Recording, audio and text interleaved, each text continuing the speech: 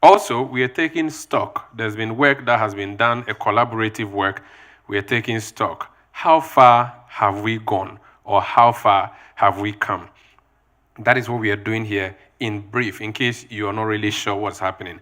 Also, if you want to know details of the agenda for the day, so that as the MC speaks, when he makes a mistake, you can see it, just get the QR code, check what the program for the day is, and then you would have been abreast with what is happening. Let me also say, welcome you here, the physical audience. We also have a virtual audience that has joined us. We are grateful that you have also agreed to join us from all parts of the continent as we take stock. It's a sub-Saharan African showcase on the innovation for African universities at the International Conference Center in Accra, Ghana. It's 24th March 2023. It's a wet morning. It has rained, and that in Africa means showers of blessings. Thank you so much all for being with us. In order that we start well and start continentally and prove that we are not doing this just one local community hiding somewhere, we are going to do the color trooping. We are going to showcase which African countries are here with us today. And to do that, we have a wonderful team of dancers that would hoist the flags of our countries that are coming to do the performance here today. So to begin with, we do the colors, and I want to say the best colors on the continent, the red, gold, green, Ghana. Ladies and gentlemen, let's welcome the team. So can I have my Ghana flag coming through? My dancers, we are ready, if you are.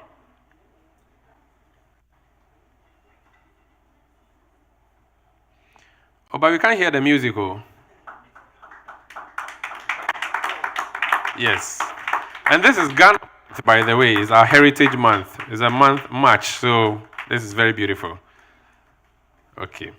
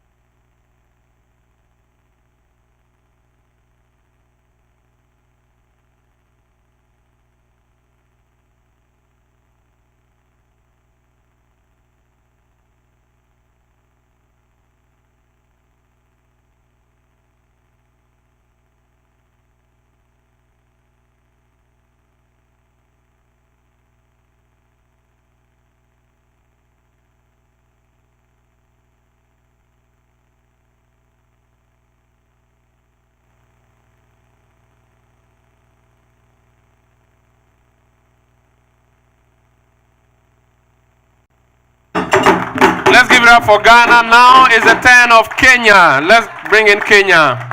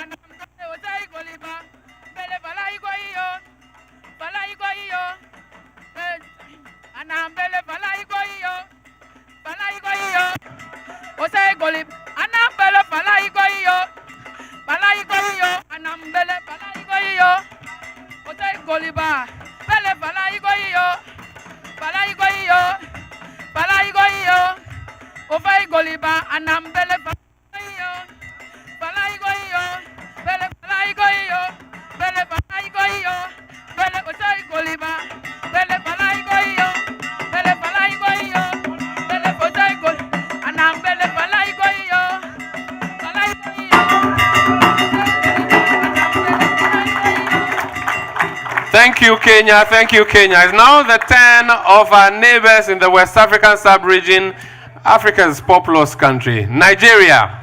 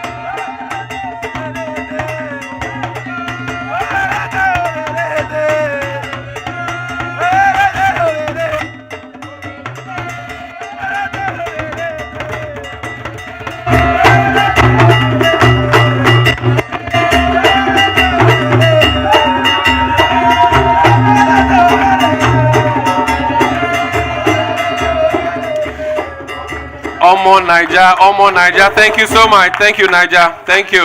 Now to the southernmost part of the continent, South Africa.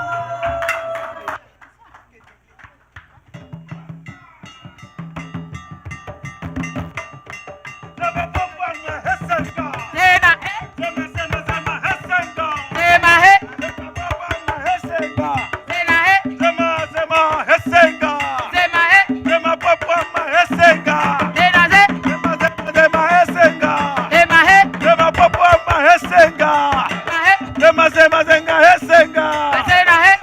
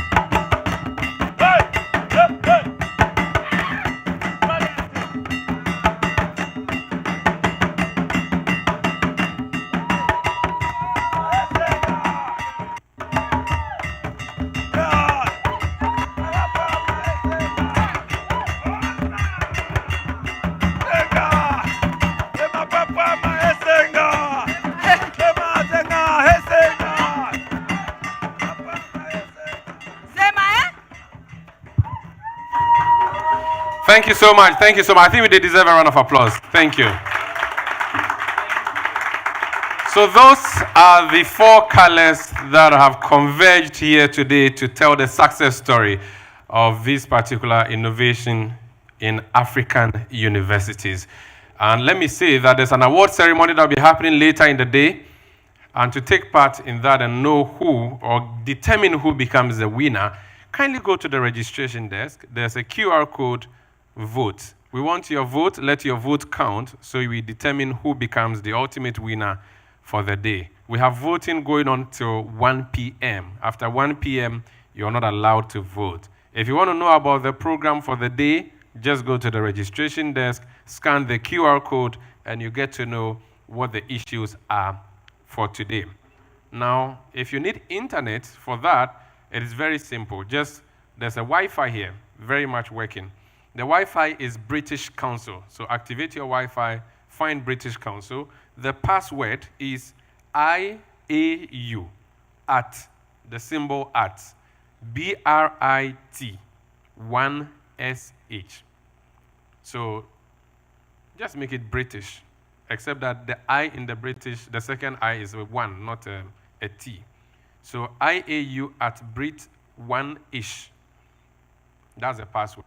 If you have a difficulty, just signal to me. I'll help you, or any of the officers wearing the tag here. All right, so that's for Wi-Fi, and then you can log on to the program, and you can follow the event as we proceed. I've also said already that we are live online. Our team of virtual members are excited and joining us already. We are happy that you are with us. Please, let us hear your voices by dropping your messages as you watch the live stream. We will share the views that you are sending across so that the world gets to know. The room here would know what you are saying. Please drop your comments there. Later on, the facilitators may share some of the questions that you'll be sending across and the comments that you are also posting. So please take note of that. For the audience here, kindly stay in the room throughout the program. It is going to be a fun-packed day. We're going to see a lot of issues coming up as a result of the work that has been done thus far. I am excited to be your moderator and MC for this morning. There are going to be two facilitators that will be coming up later for a panel discussion. But to set the ball rolling, to set the program in motion properly, we need to do a formal welcome. This program is not organized by me, it's organized by the British Council. And to do a proper welcome and set the ball rolling for us, ladies and gentlemen, I would want you to help me with a round of applause to welcome the Director of Programs and Partnerships at the British Council, Solomon Domain Edunchumini.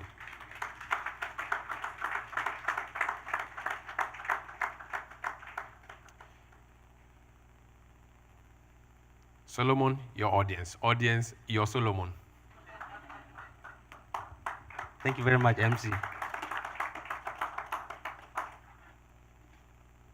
I think it's still morning. Good morning, everyone. We are happy to have you here.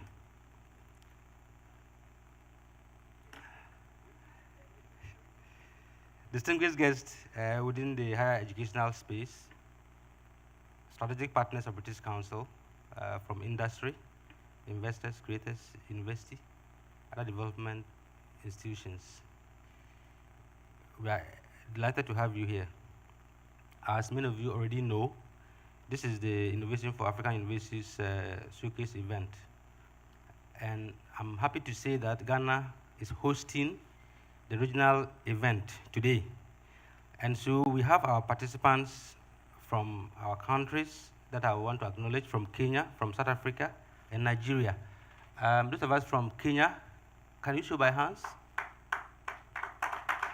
Okay, Kenya. From South Africa. Okay, nice to have you. From Nigeria. Okay, nice to see you. And then from Ghana. Oh, okay. We are happy to have you here. As many of us are aware, British Council Innovation for African Universities is showcasing the result of its unique pilot in sub-Saharan Africa involving the country that I've just mentioned. And then we are looking at closing the gap between job seekers and job creators for African youth. British Council is happy to have brought together within the higher educational space industry players, investors, creators, universities, and higher educational strategic partners to present the initial outcome of its grand style delivered across 4 pilot countries, sub-Saharan Africa. Like I said, Ghana, Nigeria, South Africa, and Kenya. It is anticipated that inputs and contributions will project a mechanism for the next stage of programming. And we are hopeful that we can be able to scale up and reach many more countries within the SAP region. Just to give you a little background about the IAU. This was initiated by British Council in 2021. Because of COVID, we thought that there was a need to be able to review curriculum and then look at innovative ways of having teaching within our tertiary institutions. And so the universities thought that it was very relevant to think outside the box because of the effect of COVID and the fact that we needed to be innovative to be able to overcome our challenges that COVID had brought on us. And so the goal of the IAU program is to strengthen the entrepreneurship and innovative ecosystem and then improve student employability outcomes in sub-Saharan Africa. Many of us who are within the job market would know that there is a disconnect between graduates and employers. Employers will tell you that graduates are not well skilled enough for immediate employment. So there's a way of trying to get them to get some skill. And then graduates will be like, we also need jobs. So this program is trying to fill that gap, ensuring that graduates are able to get the right skills that will be suitable for the employers. And so we are hoping that this is not just a platform for learning, for research, for creation, but universities have a critical role to play in ensuring that there's economic growth in the various communities where they operate. We are hoping that our academic programs in-country and then internationally will be able to partner to ensure that universities can provide graduates with knowledge and skills to contribute to growth of new and existing companies. In addition, universities can foster and support the creation of new ideas, innovations, and commercializations. We are hoping that this conference would serve as a platform for industry players to be able to brainstorm, to be able to come up with ideas that we think will be demand-driven, ideas that can help us to find solutions to these gaps that exist between job creators and job seekers, such that, at the end of the day, employment and sustainable employment will be developed and generated for the teeming youth in Africa. We are grateful to have you here. We are hopeful that this event will be successful, and we are hopeful that this will not be the end of it. While we are here, let's network, let's keep the communication open, let's continue to engage, and this should not be a one-off event. But we are hopeful that if we are going to have this again in another country as a host nation, we'll be able to have a lot of testimonies from this event that because of Ghana hosting it, ideas that came up from discussions had led to a lot of jobs being created. Welcome and have a nice time. Thank you. Thank you so much, Solomon. Thank you. And your hopes would be lived. We would see that happening before we end the program today. Thank you so much. We have a main panel discussion happening, which I believe is a highlight of the day. We have an award ceremony. We will also be seeing the showcasing happening. But we have a few remarks that have to be made before we start the other part of the program. Now, some of our panelists will also be giving us remarks. And one such person is Dr. Abu Sakara Foster. He's Executive Chairman, Sackforce Holdings, Accra, Ghana. Doc, please. Yes, please. So you give us a quick opening remark before we get into the main panel discussion. Doc. I was going to add other things, but I'll leave them. No. Don't add other things. Thank you very much, and good morning to all of you. Welcome to Ghana. For those of you who are coming from outside, I hear there's some people from Kenya. Karibu sana, nyumbani yetu na nyumbani kwako. Karibu sana. and also our brothers from Nigeria. I know that Ghana is just like one of the, I don't know, 35th states of Nigeria, but we're still with you, except when it comes to football. And of course, and Jollof, very serious battle there, you know. And then of course, our brothers from South Africa, who have also joined us here. Welcome, and thank you for coming. Zikom. I just want to share with you some key facts that I think will set the stage for this discussion. Not directly related, but certainly it provides the context of it. In 2050, 3 out of every 5 people on this planet who are below the age of 35 will be from Africa. Think about that. In 2050, Africa will become one of the biggest populations in the world. Think about that. Now, it is difficult to imagine what that would be, especially for those people of my age who may not be there.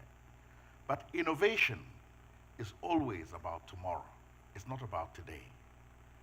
And universities have always been the places where innovations happened, long before they were called universities. Universities are a fairly modern term, but people had places and centers of excellence where they studied and researched and were able to bring on new products, products that changed the world. They took us from the Stone Age to the Iron Age. Then we came the Industrial Age, and now we're in the IT technology age. But right now, we're in the age of entrepreneurship. And most people cannot figure it out because, you know, it's not one of those things you can touch. The Iron Age or Stone Age, yeah, that's a concrete stone. You know, Iron Age, yeah, that is iron, steel. You know, but when it comes to even IT, you know, it is computers and software. But when it comes to entrepreneurship, it is an intangible quality, which is simply defined as providing profit at the point of need. Providing profit at the point of need. Where there's need, you can make profit out of it. And what do you provide? You either provide products or you provide services. And this is the age in which I believe Africa has a bigger comparative advantage, because we have a young population and young people are always curious. And now we have all the foundation of internet and all the other things that were disadvantages to us before because we didn't have the infrastructure. You've now come to the stage where entrepreneurship, you can level out the playing field and get a bigger advantage. So I want to say to all the young people that are in this room, you are going to compete in an environment in which you have a competitive and comparative advantage if you take advantage of the skills before you. The key thing that we need to bear in mind going forward is that our universities for a long time have been considered as places where you get degrees. You know, you get a fat degree, then immediately you get a job. That used to be the case when we were emerging countries with very little public service. Now our public sector is actually taking 78% of our internal revenue, so we don't need any more people coming to take more jobs there and to create a problem for the economy. What we need are more people in the private sector who are going to be manufacturing, producing services and providing services. That is where we need to go. And I told my children that any of you who takes up a public job, you pay me my university fees back. Because that will never pay the university fees, you know. So it is time for the youth to rise up and really begin to look in a different direction altogether. And I'm very happy that at least one of the leading universities in this country is providing just that service. I don't want to mention it because later on I'll get a call from a vice chancellor of another university. You know, you didn't mention my university. You know, but we all know what that university is, and which that university is. And it is a difference because it is a place where you go to learn how to think. not where you go to get a degree. You go there to learn how to think. And that is actually the basis of education. You're not going there to be schooled and to get a certificate. A lot of people say, oh, but doctor, you have a PhD and you must know a lot about it. I said, no. What it helps me to do is know what I don't know, you know? But it helps me figure out how to know what I want to know. And that is the whole point of education. If you can be taught to learn how to think, you can solve a lot of problems. And I believe this topic here is speaking to just that. Instead of universities aligning themselves to what is in the marketplace, they are preparing their students to be able to align themselves in the marketplace. In other words, they give them the tools that whatever they find, they can adjust and align themselves to it.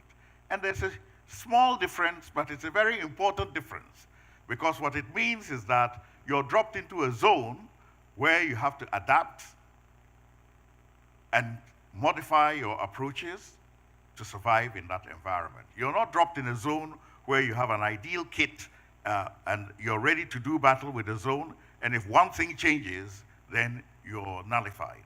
So that is the important difference in this endeavor, and I think this is why this particular conference is so important, giving our young people the tools, the equipment, and most importantly, the insights to be able to learn and adapt in a changing environment. As for change, it will always come. Change will always come. It is a matter of whether you're prepared for it or you're not prepared for it. And those people who stand in the way of change because they don't like the disadvantages change brings to them and they're trying to stop it, they just get rolled over by change, like a truck rolls over somebody standing in the middle of the road. But those people who adapt to change are the ones who ride on the wings of change, and they will soar like eagles. So I entreat you all, the young people, to soar like eagles. Thank you. Thank you so much, Dr. Abu Sakara Foster. Our next presentation is from Joe Mensah. He's Senior Vice President, Cosmos Energy Innovation Hub. Let's welcome him, please, with a round of applause.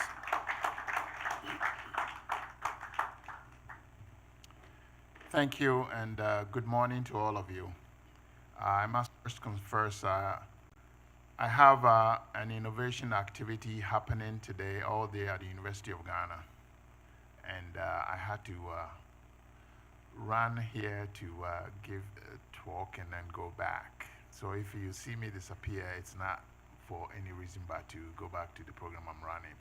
But I didn't want to miss this for the world because it's something that is so near to my heart. Innovation, innovation, innovation. I was asked to share a few thoughts about what we are doing with our innovation program and how it delves into what you are doing here. I spent most of my adult career running IBM stuff, and I brought IBM into the country back in 2009, and then opened an office and ran it for a while. And as I was signing off, Cosmos approached me to become the head of the organization. So I took that in the middle of 2015, and was supposed to be about a 2-year assignment. And I just finished my 7th year. And and I've been asked to stay on for a few more years. I wouldn't mention that. But the net of it all is when I came to Cosmos, I said to my boss who was interviewing me, I said, I spent most of my adult life, my life in the US. I came back to the country to want to give back because I couldn't be where I am without the education and the foundation that I had here as a student from Opokwari Secondary School. And he says, yes, we allow you to do that. Why don't you come up with the flagship project? So I brought some people in the conference room, brainstorm to try to figure out what we could do. And then we said, why don't we do something in agriculture? Because agric has been the mainstay of this country since the beginning of time. And as you can see today, it's almost about 20% of our GDP, 19.7% to be exact. And it's an aging population that's in there. how do we get the youth to participate in that space? So that's what we brainstormed for quite a while to try to figure it out. And lo and behold, we launched an idea. I said, well, I'm coming from a technology area. And if you want the youth to be interested in something, it has to be sexy enough, otherwise they will not. So let's put innovation in agriculture. And when we do that, it will be sexy enough to attract the youth. And lo and behold, it's caught on. So we brought people in without a view of where they want to get to, and we said that look at the whole value chain of agriculture, starting from land acquisition, seed selection, planting, harvesting, post-harvest, and all of that. Look at the whole value chain. How can you use innovation to solve a problem in the chain, or use innovation to optimize something? So we'll brainstorm and kick around, and we form teams. And the teams end up eventually becoming a company. After we take you through 8 months of rigor and experience, exposure, and all of that. And then to date, we form about 18 companies, all youth. And how we did it was that they compete. They come up with an idea, and then we will have facilitators help them think through it, think outside the box, as Dr. Sahara was talking about. And then we will refine it. They will make presentations to an audience, and the team, ideation team folks will critique them, give them feedback, and then they will go and refine it. At the end of the period, we will fund the top 2 companies, $100,000 each for another year in incubation before they come out. The very first company we put out was TTL, Trotro Tractor Limited. Today in the country or wherever you are, you can actually dial a code and order a tractor to come to your field to do work on your field, and it's all technology driven and what have you. So, that's the very first that came off.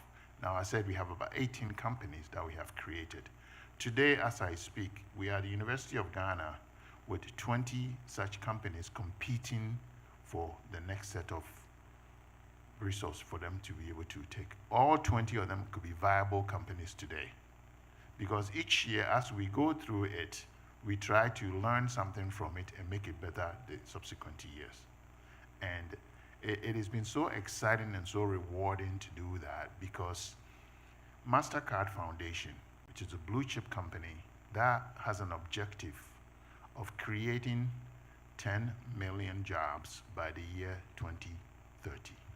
7 years from now, they want to create 10 million jobs in the continent. And they spend a few years studying various programs to figure out where to start. And lo and behold, a year and a half ago, they launched on our project on the continent as the very first project they want to start. So last year, we took Cosmos Innovation Center, made it a foundation. MasterCard puts in $16 million over a 4-year period for us to scale up, which has been phenomenal. And also the hidden objective of making sure that we have at least 50% female. They would like to get 70% female. That's the hidden, objective of MasterCard. And I took a lot of excitement and pride in that, because I'm a person that believes that if we get more women in position of leadership, this world will be a better place. So it's time for us to be able to pay attention to that, and that's precisely what we're doing, over there. How does that really delve into that? We have now signed up with 10 universities across the country. That was one of the requirements with MasterCard Foundation. So 5 universities already come on board. As we speak today, they are in the conference that I'm talking to you about. They've all signed, looking at what we have been doing with our program and trying to take that into the university environment. And the 5 universities that have signed on to do that have already been seeing progress with it, which is phenomenal. Because universities, as Dr. Sakara said, it's where we really have to develop our people to come in and to be creative thinkers. And when they come out as creative thinkers, they could look at any problem that we see as an opportunity to use innovation, creativity to flip it and make it positive. Now you graduating from university, not so much thinking about who is going to employ me. And as Doc said, most of our people were all going into public sector, government job, public sector. You need to put a cap on that now and say that how do we really effect the change that we need? Because I've always said you need education, experience, and exposure. Those 3 E's: education, experience, and exposure. You need that to be operating at your optimum. And if we can get our graduates to be able to think about that, think outside the box, be creative, and apply innovation, I mean, our continent by far will be the best continent out there. The population that he talked to you about, from 16 to 35 is the youth, and it's going to be the lion's share of it. That's going to really mushroom to be, one of the biggest, populated continent out there. And this continent, there's nothing we don't have on this continent. We are blessed with everything on this continent. All we need is just leadership and to direct us, and also have our graduates come outside and think out, what can I do, as opposed to who's going to employ me. So when these young ones create these businesses, they can employ the masses, so that we will not be, behind the wheel, just like we have been to date. So this is our moment, this is our time to really flip it and try to make a difference. Because at the end of the day, we all have to stand up and ask ourselves, what do you want to be remembered for?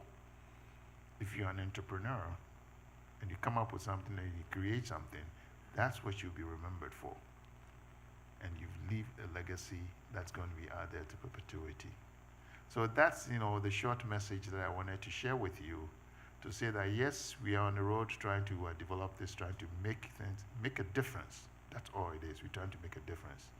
And entrepreneurship is what is going to really drive us to that point. I thank you for having me here.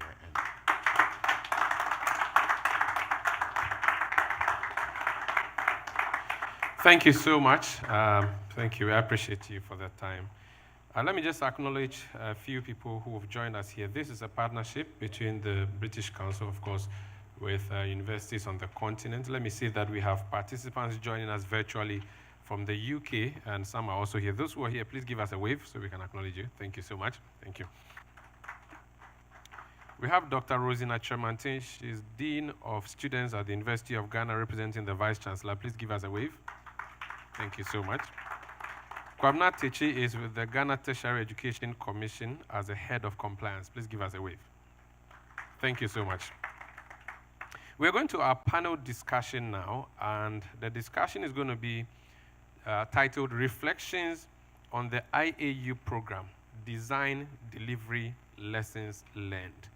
Now, to do that, we need a facilitator. I'm going to leave the stage for the facilitator to handle that. I do not have the expertise.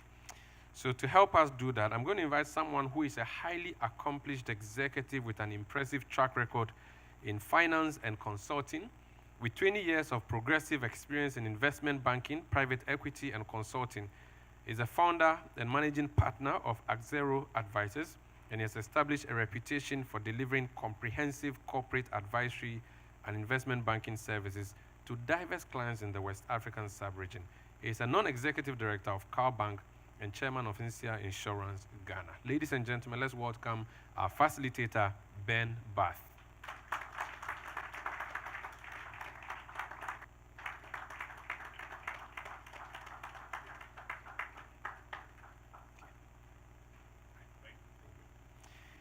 So Ben Bath has a panel of 4. First on the list, we have Adetomi Soyinka. Now, she's the regional director for the British Council's higher education portfolio of programs across sub-Saharan Africa. She is a program management professional with over 15 years' experience developing and delivering mixed-scale activities and interventions across multiple geographies within the sub-Saharan Africa and the UK. She has extensive experience working in both the commercial and non-profit sectors with a demonstrated track record of achievement in the design and delivery of multiple large-scale projects across a diverse range of thematic areas. Ladies and gentlemen, Adetomi.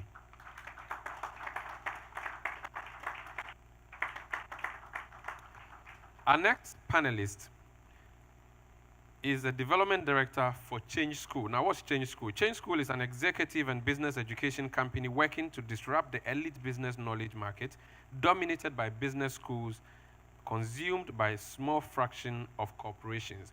Change School have believed business education shouldn't just be for the elite and that everyone could do with working smarter. Ladies and gentlemen, Neil Marshall.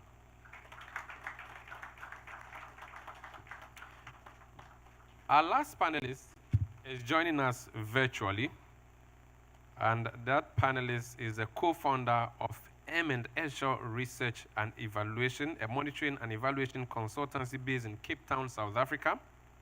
Megan, that's her name, Megan Franklin. I've already let the cat out of the bag.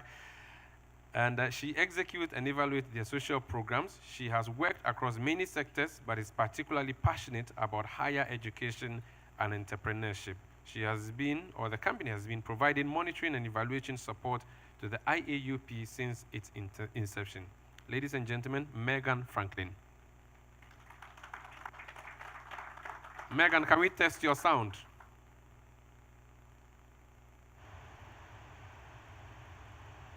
Megan, can you say hello?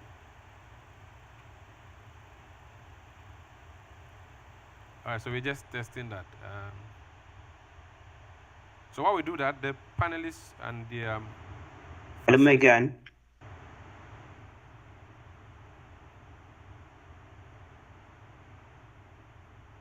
Hello. We heard you now. Thank you. Can you hear me? Yeah, we can hear you. You're welcome. Thank you. How is Cape Town?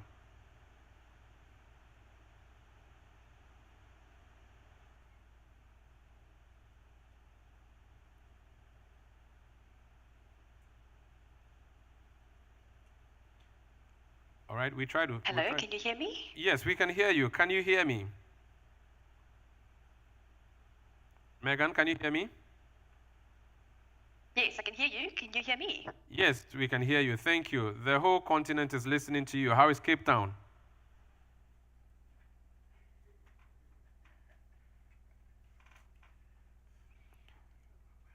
Okay, we'll try to fix that. I'm going to now hand over our facilitator, and this particular panel discussion is going to last for 45 minutes, and then there will be a second panel that would also last 45 minutes. It includes questions and comments from the audience, so please do well to note down your questions and comments. If the panelist says anything that you want to ask a question about, feel free, show your hand. Bath or Ben would call you, and then you get to say what you have to say. So ladies and gentlemen, your facilitator, your audience. Thank you. Thank you very much. All right. Thank you, Umaru, and thanks for an amazing audience.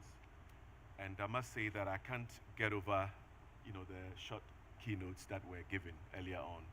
Words like change, words like our human capital at the various universities, words like private sector participation, providing a catalyst to seed entrepreneurial ideas and giving them birth straight to even entities and corporations and all that. I believe that that is what really holds economic development in Africa, and it's exciting. And so what is even exciting is the fact that we have these wonderful people here, who have actually been at the coalface of actually rolling out some of these. Hi, guys. Can you hear me? Yes, we can. So we have Neil and we have Adetomi, who have been at the coalface of actually rolling out this IAU program across Africa. Megan? And the purpose of this session I'm hearing you here is on to... Teams, but I'm also following on, and you're not audible there, but the first speaker has started there. Okay.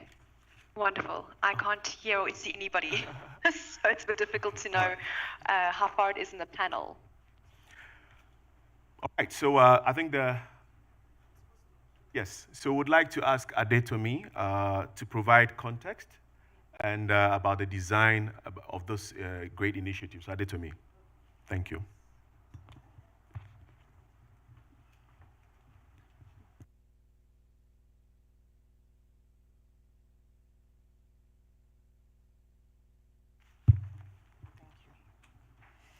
Good morning, everyone. As my people back in Nigeria will say, technology will disgrace you. So, as you know, post-COVID, we're still trying to figure this thing out. And we're probably going to have a lot of technical hitches today as we go through the day, so bear with us. Just to acknowledge very quickly, thank you very much, Dr. Joe Mensa, for the comment you made. That's really, I'm going to take that back with me, injecting sexy into the work that we do with young people. And I'll keep that in mind as we design the second iteration of IAU. We're going to think about what sexiness we can put in there to attract more young people. And Dr. Sankara, that jollof rice, football, and let's not start that conversation here, please. Good morning, everyone. My name, as has been said, is Adetomi Shoyinka. I'm the Regional Director of the British Council's Higher Education Program across Sub-Saharan Africa, and the creator of the Innovation for African Universities program, known as IAU. Quickly tell you a little bit about British Council, because there's an assumption that everybody that sits here knows what we do. I find that when we go into public forum and talk to people, that's not, well, it's British High Council, British, Deputy High Commission, visas, what is it that you people do precisely? So I'll try to keep it short and sweet. So the British Council is the UK's international organization for cultural relations and education opportunities. It supports peace, prosperity by building connections, understanding and trust between people in the UK and countries worldwide. Our work is delivered across 3 key areas: arts and culture, education, and the English language. We do this by working with and working through people in over 200 countries and territories. We have offices in more than 100 countries globally. Through our programs, we work to ensure that young people aged mainly 18 to 35, but you might find us working with 14-year-olds from time to time, or people older than that, so we're not ageist, we don't discriminate. But a lot of the programs that we do deliver are targeted at people aged 18 to 35. To ensure that they have access to platforms, opportunities, and networks to improve their future outcomes. We've been delivering education interventions across the continent for the better part of 2 decades. So this is not our first program or the first initiative we're delivering. A lot of what you'll hear today will focus on the impact that we've managed to achieve over the last 3 years, who we've worked with, how we've done it, our ambitions for scaling and sustainabilities, and the lessons we've learned in the course of our journey. I would like to take a slight detour, however, to share the why, because I want us to remember, I want to remind people, at least I want to inform people, to bring that back into focus so you can understand why we commenced on the journey to begin with. The numbers 10, 1.3, 2050, 42, 25, and 60 mean absolutely nothing when used in isolation. As a collective, however, they represent a carefully curated narrative warning about the future of the African continent and the potential problems that lie in its pathway if its predicted youth bulge is not carefully managed and deliberately harnessed, and its demographic growth continues to outstrip existing resources. So, here we go. According to the World Economic Forum, more than 60% of Africa's population is under the age of 25. We've heard that. By 2030, young Africans are expected to constitute 42% of global youth population. By 2050, more than half of the global population will sit in Africa. According to the UN, Africa will account for the highest population spurt, with about 1.3 billion people sitting on the continent. And the IMF says in the next decade, majority of the global labor force will sit in Africa. These statements can be quite disheartening if viewed and assessed through a singular lens. What does the flip side look like? So they say more than 60% of Africa's population is under the age of 25, and by 2030, young Africans are expected to constitute 42% of global youth. In the next decade, majority of the global labor force will sit in Africa. What I hear is we have a young, boisterous, entrepreneurial population. If we're deliberate about building a talent pipeline and positioning young people for future opportunities, perhaps we can reshape the African narrative, build our own table, and invite the world to partner with us on more equal terms. That's what I hear, right? But the question is, how are we prepping for the opportunities to come?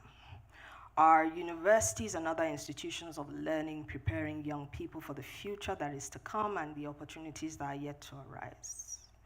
As the world of work evolves, the needs of young people in relation to employment continues to shift, with the prevalence of the side hustle culture and the increasing growth of entrepreneurship ecosystems across Africa. Universities and other institutions of learning will need to build, to adapt, and to adopt new approaches to learning in order to meet the needs of their greatest constituents. Failure to do so will render them obsolete. And so herein lies the key objective of the Innovation for African Universities program.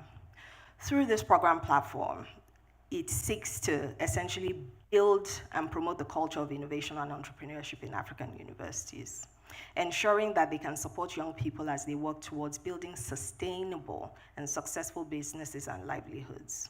If we're successful in the long term, and when we say long term, we're looking at 5 to 10 years, young people will have the skills, knowledge, and expertise to build sustainable livelihoods in any career pathway of their choice, thereby supporting job creation, economic growth, and the development of prosperous communities.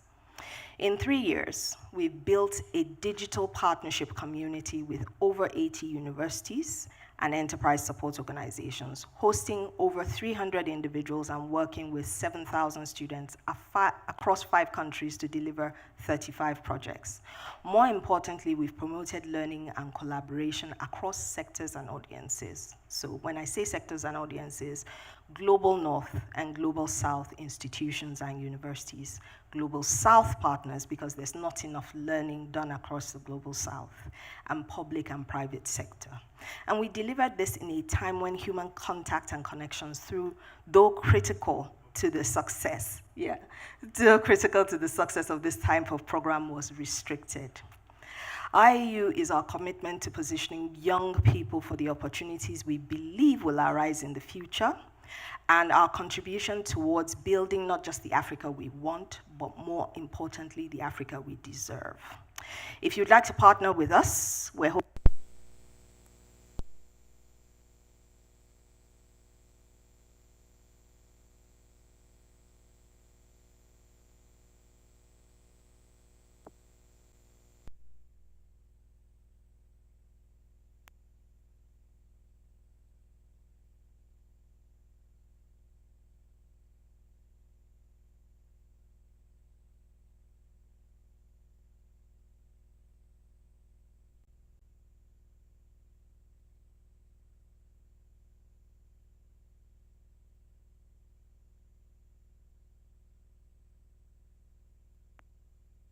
provides a very good segue into our discussions for today. You talked about the why, and then you addressed the how as well. Can you just take us through the design process? I mean, how did you do it? Considering the fact that you're dealing with, I think, 4 countries, a couple of universities, which is really all over the place in a time when human contact was not, was not allowed during the COVID period. If you could just walk us through that, that'd be helpful. I'll try and talk through it without getting too granular around the program design process. So the key thing for us was, through our higher education program, like I said, we've been delivering interventions on the continent for the better part of 2 decades. And we wanted a situation where we were responding to what we felt was the biggest need of our constituents, right? Young people. What's the biggest need there? What's the emergency? It's about youth employment. It's about the demographic dividend. How essentially are we responding to that? And when we took a step back, there was a team. So when I say I talk a lot about what I have done, I've talked a lot about we. The we's are scattered across 4 countries. I've got a team of extremely brilliant people working in Nigeria, Ghana, South Africa, and Kenya, who unfortunately are not here today. But the thing was, we took a step back to say, what's the key thing that we need to respond to? It was about employability of African youth. what are the common trends that we find across those 4 locations? The development of entrepreneurial ecosystems, young people essentially turning to what we call the side hustle culture in order to build sustainable livelihoods and supplement whatever income that they're earning already. So the question for us was, as a higher education team, how are universities engaging with that conversation? How are they responding to that? And the response that we got was somewhere, so there's some knowledge across the continent, there's good practice across the continent. And then we said, have we necessarily leveraged the knowledge that we have in our network as British Council? So looking at the UK, what has been done? Is there any commonality between our context and what's happening in the UK? What has been done and what can we learn from there? And that's how the program design is shaped up. Can we build a partnership between universities in the UK and universities across sub-Saharan Africa, which will essentially ensure that we're able to increase and foster that culture of innovation and entrepreneurship within universities here. But then we were also conscious of a couple of things. One, the model that you get in the UK might not be compatible with what we've got here. It's not necessarily compatible with our context, and we didn't want to make the same mistake that we made in years previous, which is perhaps employing a cookie cutter approach, copying and pasting and hope it works. There's this saying that somebody, a family member of mine in Nigeria says, he said, look, the context is so crazy. Where in the rest of the world, the horse comes before the cart.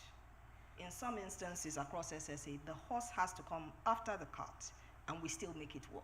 So if you try and apply your regular sort of thinking, it's not just going to work. So again, it was, can we adopt, can we adapt? So we're not looking to copy and paste. The second thing was very critical for us.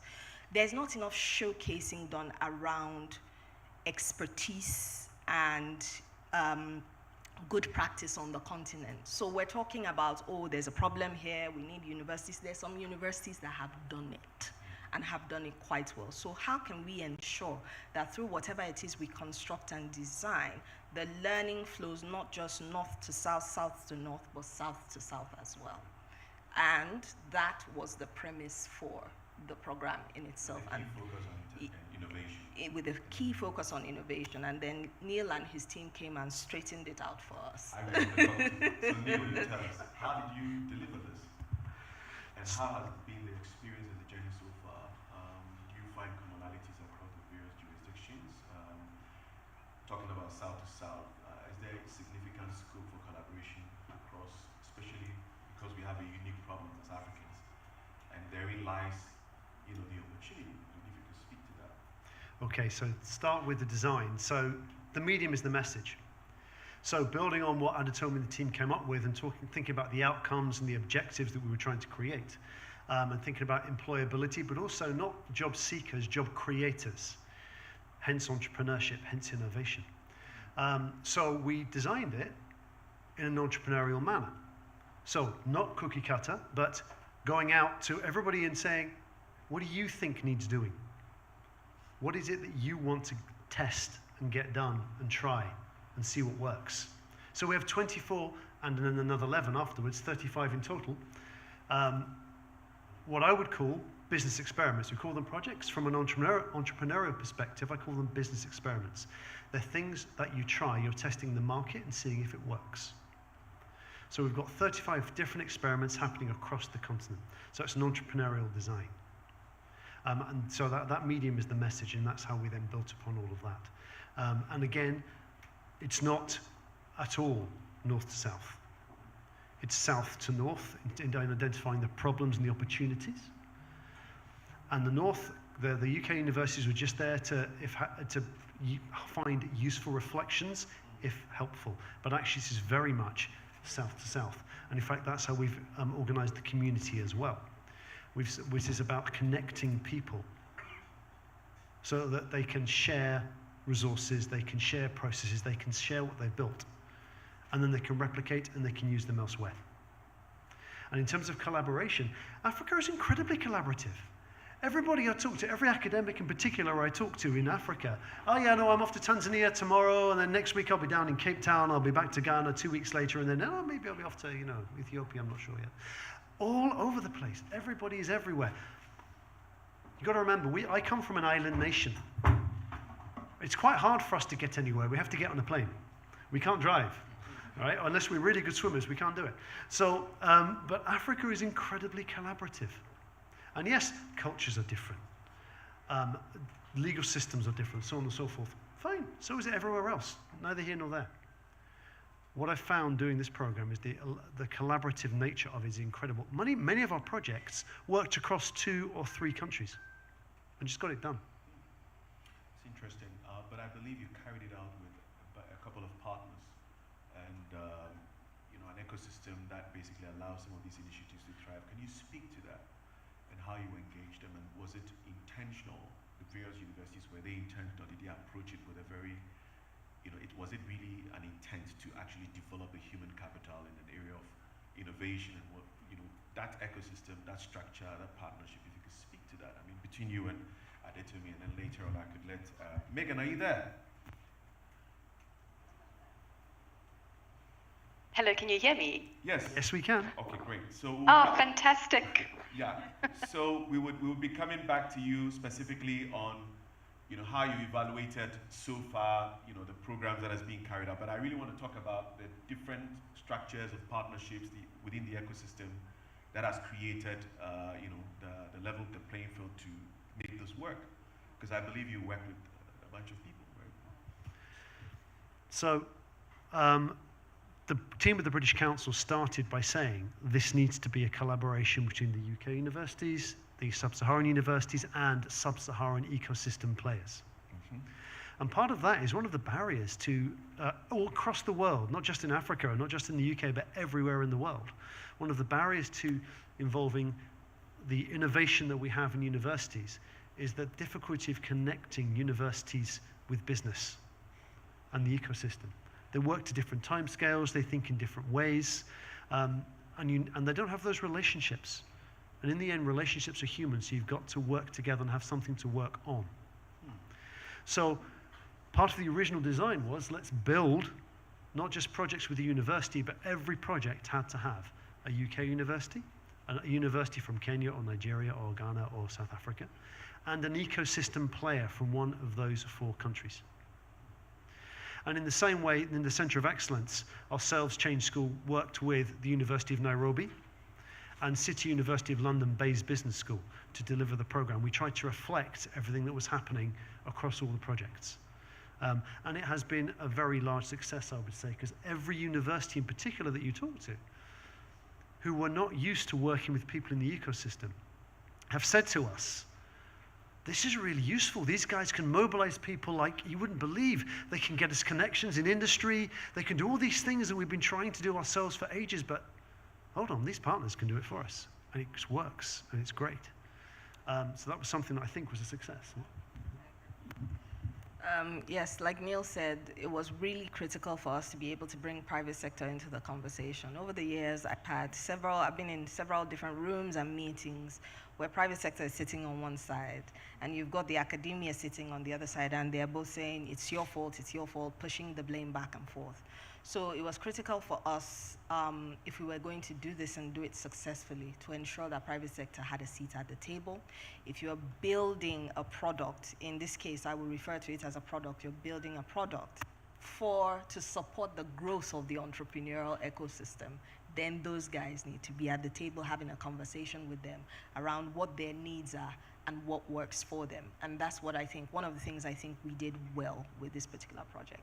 But then that's on one end. You also want to think about, okay, in the long term, what are we trying to do with this? We're promoting learning, we're promoting collaboration.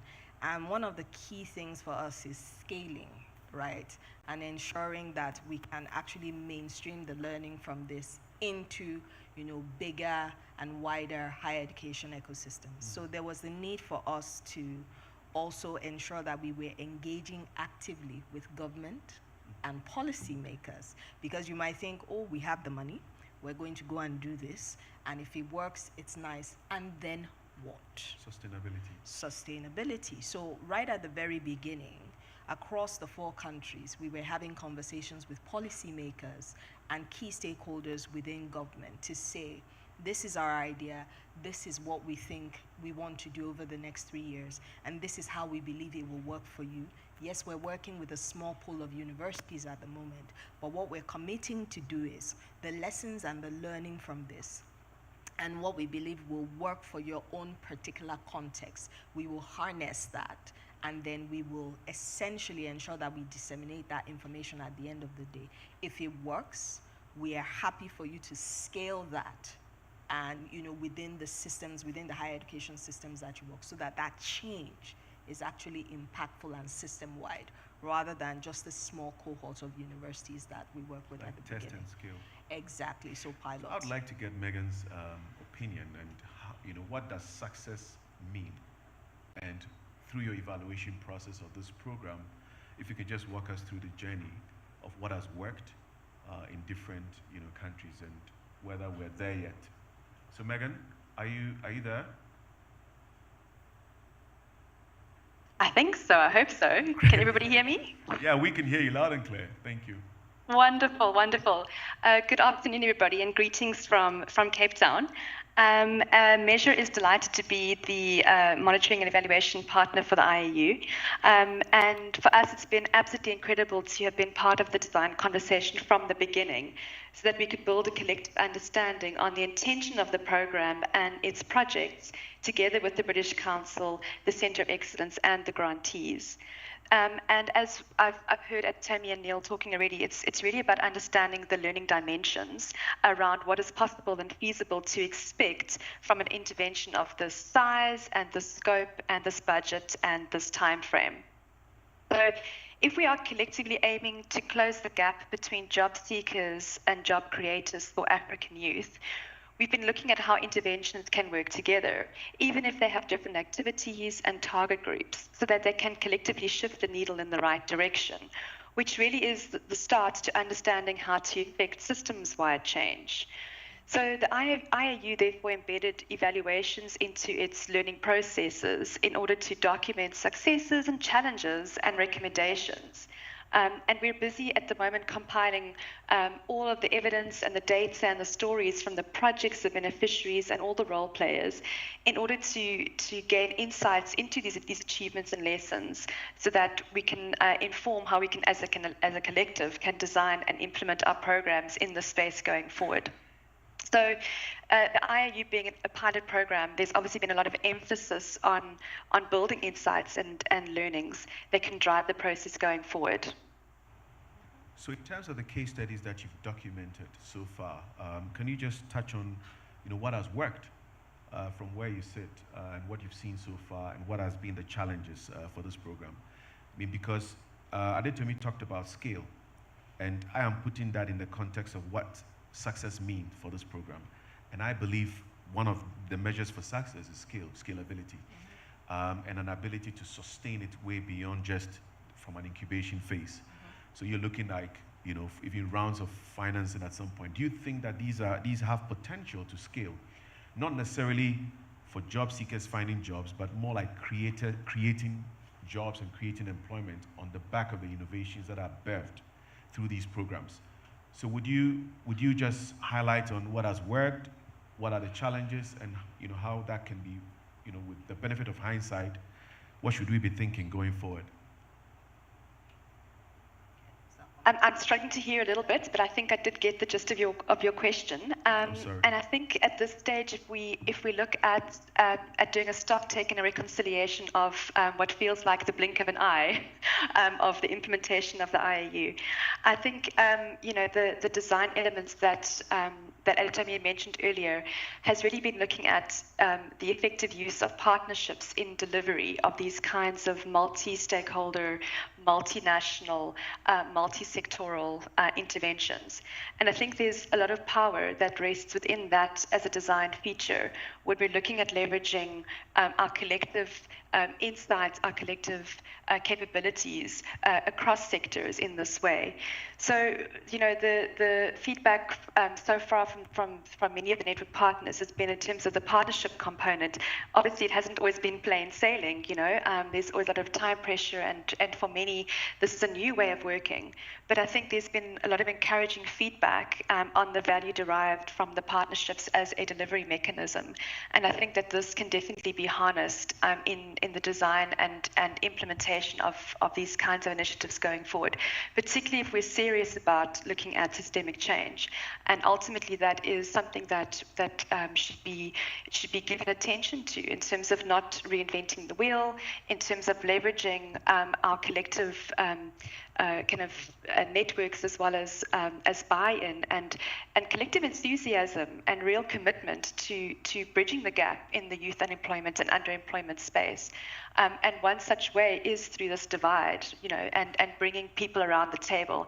And I think the convening power of the IAU has really been a space to create for conversations and dialogue and collective problem solving around issues that are presenting themselves across the four focus countries in this context. Maybe you could highlight on that again, on the issue of what has worked, specifically on the partnership side. What has been the challenges that you've envisaged, and, you know, with the benefit of hindsight and the case studies that you've developed? Because if you're looking at testing and scaling, so maybe Adetomi or Neil, if you guys can take that up.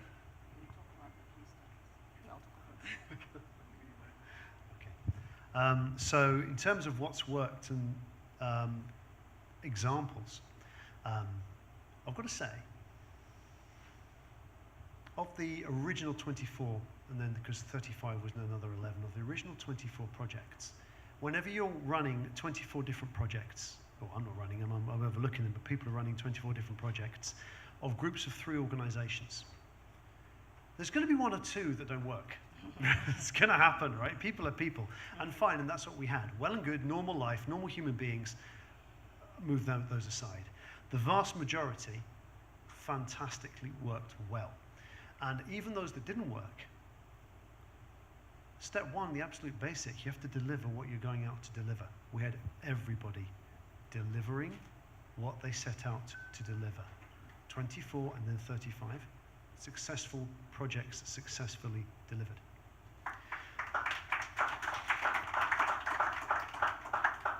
One of the reasons for that is because it wasn't people coming and telling people what to do.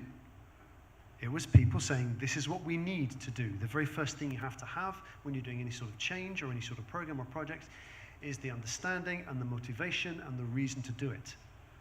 And that came, and all of that drive came from the projects and the people that were doing them, because they saw the value, they understood the value, and they understood their context and what they're trying to do. So that's step 1. Step 2 is then, okay, you're now trying to deliver an outcome.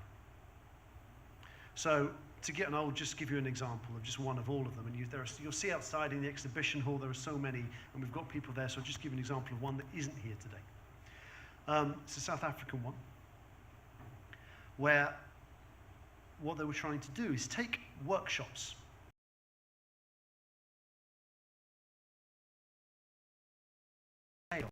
Business. And part of that is industrial design. They've got to have an industrial design that means they can give it to a manufacturer, which means they can actually manufacture at scale their product. This actually was all about, it's probably one of the sexiest ones we've got. Someone was talking about sexy before, right? Yeah. It's probably one of the sexiest we've got. It's sports wheelchairs. Yeah. Right? And it's really cool, the stuff they've done. I'm loving it. Right? Yeah. And what the guys did is they worked with a couple of sports wheelchair workshops and said, how do we create an industrial design out of this? That means it can be manufactured, and then it can be sold internationally. And that's what they did. Now, well and good, you've got your outcome, you've got your sexy wheelchairs, fantastic. All right? Everybody loves you, everybody looks in at wonder and goes, well done, you've got a fantastic outcome, claps and walks away. That's not sustainable. What's sustainable is that we asked all the projects to say, what is the process you've used to make this happen? And what are the resources that you can give us to allow other people to replicate your success? And so what they did is they created a load of industrial design resources that you can then give other organizations they can use and take that step. Now you've gone from a project that is not sustainable by definition. Giving out your IP. Yes. Into something that people can use and people can replicate. No, this part of the setup of the program was whatever you create in IAU is there for all the other IAU members to use, create, and share. That was part of the original collaboration agreement of the program. Okay. I was just going to say that when you ask us the question around challenges and success stories, it's going to look like very different things from the three of us, right? In terms of success for us, one of the critical things I've said about reshaping that narrative around Africa and partnering with African universities, that was important for us. So I look at University of Ghana, for instance. I want to bring it home. I think student population is around 60, almost 70,000, thereabout. It represents a very huge human capital for this country. In there you see future leaderships, future titans of industry. And in managing this kind of human capital, from all the encounters you've had across the various universities, right from the leadership, do you see an intentional approach in the leadership to create or to develop the next phase of problem solvers for the issues that we're dealing with through the change in the curriculum, making it relevant to the problem solving? I mean, look at, the kind of innovation that is coming up in our days. I mean, the future of work and stuff like that. It's fast paced, and the question is, are we catching up? Do you see that level of appetite and intentional approach to develop curriculum or to partner with the intent of making sure that we're producing the labor force for the next future? Is there that drive? Is there that passion? Is there that, or there's, what needs to happen if it's not there, based on all the experiences you've had across? What needs to be done to bring it up? Thank you very much. I'm smiling because I'm thinking in my head, he's trying to get me fired. I actually veered into this, I didn't want to be, I want to be politically correct, but it's an issue that we need to deal with. You're not being seriously. politically correct, and I have to find a way to frame this in such a way that I still have a job at the end of the day. So I would say this, it would be unfair to tar the entire sector with one brush, right? You find checkered sort of interests, checkered levels of passion, checkered levels of expertise, and it's not the same across all institutions. So it's based on the individual that leads the institution and what their ambitions are. And that can be very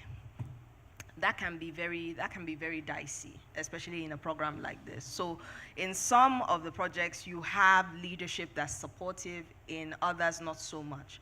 That's why we, as British Council, have to work at driving it from a policy perspective and not just an institutional perspective, right? Because the institution is subject to the whims of political environment. Exactly. And all of that. And Neil is putting his hand up. Go ahead. But how has it been? I mean, do you see?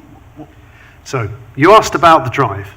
Yeah. That drive is in this room, right? We've got loads of people in this room that have had that drive. We've got 24 projects and then another 11 that have that drive. And now they're nagging us. It's like, when's the next thing? Right? When's the next thing? Right? Okay. So that's what you have.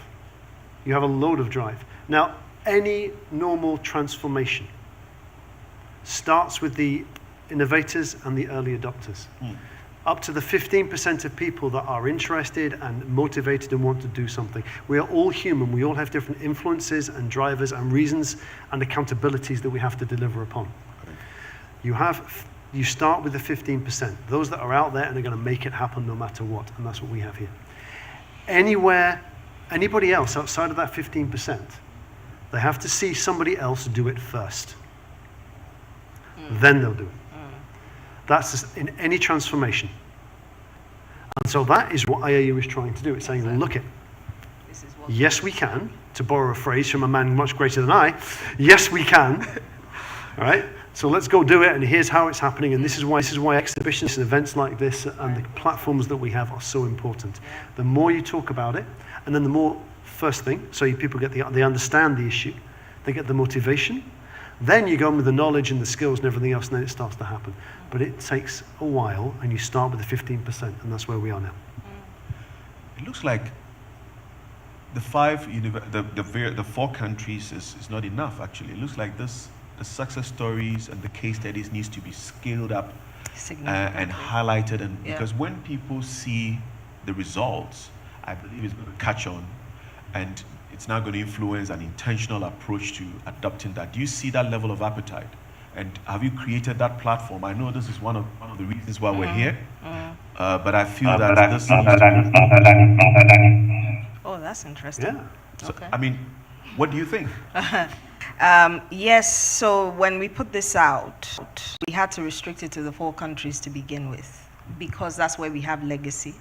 That's where we have foundational relationships across all levels, at individual, institutional, policy levels, and we could drop this really quickly.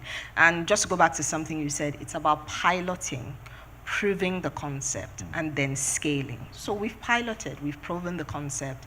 Now we want to scale. Scale requires resources. Of course, we want to scale into as many countries as possible. One of the things that we're going to do is the lessons, we're going to ensure that we roll it out. Obviously, we are looking for partners to support us to roll out the lessons and the learning from this across the continent, so not just restricted to the 4. But then scaling on the, just looking at the number of countries that we've got, that requires some serious money. Yeah, because, you know, from the private equity background and even venture capital background, you realize that you have what we call the missing middle, especially when it comes to businesses scaling beyond a certain threshold. Yeah. And most African businesses are not able to scale primarily because the source of funding has always been debt, very expensive debt. And because of that, these businesses are not able to, you know, hit the roof or hit the scale that you're looking for. If you're looking at $1 trillion revenue type generating businesses, there are very few countries in Africa that are getting there, which is purely African owned. And I believe these entrepreneurial ideas have that power and that ability. And so sustainability is extremely critical. Now I'm hearing that IP is being given out for everybody to do it, and I'm asking myself, what is a commercial lens to this? Will the partnerships that we're looking at be attractive to something like that? Because it's more like, okay, it's a CSR thing, let's do it to tick the box. But how do you, is that the issue? Or you think that you can get them to see this as not that? But I believe, for instance, banking now is changing. Fintechs are eating the lunch of banks. You've seen all of that happen. So there is a necessity for you to have an innovative unit within the company to pursue entrepreneurship. So I'm confused between the two. And if you can, Neil, if you can just speak to that, because I was a bit worried that IP was just being given out. I'm like, why? Okay, so there's a few things. Firstly, the IP I'm talking about is just the results of these projects and how it was done. Oh, okay. Right? Okay. So we're not saying here's the industrial design of that wheelchair manufacturer, anybody can use it. No. No. Thanks for the clarity. Yeah, no, otherwise, no, they'd shoot me, it's fine. So we're talking about the way the projects were done so that other people could do similar projects elsewhere. Yeah? Okay. That's what we're talking about. Great. So sustainability, back to my issue about sustainability. So the scale. Yeah, so the same way we're having the conversations here, we're also having conversations with large-scale donors to see how we can scale and sustain this in the long term. So the money doesn't necessarily have to pass through the British Council, but we're also looking at opportunities, with offering opportunities and platforms to the individual projects and businesses who've taken part in cohort 1 to access funding from investors. So that's part of the plan that we've got in the pipeline over the next couple of months. Yeah, but that's one way of sustaining that we see that works. Awesome. So in 3 words, Neil, how has this been? And I would want to ask the same thing to Adetomi and then to Megan. Then after that, we would ask the audience to fire away your questions. I had to think about this, so I've got them written down here. So bear with me. 3 words. Because it took a while. Yeah, 3 words. How can you do just with threads? I could make it 5. How about that? No, fine. 3 is fine. I don't want to not think more. My goodness. Right. So, first one is easy, and that came straight to my mind, and that was fun. Because you're working with a lot of lovely, lovely people who are motivated, who want to do some good things, and you've got different cultures, different people, different ways of thinking, massive amount of fun. And you know what else? Well, fun is fun, but it's also important. Because when people are having fun, and they're laughing, and they're working together, and they have their energy, that's when things happen. That's when people are open, that's when people learn from each other, and that's where you make a change. And it's a great deal of fun, and I loved every minute of it. That's really nice. Second one is fascinating. So again, I come from a small foggy island off the coast of Europe somewhere. And now I'm running around and talking to people in South Africa and Kenya and Nigeria and Ghana, and it is absolutely wonderful how different people are thinking and working. And I mean, David Miliband last week was talking about, I forget the name of the conference, but it was about education in emergencies. And he was saying, look, no. You have to stop calling it capacity development. What you call it is knowledge exchange. Right? The whole program is based upon, actually, this is South first. Everybody's learning. Me more than anybody else. And it's absolutely fascinating to see and to hear the different ways and the different things that people are doing, the different problems people have, and different ways they're solving it, and different ideas that are coming through. Really interesting. And then the third one is the easy one, it's fulfilling. Right? So seeing that the results that people were getting, of course, I mean, I've mentioned the wheelchairs, also the slightly more mundane, less sexy stuff like curricula, and it's not just a bunch of successes, but like I said, there's a lot about replicability in it. And that's also what we were trying to achieve, so that we can allow others to build upon what people here have done. So there you go, fun, fascinating, fulfilling. 3 Fs. 3 Fs, of course, I'm a consultant, what do you want? So that's what takes the time, finding the one letter. I promise we didn't talk about this, but mine are P's. P's? He's got the Fs. So I've got passion. So being so passionate about, ensuring that, African youth have an opportunity to have more positive outcomes, designing this from that place of passion, and then seeing it catch fire, essentially. I have a colleague who works in the University of Nairobi, Mary. There's a statement she consistently, we've lit a fire now, we need to keep it burning. So passion from that perspective. Pace. I feel like we started this yesterday, but we've been at this for 3 years. It's been rapidly paced. Half of the time we were playing catch up with the program because it was just that fast. To have. Yeah. So passion, pace, progress, right? I guess it's linked to that passion in a way, and it's linked to what Neil said around fulfillment. Actually seeing things happen, because when you're designing and developing interventions, you keep asking yourself the question, and then what? But then when you're able to ask and answer that question, it's quite fulfilling, and you see progress. And in some cases, progress we've seen much quicker than what was expected. We had short-term, medium, and long-term outcomes. Some of those have come to the fore much quicker than we expected. So those are the 3 things for me. Great. Megan, what's your letter? We have F, P.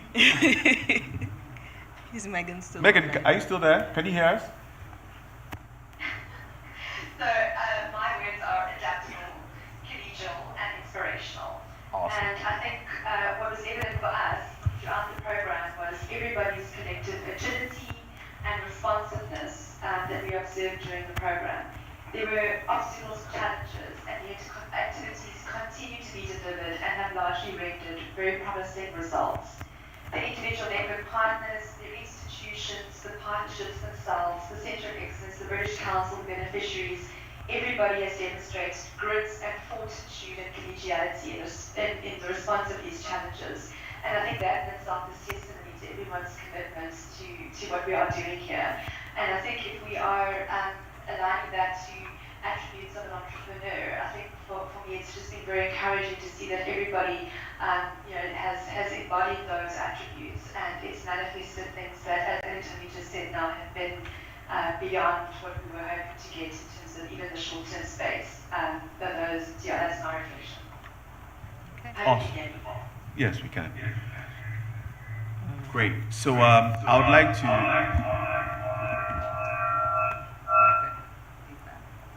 to ask the audience if there are any questions for our panel. Can somebody pick a mic?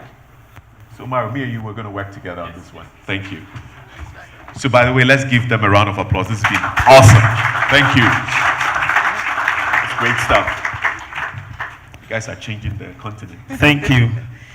Well, Please mention your name. My name is Kobe Mensah. I'm from University of Ghana Business School. My professors are here. Now, I would ask you one question and give you a certain background so you understand where I'm coming from. How far have you gone with the policy in terms of, from political perspective, with the various governments in terms of this particular program? And I'm asking that question because of this background. I have lived and still lives in England for 18 years. I've worked in the system. At one point, I was working with Nick Clegg at the Sheffield Council for Sheffield BME, that is Black and Minority Ethnic Groups. And I remember Tony Blair's time, there were questions about social enterprises.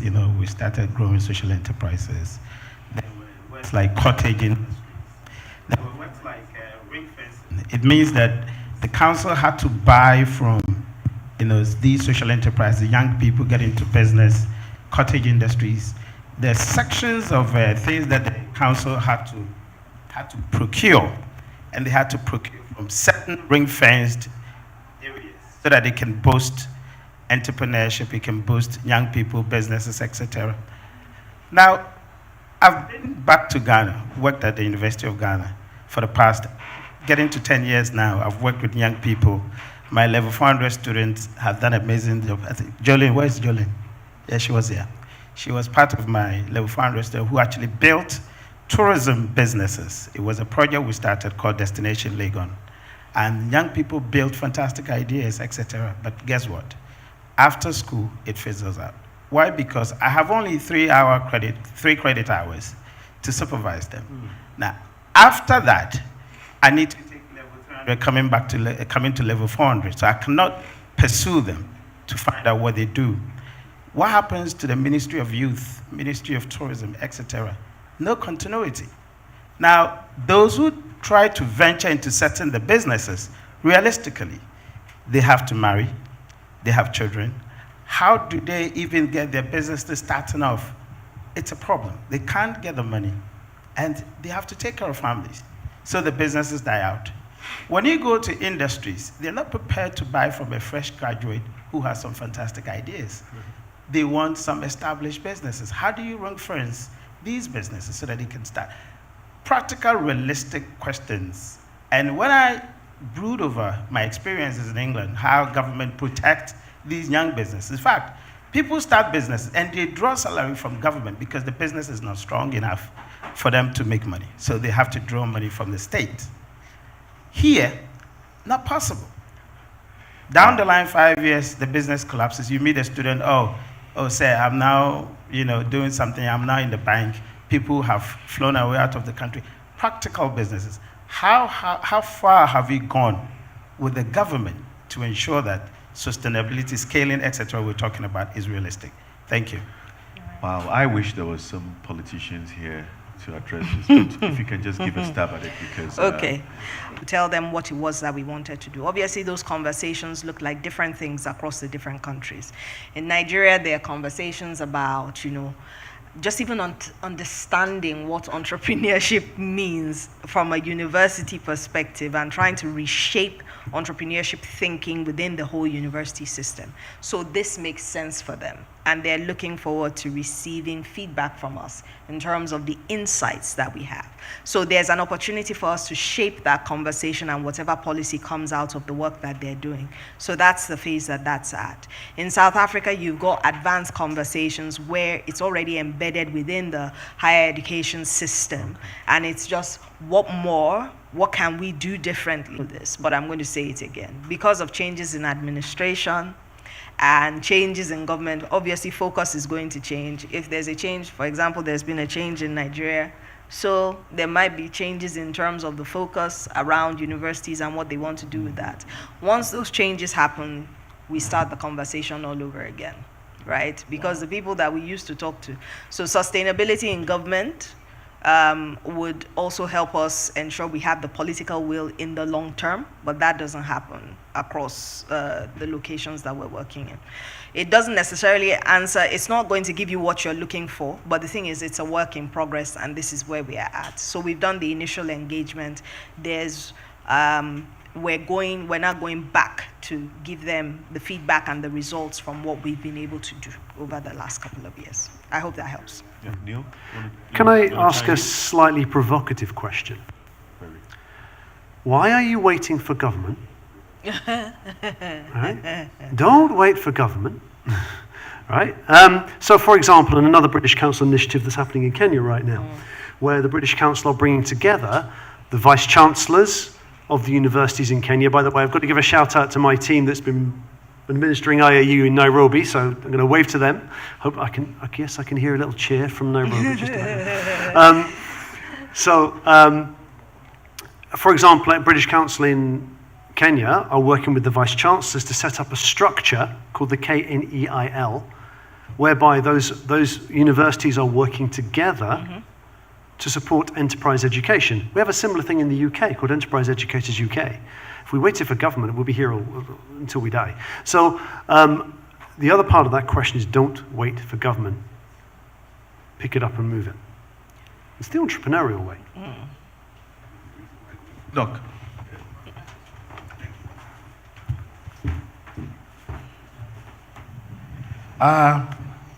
First of all, I think we cannot deny some of the successes that you are seeing. But when we look at the countries that are chosen, South Africa, Kenya, Ghana, Nigeria, would you be more apt to call this an Anglophone pilot? Because if you take this to Francophone Africa and Lusophone Africa, you meet a whole different set of problems altogether. And that is where the aspect government comes in. Because in some places, government is still like treacle. You have to walk through it. Some places like a swamp. Some places actually there are lions inside. Now, bearing that in mind, it comes to the other point they were talking about government. In a large measure, innovation itself does not require government. But scaling up does. Yeah. Exactly. Because it sets the background against which your transaction costs will be dictated. Yeah. If cost of capital is high, you're dead in the water.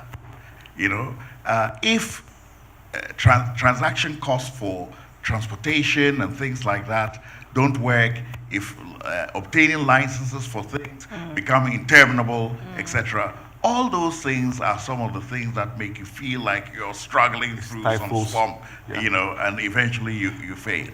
So it's very important to recognize the role of government in scaling up. And that is a point at which we can compare and contrast. Yeah.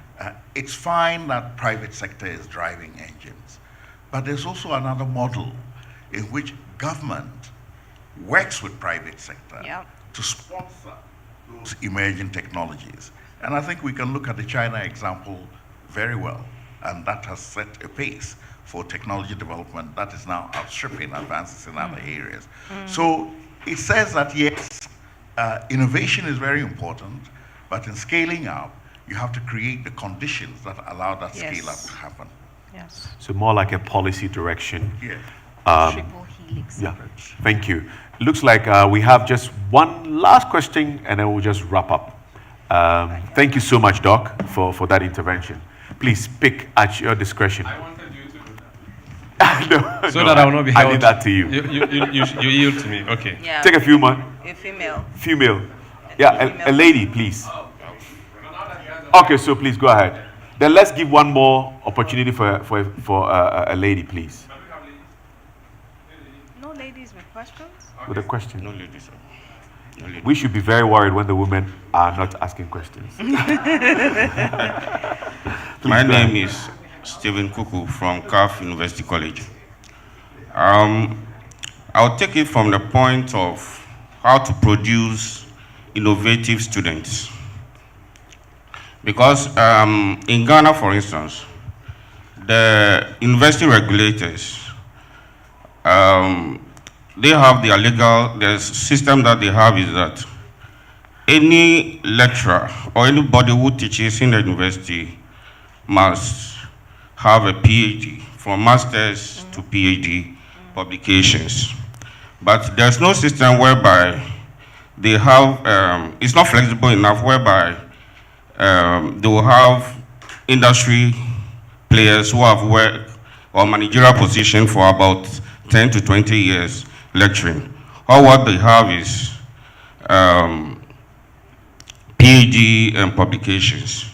And I love what my friend said, where he has worked for 18 years, and then he was able to develop innovative. I'm not saying that PhD people or cannot develop innovative products. Hello? Yes. Go ahead. So, and then another thing too is that if you look at the UK, you realize that getting access to case studies becomes so easy. At times, the industry will go to the academic bodies or the universities and then give them their case studies, and then they will solve it for them. Or at times, you can even Google IKEA, Tesco, and the rest, you get case studies. Yes. Or, because case study, I'm talking about case study because with case study, if you are teaching with case study, students are... they can relate to the They can relate to the case study. Exactly. They can be able to analyze, identify problems, and then solve problems. Absolutely. It becomes so... so what is the question? So the question is, in Ghana, industries have, we find difficult to get case study from the universities, and then our regulators to their system that they have is not making it easy for students to, be innovative.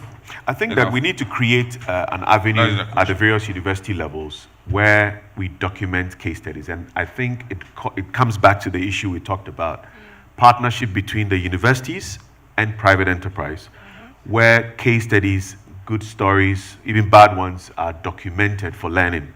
And the question is very laudable, and I believe it is one of the key learnings that you're picking on to sort of address some of the challenges going forward. I don't know if you can just touch on that. Very good. Thank you, sir. So you've answered the question around case studies, and then I guess the other part of it is how do we facilitate an avenue whereby, existing students within the university system are given the opportunity to be more innovative and entrepreneurial. For the universities that have been through this, they've already established relationship with entrepreneurial support organizations. So it would be the smart thing, I would think, was to leverage on those relationships, to find avenues for their students, for their academics to work closely with those ESOs, and build that sort of experience that they need to change the culture within the classrooms. That's what you want to see happening going forward. And that's the essence of some of these partnerships. Once we are able to broker those links, then what we would expect, but that's not something that we as British Council will go around trying to facilitate. We would expect that through those partnership cohorts, you are able to facilitate those long-term sort of relationships where you are able to establish what's mutually beneficial to both sides, which is going into industry, providing opportunities for your students to go into industry, to learn more about what's required and learn those real world skills so that, at the end of the day, when you leave the university system, you are market ready. I hope that helps. Thank you, Adetomi. I think this really caps the first panelist discussion, and thank you so much, Adetomi, Neil, and Megan, for I believe there is. Yes. We are having a session out. You know, so there is a showcase. I have seen. Ben, we're working with time. Yeah. My moderator will tell me. Let me save you. So I take the blame. What we do is that we have a second panel session coming, and then we have lunch. For those who are not observing Ramadan, there's lunch. You don't want to miss that. Okay, so this is a vote. As many as want a question, so we forget lunch for the afternoon, say aye. Those who want us not to take questions and go for lunch, say yes. So the yes have it. So no questions for now. We'll go for lunch and then come for the... Vote for Umaru. I am very sorry. So yes, we'll do the second panel. Our panelists, thank you so much. I think we should give them a round of applause. Thank you. So you can take leave of us, and then we would, yes, thank you so much. God bless you. So we are going to do the second panel. Is there something I need to know? Okay. They need to stay. Oh. Okay. They join them. Okay, please come. Wow. Okay.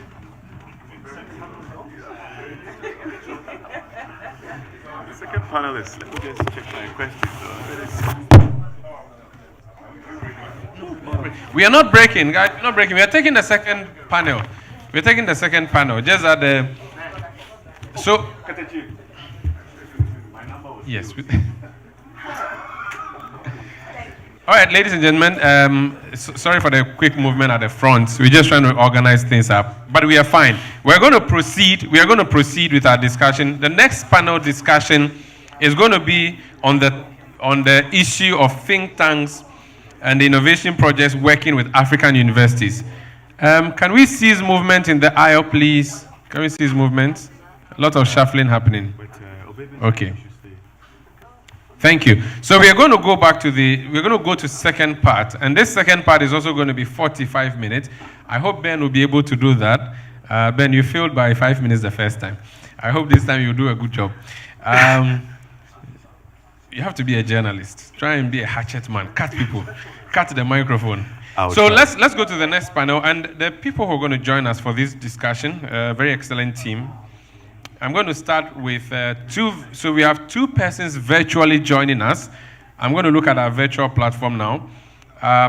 Dr. Nora Clark has built bridges between the public and private sector in her career path in education and entrepreneurship. She has founded and implemented the Entrepreneurship Development in Higher Education program in 2017 to address graduate unemployment and develop entrepreneurial universities.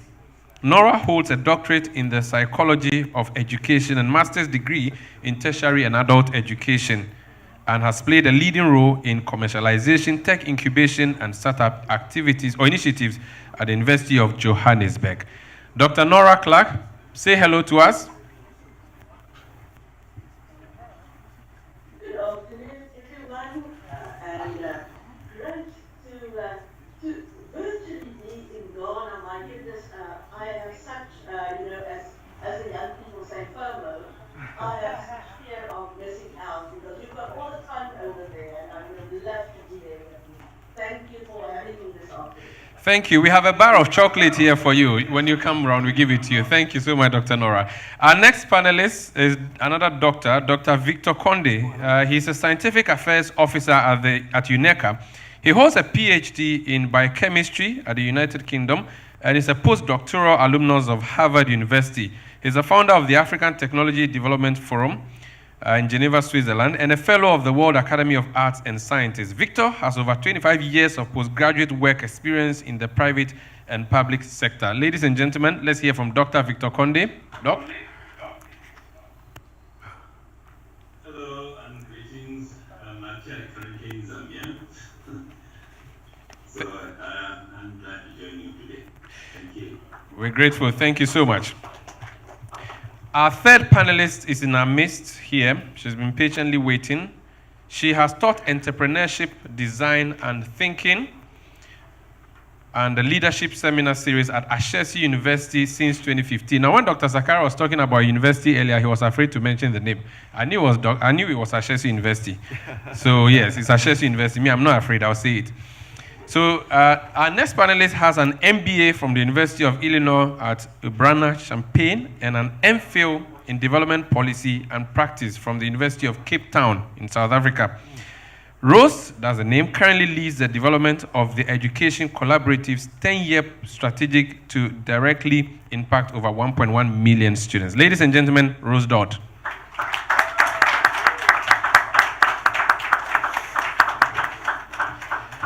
So the panel has been shifted up a bit, but the moderator or the facilitator remains the same. Should I introduce Ben Bath again? No. Thank you so much. Ladies and gentlemen, you're Ben Bath again. Thank you. All right, so this second session is about the think tank on innovation projects working with African universities. That is for Rose. Okay.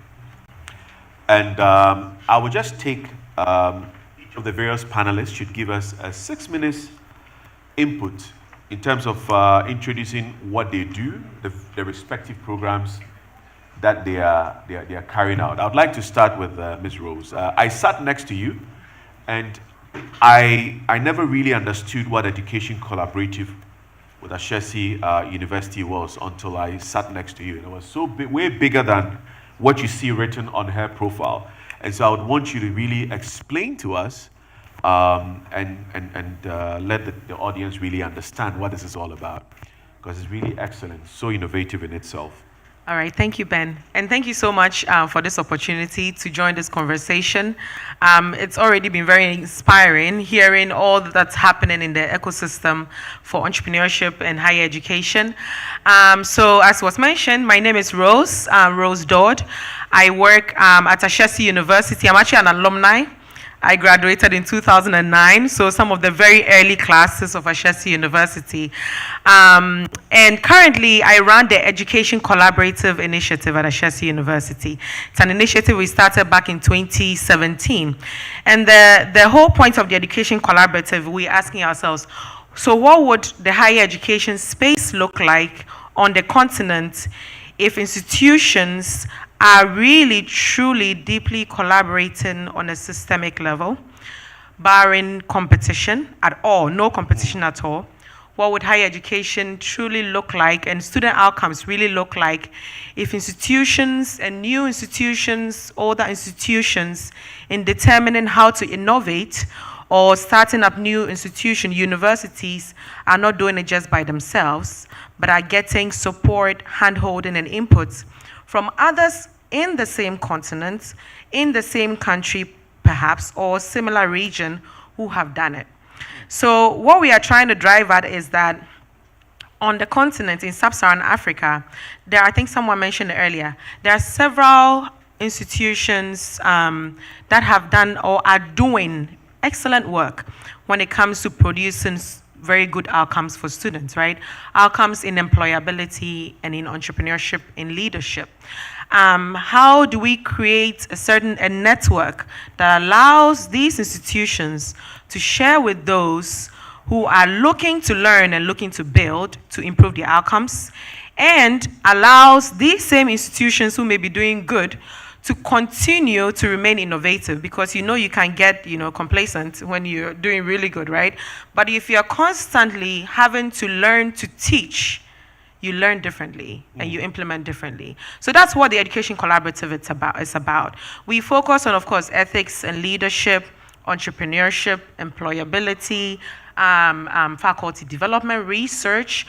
But at the base of it, what we are really trying to achieve is a certain connection between university stakeholders from the leadership level, faculty level, administrative level, in a way that nobody is worried about, oh, they're going to steal my idea for a competitive grant, right? But instead, let's do it together. Let's pilot it together and then figure out how to scale it together.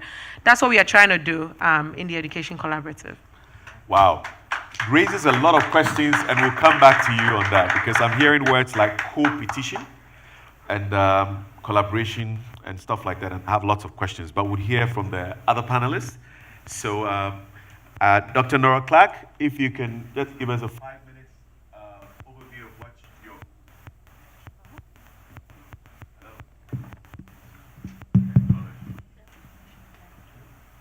And coming up now. Yes, okay, great. We can hear you. My turn. Okay. Can you hear us? I'm hearing you well, thank you. Great. So I'm just excited already at having heard Rose speak now, because Rose, at a recent engagement in Kenya at the SEAL Summit early this, or was it early last year in Kenya, I came across yourself and colleagues, or some of your colleagues at that occasion, and just realized, my goodness, on two different parts of the African continent, here we are, but arriving at the same needs, identifying the same needs, and working on finding solutions to the same problems.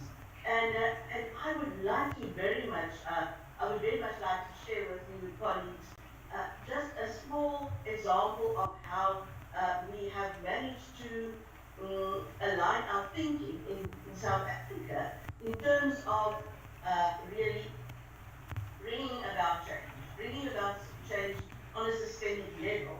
So I hope that you are able to see the few presentation slides that I'm going to use, and I'm going to just do it very, very briefly, because I know we have a limited time for individual discussion.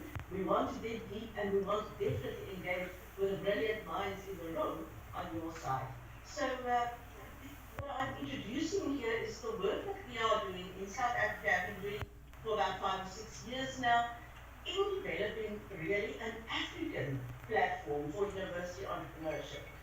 It's homegrown. It is developed on this continent, for the universities of this continent, and it's adaptable and transferable and no budget, really, actually. So something that I am very keen to share with you. And it is called Entrepreneurship Development in Higher Education. It's a program of, yes, I heard our colleagues speak earlier about the role of government.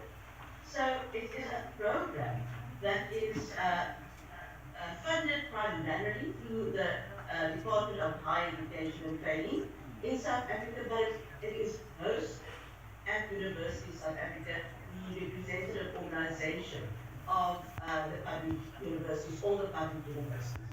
So, so if we were to look at that, and I'm hoping that my slides are moving. Are they moving? Can I just get some feedback? It looks like on YouTube it seems to be standing still. No, you're good. Okay, good. Are you seeing the objects? It's a bit difficult to read, so if you could speak to it in terms of high level. We'll get into the details when we now probe into the carrying out of the programs itself. I like the fact that it's homegrown. Would like you to share at a later stage, the methodology or critical sources factors, and in that instance, then you could speak to the specifics. But thank you for that broad highlight. So I will then, ask. I don't know, Dr. Conde, can you hear us?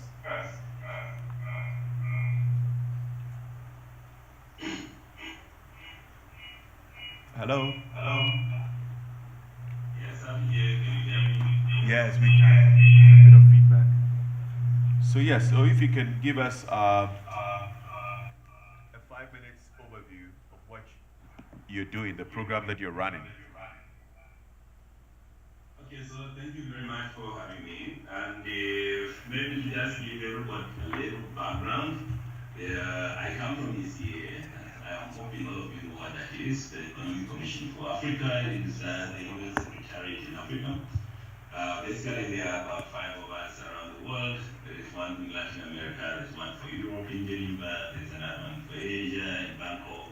So you can understand that we are basically just representing the UN within our region. And within that, we do quite a number of work. But on my side, I can still hear the feedback. Hopefully you can hear me.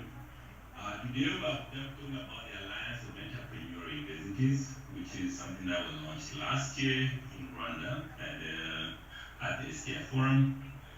It was actually born out of something that we had been doing for the last 10 years, which is the African Biomedical Engineering Consortium with about 20 universities. At the time, we were promoting biomedical engineering. And its main goal right now is basically to advance African universities in terms of promoting innovation and entrepreneurship. Our main aim is actually that the universities themselves should actually own it. They should own basically the program, they should own, create their own conducive environment to enable their students, their researchers. But we also want to see African universities, something that hasn't come out and perhaps missing. African universities are not that much embedded in the environments in which they're based. So you may be, for example, here in Zambia, you have a university that's in the school, on the copper belt, and never did anything about mining. So you can understand when we are trying to look for partnerships, it becomes a challenge, and that's one of the things that we are hoping we can actually encourage. So what some of the things we've already done, just to bring it to colleagues, is we have already undertaken research, which that's what we started with in Nigeria, Egypt, Ethiopia, Ghana, Kenya, Rwanda, and South Africa. I can tell you areas where I think our universities are getting perform well. We asked you, and you told us what you thought. So it's not really me that decided for you. And of course, we are hoping that we will do a lot of sharing of experiences, practices, and some level showcasing like what we are doing today.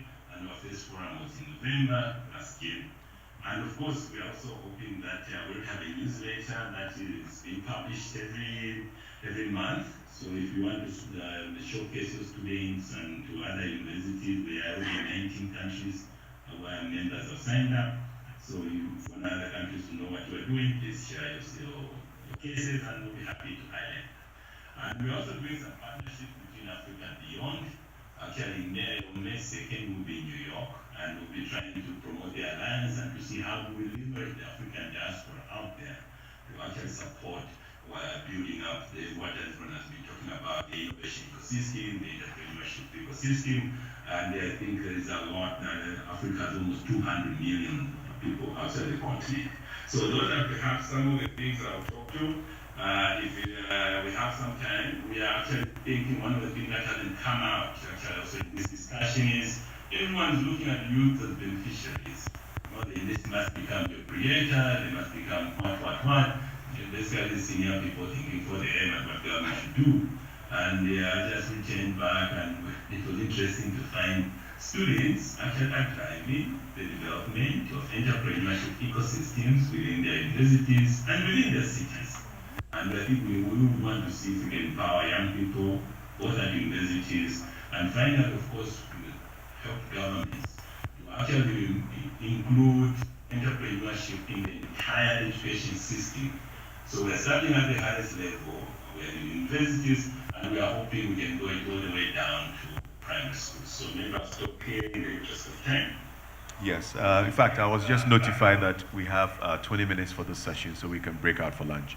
So I'll just go straight to the point of, it looks like different people are doing different things, but I see a lot more commonality and basis for collaboration. In business, we call it co-petition.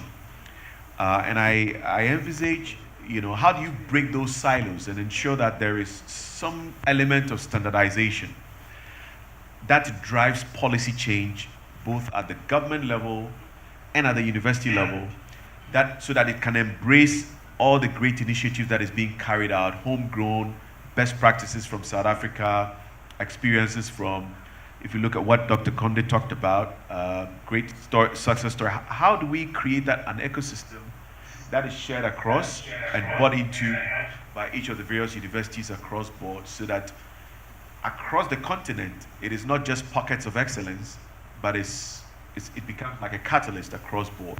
How can that happen? Because I believe, intellectuals are very, very difficult to collaborate. They hate collaboration. There is a whole cabal around it. That's what I've heard. You can diffuse my mind about it, but that's what I hear. I mean, they don't like to open up. They're very averse to change. But what has been your experiences? I'd like you guys to share.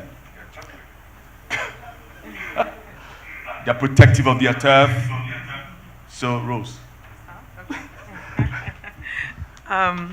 Okay. I'm not going to comment on the last part. You look like you're losing control. How we approach it is, you could say organic, really. We're trying to just work along the grain. And that's some of the best ways to create change and transformation, right? First of all, starting from within the institutions, and within the institutions, looking at it systemically. So let me give you an example. Ashesi University is a private university, right? If Ashesi University goes to Nairobi, University of Nairobi, and then we say, we have 95% employability rate, you can also get it and, go for it. Why aren't you doing it? It's really not realistic. I mean, the University of Nairobi has thousands and tens of thousands of students. We have, less than 2,000 students across the entire student body. So to achieve a certain change in our process, it's really getting the leadership of the university to get to a point where they first believe that it's possible, but then they also believe that they don't have to do it alone, and that we are not expecting it to be overnight, right? It's about commit to the transformation process, and let's carry it out together. So that's sort of our approach. We're saying as an institution, first within culture, systems, one department at a time, one unit at a time. And it has worked. And has worked, right? And from there, thinking around how to support another institution in your own country with the little you've learned and developed, then your own region, and then across different countries in the continent. Excellent. Dr. Clark, is it a different scenario for you from where you sit? Yes, absolutely. There is some similarities, but also completely different approach. Also organic growth. So certainly also an organic bottom-up approach is really what we're advocating, and I think that was a big success factor in the progress and the rapid progress of the developing of a totally connected university entrepreneurship ecosystem in South Africa. Because this EDI network, EDHE is what we call EDI, is this connected university entrepreneurship ecosystem, and all of the public universities are actively involved in this network.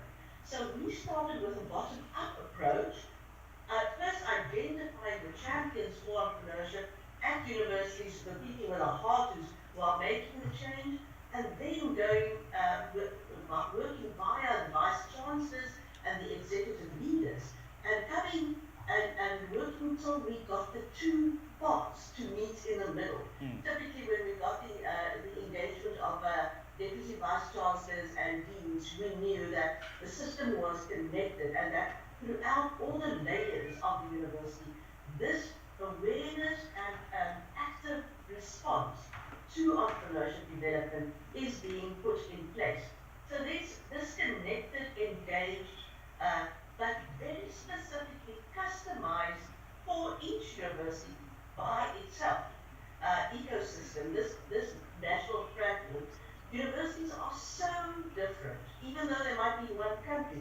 The contextual differences are significant, and they should be able to develop their own specific customized responses to what they need to do in their context, in terms of developing not only, I know the focus of this event is mostly on entrepreneurship in teaching and learning and research, but remember there's also the focus on entrepreneurship in student entrepreneurship outside of the curriculum, and then of course a very strong focus on these entrepreneurial universities, as is so strongly and wonderfully supported by ECA and Dr. Conde in this alliance of entrepreneurial universities in Africa. So these networks then come into play. And of course the emphasis should be, and that is what we're very mindful of, on scalability and sustainability of the response as a practice-based social ecosystem. that needs to be connected. That was our approach, and we have seen wonderful successes. We have hundreds of EDI members across the 26 public universities, and then now increasingly some international members as well. Has there been a space for some sort of accreditation or some, just as part of, let's say, being rated, through probably the United Nations Economic Commission from a policy direction? Have they thought about stuff like that to ensure that there is standardization and there is an intentional approach as part of a program? Sorry, Dr. Kondo? Can you hear me? Hello? Rose, if you can touch on this, would you want to speak to that? Yes, happy to. In terms of standardization, looks like we're muted. Some of what we are working toward. Oh, sorry. Can you hear me now? No. Please, the technical team should check that, but please go ahead. The computer that is sending audio is muted. Okay. Audio is muted. Can you hear us? Hello? Okay, great. But you got my question about accreditation and some sort of rating that is going to influence the universities to embed entrepreneurial education as part of the core curriculum.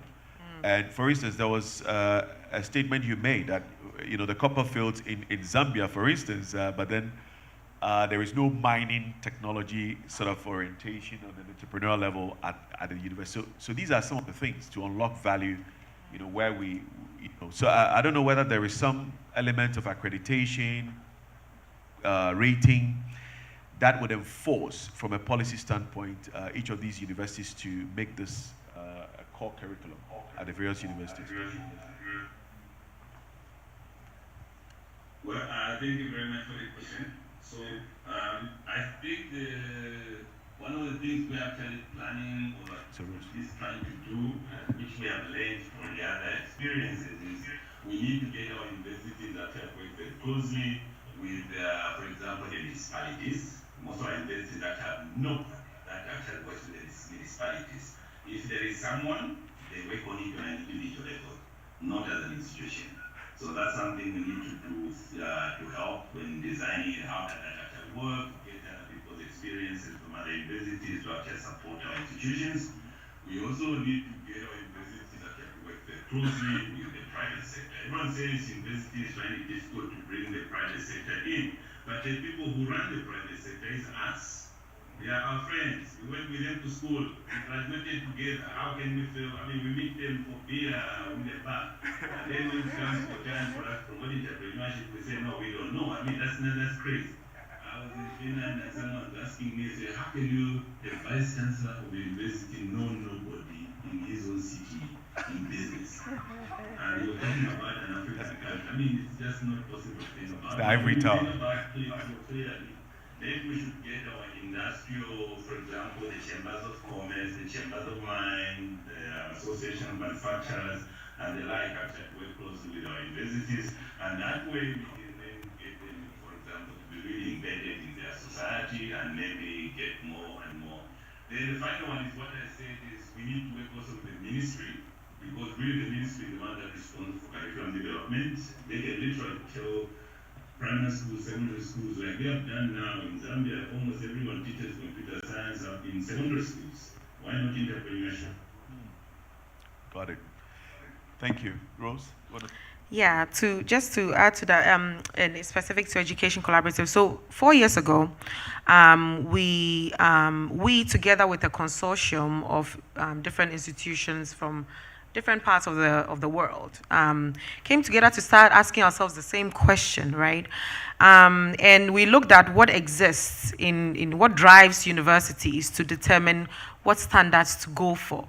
Through that thinking, we actually partnered with Times Higher Education to start thinking around what are some key indicators and metrics that African universities we should be matching ourselves up against or up along, right? What should drive our missions and our visions? How do we know we are on track? What are the benchmarks? Some of which, of course, include entrepreneurship. You know, how do you say how do you know you're doing it the right way, hitting the outcomes, the goals?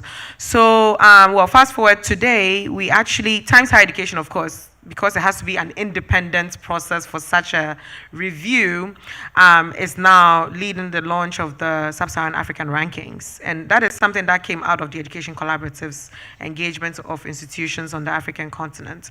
And of course, the pilot has been run. A few institutions submitted, you know, to the rankings, and we are consistently, the team working on it is looking at the different metrics, and it's not linear, right?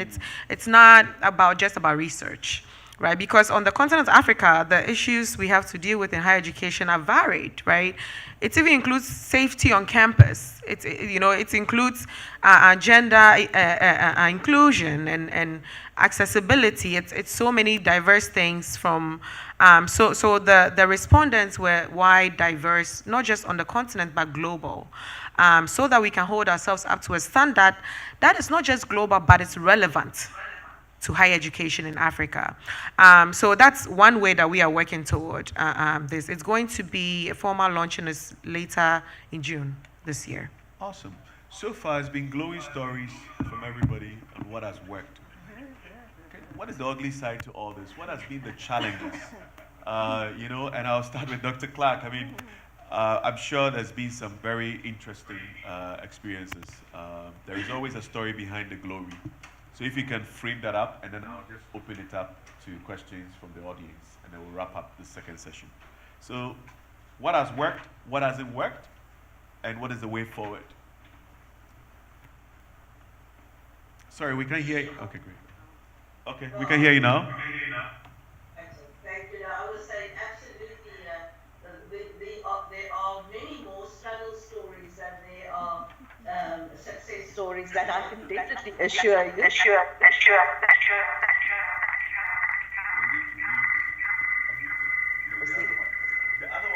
the echo sorted out? Yeah. Please go ahead. There we go. Right. So colleagues, I think what is one of the most consistent concerns from the EDI community and the specifically staff members in universities, and now we're talking about academics and support professionals, and as well as students. One of the main concerns is that there doesn't always seem to be adequate executive level buy-in and understanding and support for the entrepreneurship mandate that universities should, I suppose, increasingly be including in their strategic plans and frameworks. And in that sense, we have had to navigate and come up with some solutions to make sure that we get the ear of university leaders. And in that sense, having access, in our case, we have access to the vice chancellors of all the universities because they are the board of USAP, where we are based. So we report to them a couple of times a year, but equally important are the deputy vice chancellors and the deans in universities, because if they are aware and understand the significance of the different aspects of entrepreneurship development and the support for that, then we know that the doors are opened for staff elsewhere in the universities, and personnel, academics, research, teaching and learning, all of that is enabled by the buy-in of university executive leadership. And in that sense, we have dedicated activities and approaches aimed specifically at creating bespoke strategies to reach the executive leadership and try and address that concern. That's great. Dr. Conde? Are you there? Sound is a little bit gone again. Yeah. Okay, so Rose. So I do agree with Nora. But like you said, I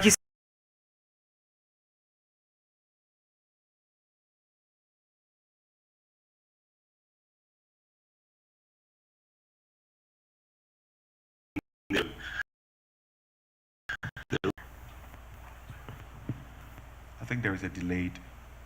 Yeah, but go ahead. okay. One of the ways that I mean, it's time, right? It's a bit of it's time. I think it's about time. It's what we have found, right? That it takes a bit of time to get executive leadership and senior leadership to come to realize that it is possible. I don't think executive and senior leadership are really not interested in getting into the conversation around entrepreneurship. I think sometimes it's about possibility. Is it possible? There's so many constraints, right? There's public, private institutions are more nimble. You can move around a bit depending on your size. Public institutions have a bit more structure and regulations, controlling things. So I think it's also about how we approach it, right? We cannot come into it with the mindset that one approach will work for all, right? An executive leadership in a public university is thinking, I have 3 more years to go. I have so many priorities. It will take me 2 years to convince everybody on my council to even start to consider this. So what does that all mean, right? And that's the challenge. And that really is about time and getting small pieces of evidence and helping the institutional leader realize that we will work with you to get small pieces of evidence which you can use to make a case, right? So you don't have to commit to, implementing $100,000 right now. You can commit to implementing something worth $5,000. It's evidence. Another five, and work with your team to see that everybody can contribute to helping us get the evidence we need to make the case to our higher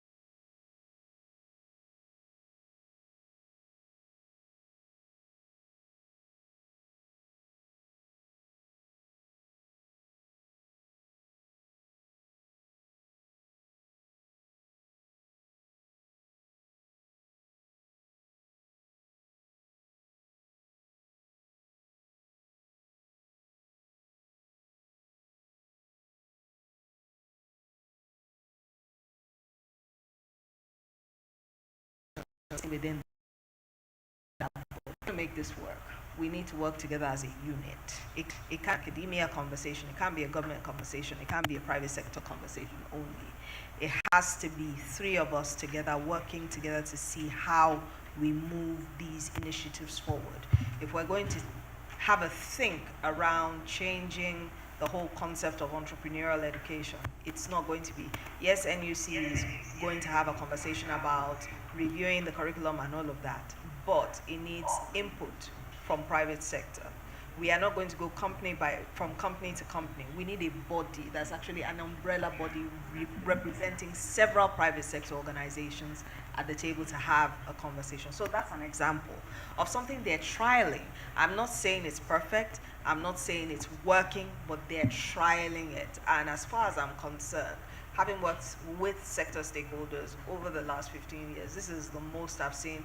I mean, it's several steps forward as far as I'm concerned. So that's an example of something that I've seen that works. I'm sure there's several other initiatives sitting in several different countries that I'm not aware of, but I just wanted to give that example. Yeah. And such initiatives actually needs to be insulated from political interference. And therefore, the issue is how do they wield a lot of influence on government for policy direction that is codified into some sort of parliamentary approval. So no matter the changes in government, it's institutionalized. So I think it's really a great kind of a example where private sector now exerts a lot of influence. But I mean, Africa, public sector and government is still a biggest, deciding factor on all of these issues. However, I believe that, based on the example she gave, private sector can wield a certain element of influence to actually change policy and influence policy through some of these experiences. I believe what we're seeing today and the showcase of the good case studies attest to the fact that this is the path to engaging the youth. Because, I mean, let's look at it this way, and this is my personal opinion. If the youth should wake up that their future is being mortgaged through bad political governance and all of that, I don't think there is any country in Africa that will be safe. So because right now the attention is on other stuff. And I believe any government that is looking to the future needs to have an intentional approach to engage them actively and leverage their youth. This side hustle is everywhere. You look at Instagram, everybody's selling something. And it is good. We need to institutionalize it, and this is the platform for it. So I believe we have a very strong case to change the policy direction and imbibe this into what we do as a country. And that holds the future to engaging our youth and providing them with a good opportunity to create jobs and support the growth of private sector, the economy. So on that note, I would say a big thank you to our panelists for your time and for such great knowledge. I believe they're all accessible. You've seen their emails. You could shoot them an email, and we would have you have access to them. You can ask any questions that you want. We're going to be out there during lunch. You can stop them and talk to them and ask all the questions you have. Thank you very much. It's been wonderful having you. On that note, I'll hand you over to Umaru. Thank you. Thank you so much, Ben. In fact, you have just saved me. I was coming to say what you just said. Since you've said it, please hold him responsible. Thank you so much. Ladies and gentlemen, let's give them another round of applause, please. All right, thank you. Thank you so much. So,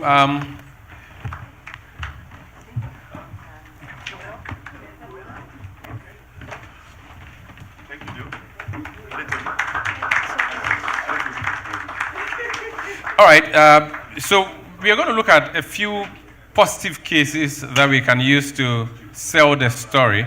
What are we saying here? What is the proof that this is actually workable or is working? We're going to hear from some students who have done some work before we go for lunch. We have two presentations, less than 5 minutes each. The first presentation will be done by Amanwa Williams. Now, she is a Ghanaian graduate and is running something called Emma Bird. It's a jewelry design and manufacturing enterprise. Please, let's welcome her here.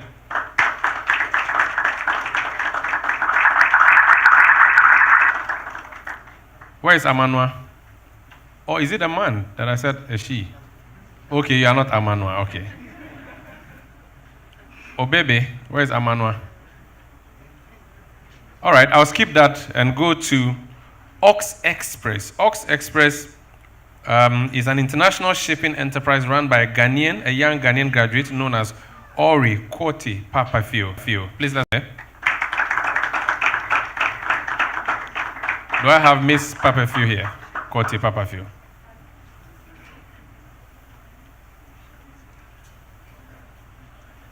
Oh, baby, I can't find our two entrepreneurs. Entrepreneur, maybe she's busy on Instagram selling. Yes. We'll do it after lunch. All right. Then the idea is better. So, ladies and gentlemen, we go for lunch. When we come back, we have a panel that moderated by a very troublesome man. He's already here seated. He's a politician sometimes, a technocrat sometimes. He's sometimes. When we come back from lunch, we'll do that. Meanwhile, you can engagement with panel members, ask some of your questions, and then we'll be back with more. Please, thank you so much. I understand there's some quick announcement, baby. So lunch is 1 hour exactly, but I think that's even too long, unless you are eating fufu and goat meat. So let's try and do lunch between 30 to 45 minutes. It's happening at the same place we went for breakfast. 30 minutes is better, actually. I mean, don't chew the bones. Pack them and take them home so you can chew at home later. So lunch can be quicker. Thank you. I'll see you back in 30 minutes so that we can proceed. Thank you. Our online team, our online audience, sorry, but this is where we have to leave you for now. Just go to your own kitchen, grab something, and come back, join us in 30 minutes for the continuation of the program. Thank you. Thank you.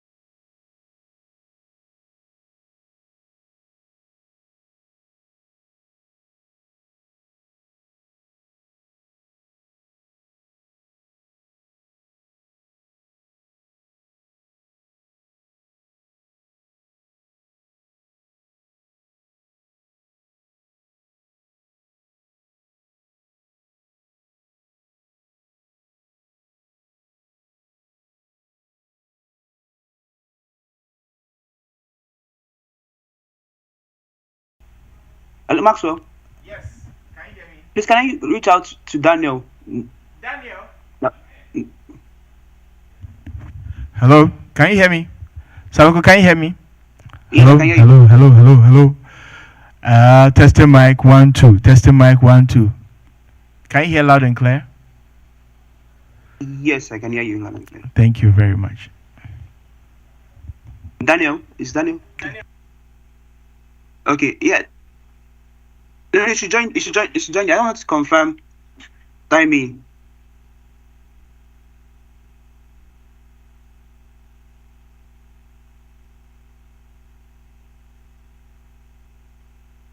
Yeah, okay. So I wanted to confirm in terms of what's the next next on the agenda.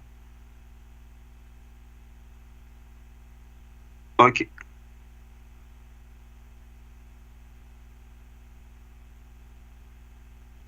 Okay. Yes.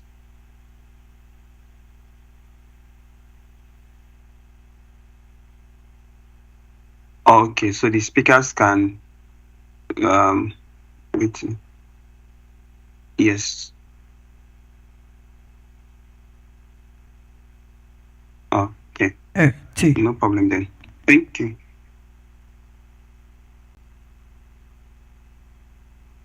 T.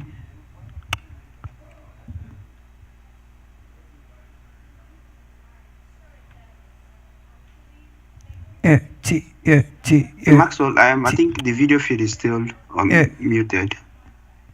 So if you can muted, the audio for the video feed is muted.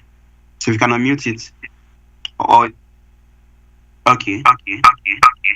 Yes, I discovered that there's always an echo when both.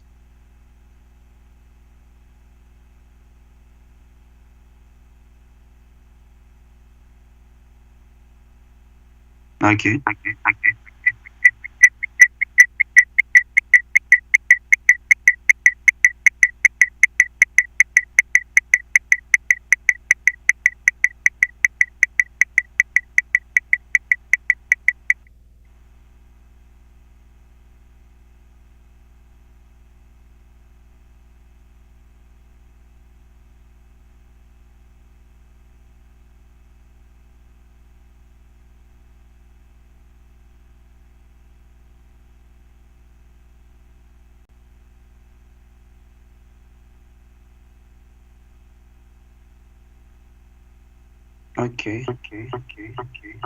Hello?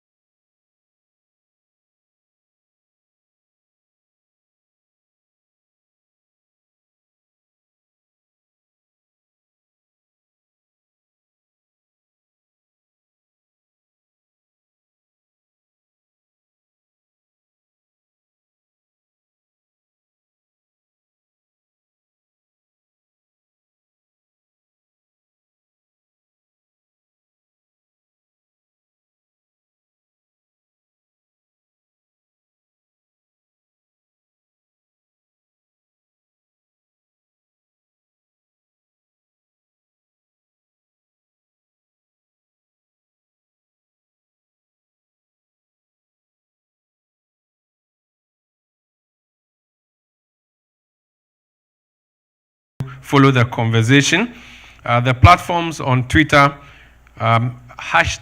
you can follow us on Twitter and drop your comments there at SSA British, or at GH, so the small letter GH British Ghana, then at NG British for Nigeria, then at KE_British for Kenya, then at ZA British for South Africa. If you want to follow the discussion across the 4 countries, generally the hashtag or the handle rather. The general handle is at SSA British. That's for Twitter. Same for other countries. You would go through, if it's Ghana, you do at GH British. If it's Nigeria, you do at NG British. For Kenya, you do at KE_British. And for South Africa, you do at ZA British. The hashtags we are using for the discussion today, hashtag Unite to Grow. Unite to Grow. The other hashtag is IAU Showcase. IAU Showcase. Please use these key themes when you send messages across the new media platforms so that we'll recognize your input. And also those who are sending out messages virtually, do let us know which country you are sending that from in addition to your name so that we can proceed. Thank you so much. Having said that, we are launching straight into our next panel discussion. And to do that for us, let me invite the panelists to join us. And they're going to discuss aligning industry and universities for job creation. My panelists, the first panelist is Olatomiwa Williams. She's a business leader with over 20 years experience in information technology industry, helping organizations leverage the power of technology to achieve their business objectives. She's currently the country manager for Nigeria and Ghana. Prior to that, she was the digital transformation and cloud solution director for the Microsoft Middle East and Africa multi-country cluster, spanning 67 countries in Africa and part of Middle East. Ladies and gentlemen, let's invite Ms. Williams.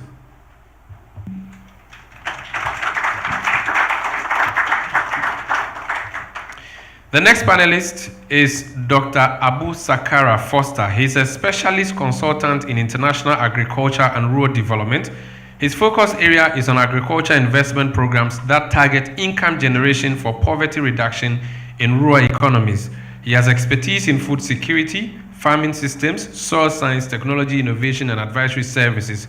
During his 37-year professional career as a scientist, his innovations and insights led to modifications for more effective advisory service delivery in support of modernization of agriculture in Uganda, Tanzania, Kenya, and elsewhere. And in his previous life, he was both running mate at a point and flag bearer, which is presidential aspirant for the oldest party currently, well, the most successful at the time, the Convention People's Party, Dr. Kwame Nkrumah's party, CPP. Dr. Abu Sakara Foster, ladies and gentlemen. Our third panelist is Roberta Annan. Roberta Annan is a highly regarded impact investor, the founder of Africa's first long-term fund for the creative sector and goodwill ambassador for the United Nations Environment Programme. She has worldwide reputation for entrepreneurs in the creative industries. Born in Ghana in 1982, she graduated in biochemistry and biotechnology, in which she also holds a master's degree. Ladies and gentlemen, Roberta.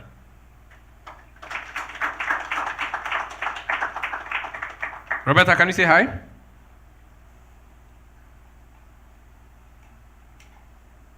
I will try to sort that out.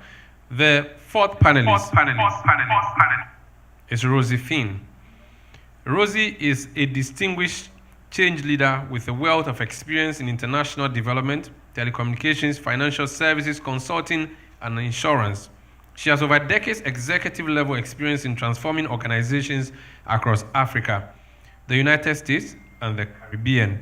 Rosie is currently the Ghana country head at the MasterCard Foundation, where she is overseeing the delivery of the foundation's Young Africa Works strategy to enable upwards of 3 million young Ghanaian women and men to access dignified and fulfilling work by 2030. Ladies and gentlemen, Rosie.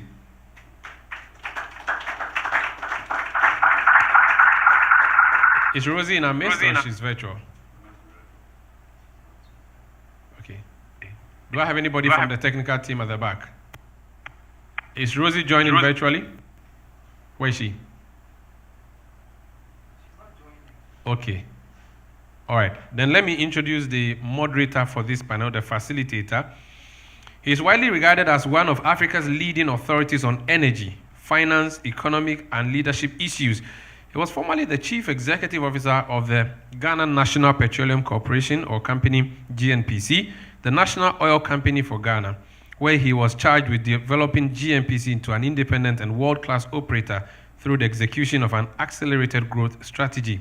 Prior to joining GNPC, he was the Chief Executive of the National Petroleum Authority, NPA, and was responsible for regulating the downstream sector. He is passionate about local content and public-private partnership that demonstrate how the energy sector can generate investment and drive economic empowerment and transformation. Ladies and gentlemen, Alex Kofi Mensah Mould is our panelist, a moderator. So, Mr. Facilitator, your panelist, your facilitator. Over to you. We have two more panelists. Obi. About three. Okay. Umaru. Yes. Okay, I've seen that. So it's my error. As always, Umaru. Yeah. I'm sorry. I'm in Ramadan. When people were having lunch, I wasn't, so forgive me. Yes. My next panelist has over 16 years of expertise in highly technical and leadership roles. He's an experienced IT professional with the services, solution selling, and leadership capability building at Microsoft. With a demonstrated history in the IT sector, he has driven projects in UK, Ghana, Nigeria, Senegal, Guinea, Liberia, Niger, Mali, Burkina Faso, Malawi, Gabon, DR Congo, and the Zambia. His name is Joshua Bonsu Donko. Ladies and gentlemen, Joshua.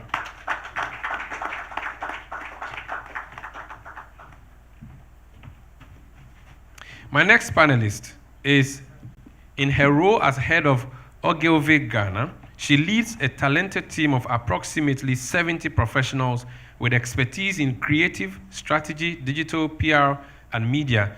She's a marketing powerhouse with over 18 years of experience creating impactful campaigns and building recognizable brands.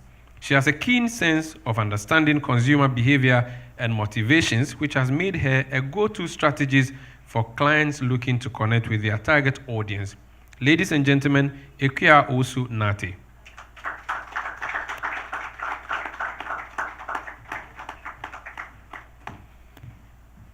And finally, on the panel, this person took up the challenge of opening the Ghana office of Visa as country manager in 2019, cultivating significant relationships with decision makers from banking partners through fintechs, merchants, and regulators.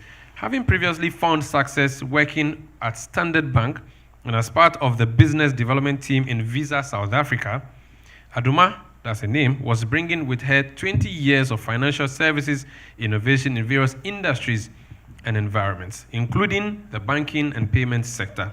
Ladies and gentlemen, Aduma Pepra.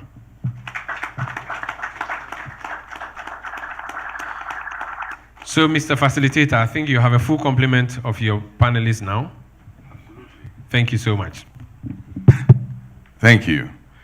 I think today is going to be quite exciting. Umaru, once again, disrupting me. I've heard about disruptive technologies, but Umaru, yours is different. Mine is too disruptive. Very disruptive.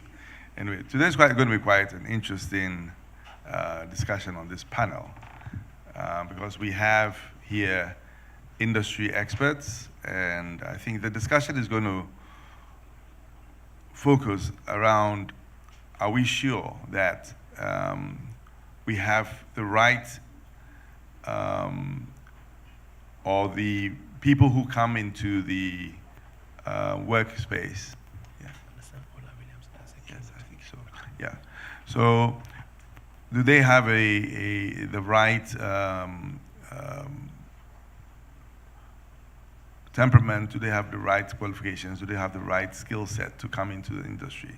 But before we go through that, we'll let Ola Williams have a conversation with us, and then she will set the scene, and then we will take over from there. Ms. Williams, can you hear us? Yes, loud and clear. Thank you very much.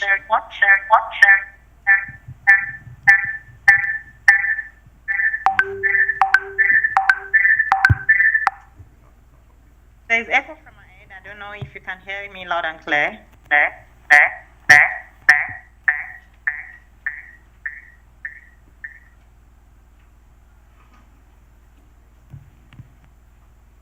Can you hear me? Please indicate if you can hear me, please.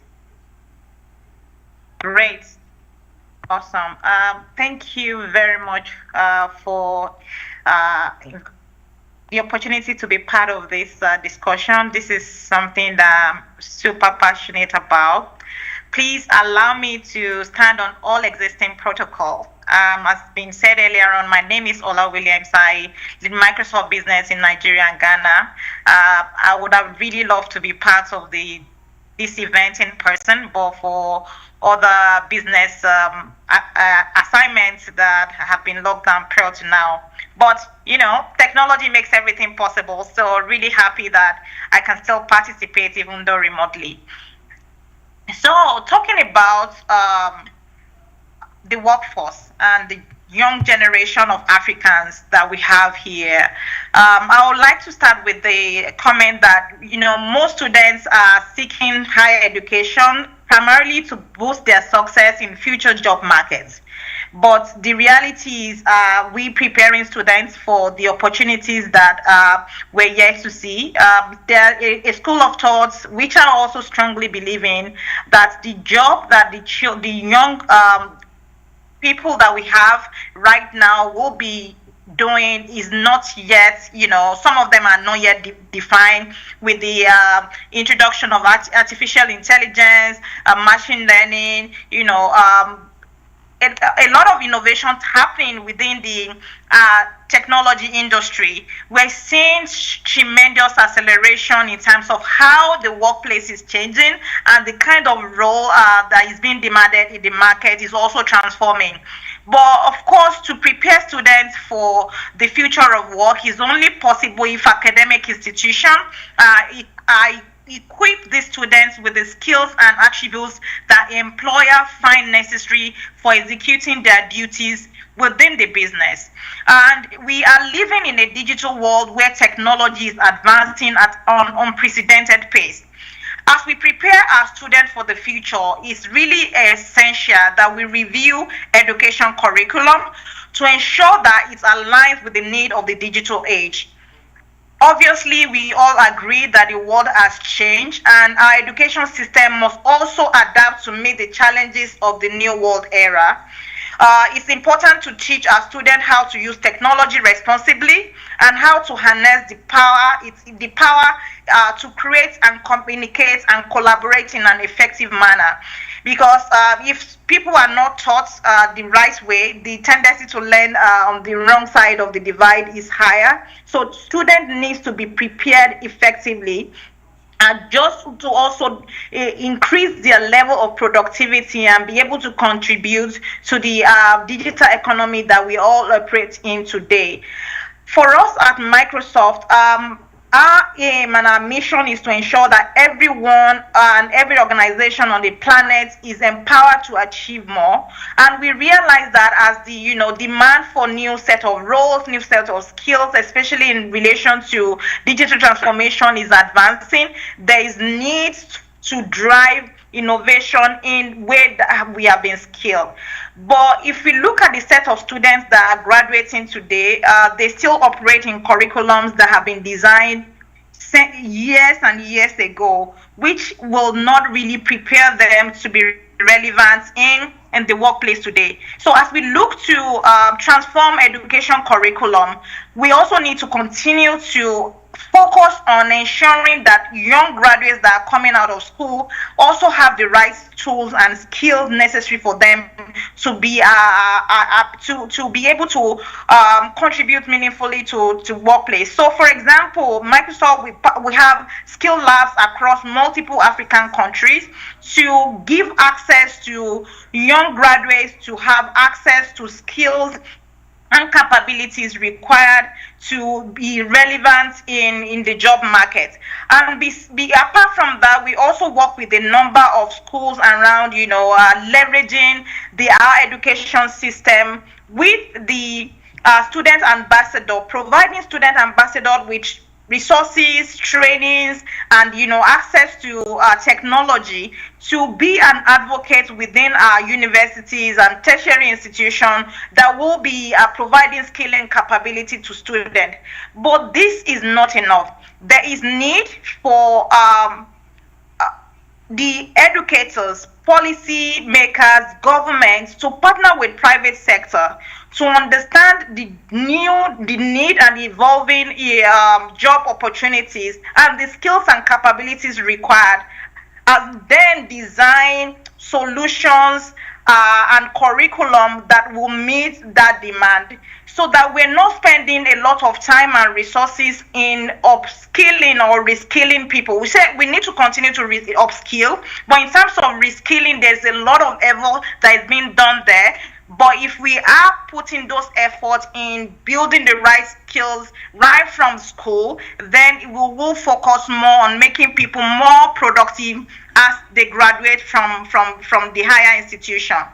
But also is also critical as we look at all of this in the context of aspect of inclusion and inclusive of industry like STEM education. It's also important to remember that building and maintaining a diverse technology workforce requires ongoing support and advocacy for especially female in developing career in technology at different stages. In the narrative, if I ask a question that is the narrative around women in STEM changing, depending on who you ask, the answer could be yes and no. And I think I also want to toe that line because according to the Deccan Chronicle, it will take over 200 years before there are equal number of men and women working in senior roles in STEM fields. So it's important that we build up policies to speed up what it will take to have more women that are part of this very inclusive industry. Success in a technical career often depends on mentoring, strong support network, particularly for employees who come from underrepresented group. So we need to also look at deliberate policies that will support that. For us at Microsoft, we believe that empowering African women in tech-related fields, we encourage more women to do the same, and this will boost economic growth, equality, and of course, innovation. So it's important for every organization, and this should also be driven by policy, to create a culture where more women are attracted to tech-related fields, and also boost their confidence to say that this is a career that is also suitable for women. And one way that we are doing that at Microsoft is by providing equitable opportunity, making sure that our programs across Africa benefits and target 50% young women, especially those in underserved community. This is our own way of taking a deliberate step to bridge gender gap within the tech ecosystem. And the third point I also like to address is really more around digitization and job creation. Africa is the youngest continent in the world, and that puts us in a unique position to really lead in terms of technical talent across the globe. And we are placed to hold of the incredible prospects of representation of rapid transformation because of our youth population. But if Africa has to capitalize on this digitization, we need to make sure that Africans, especially young Africans, have the skills that they need to keep up with the rest of the world.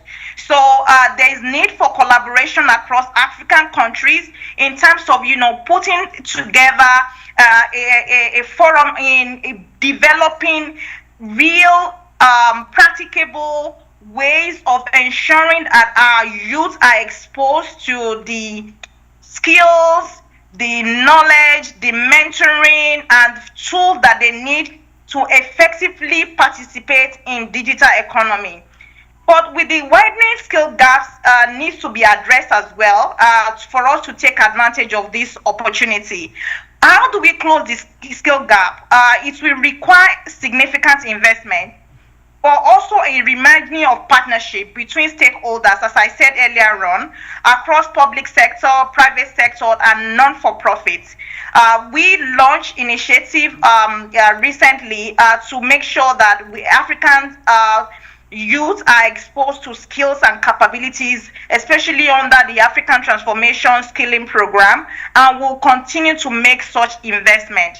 But we still see that, partnership is one way that we can actually leapfrog skill, a technical skill, leading the world within African ecosystem. So there's so much opportunity for us as African, especially for African young population, because most of them are born in the mobile first, cloud first era.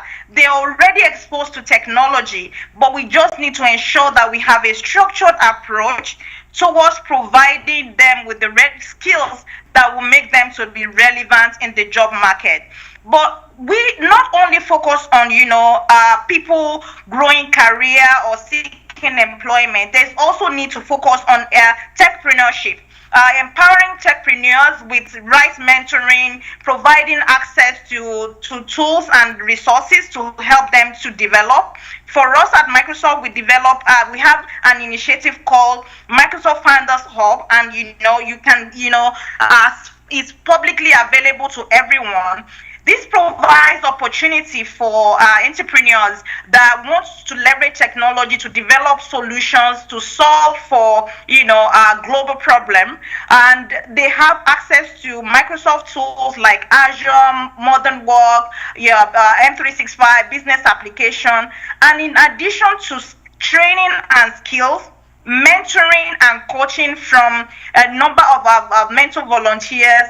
We also have partnered with venture capital organizations across the globe that are providing potentially able to provide financial support for the entrepreneurs to grow their businesses. We also provide access markets, and thought because such solutions, when developed and ready for market, can be placed in Microsoft Marketplace, and people can get to use it across the globe. So providing transformation in Africa is possible. I think one major thing that is really important for me is that partnership, collaboration, and looking at inclusive technology-driven engagements that will include everyone in underserved community, people that are already underserved, to ensure that we're able to drive acceleration of Africa digital transformation, leveraging the power of youth and the young population we have in Africa and our school ecosystem. Thank you all for your time. Really great to be part of this engagement, and looking forward to the rest of the events. Thank you very much. Thank you very much for such an elaborate discussion and presentation. And I'm sure my panelists here will do justice to the various topics that you have raised, which include employability by the students that come out, and STEM issues that you've raised, women in STEM, entrepreneurship, and many other things. So welcome again, and I think we will start the discussion on employability. And the real question, and I think I'll start with Adoma, because her sector is a very innovative one. do you think that the students, the universities are churning out students that are ready to go, are ready for the market? And there's a lot of talk about the gaps that exist, that the students are not able to, their communication skills are not apt. Some of them have literacy and numeracy issues. Team working gaps exist. And they also have problem solving. I've been told that there are some universities that do critical thinking as a course, and some others don't, and some university students are more preferred than the others. I'd like to understand from your perspective, what are we doing right? What are the universities doing right? And what are the students doing right to prepare themselves for the job market when they come out of university? Alex, thank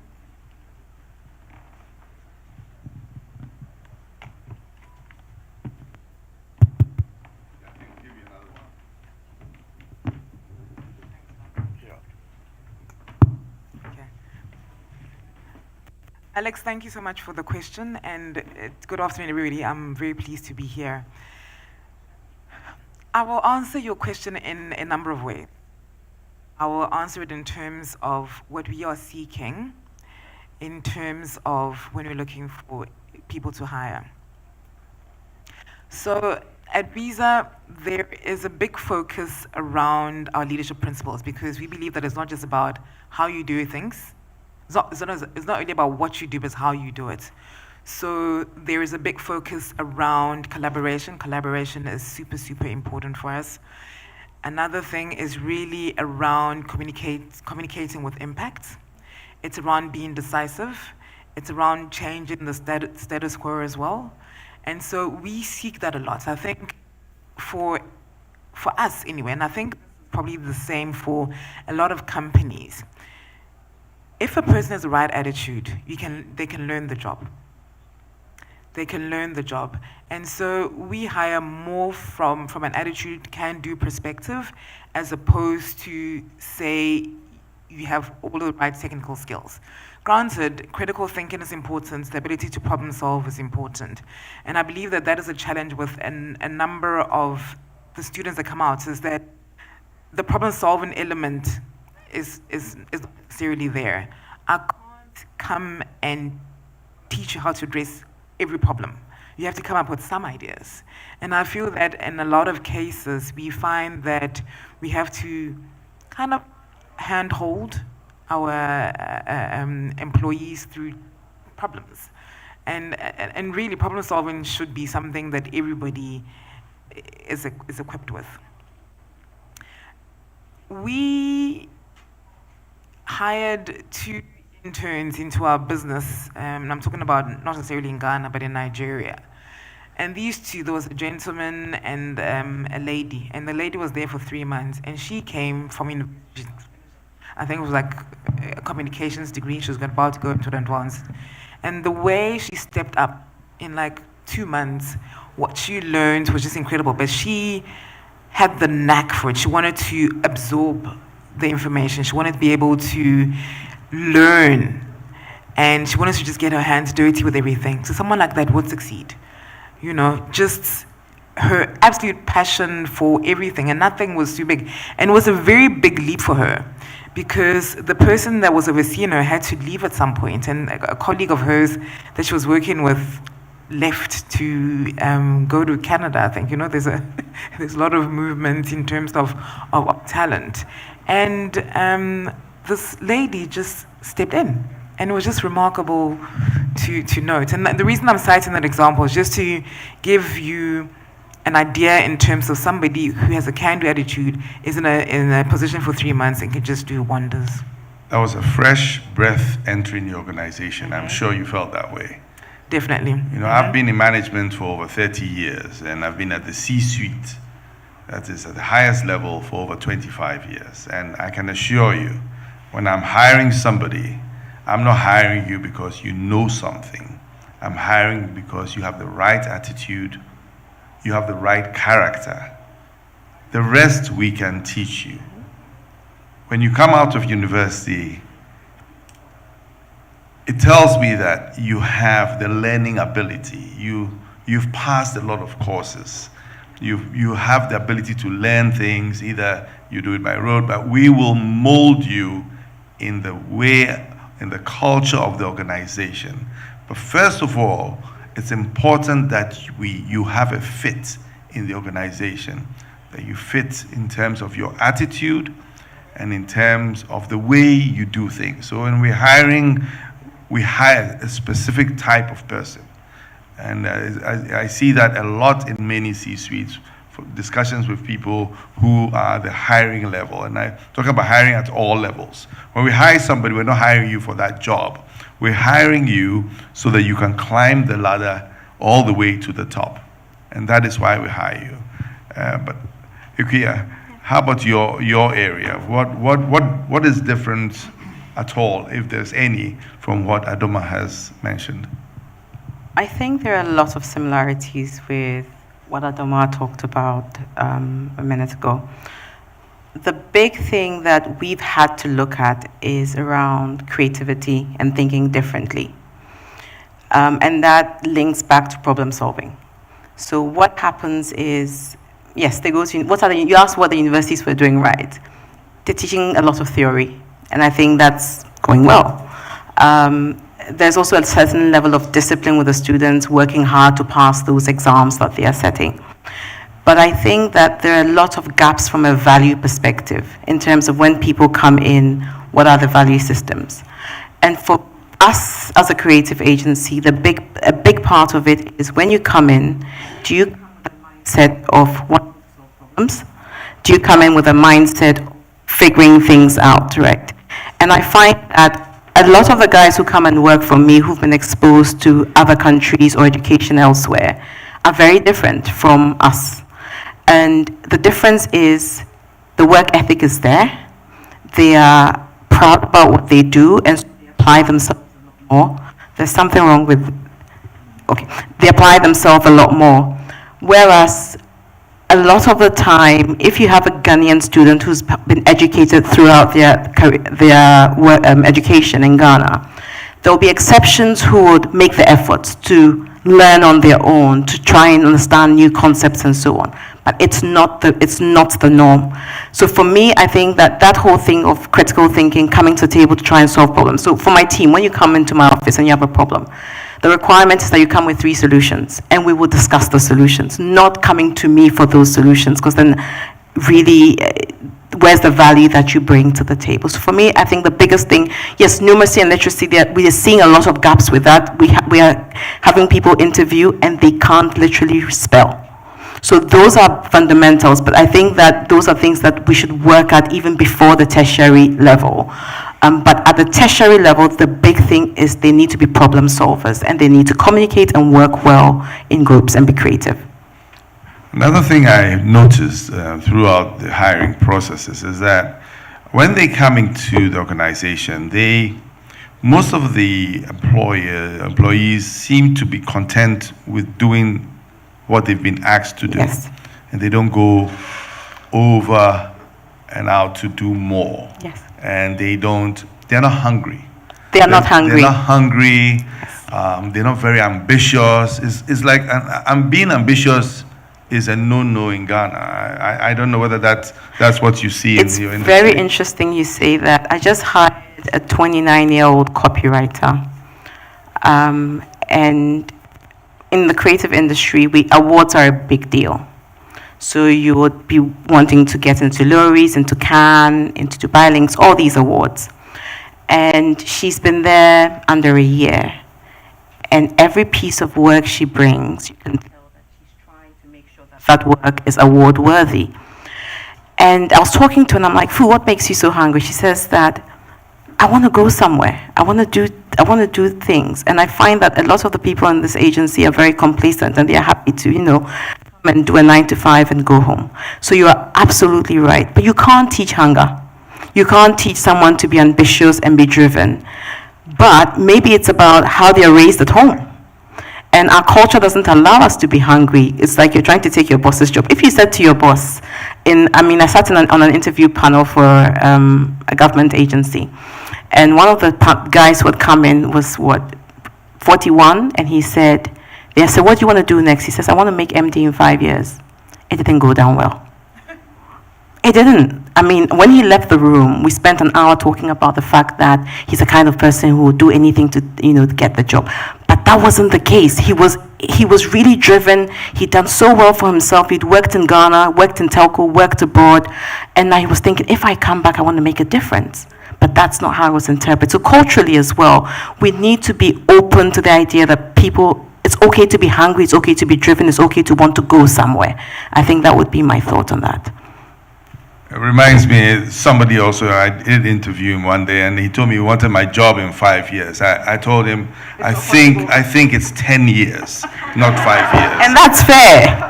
I was just rephrasing it for him to make sure he understands the journey he has to go through.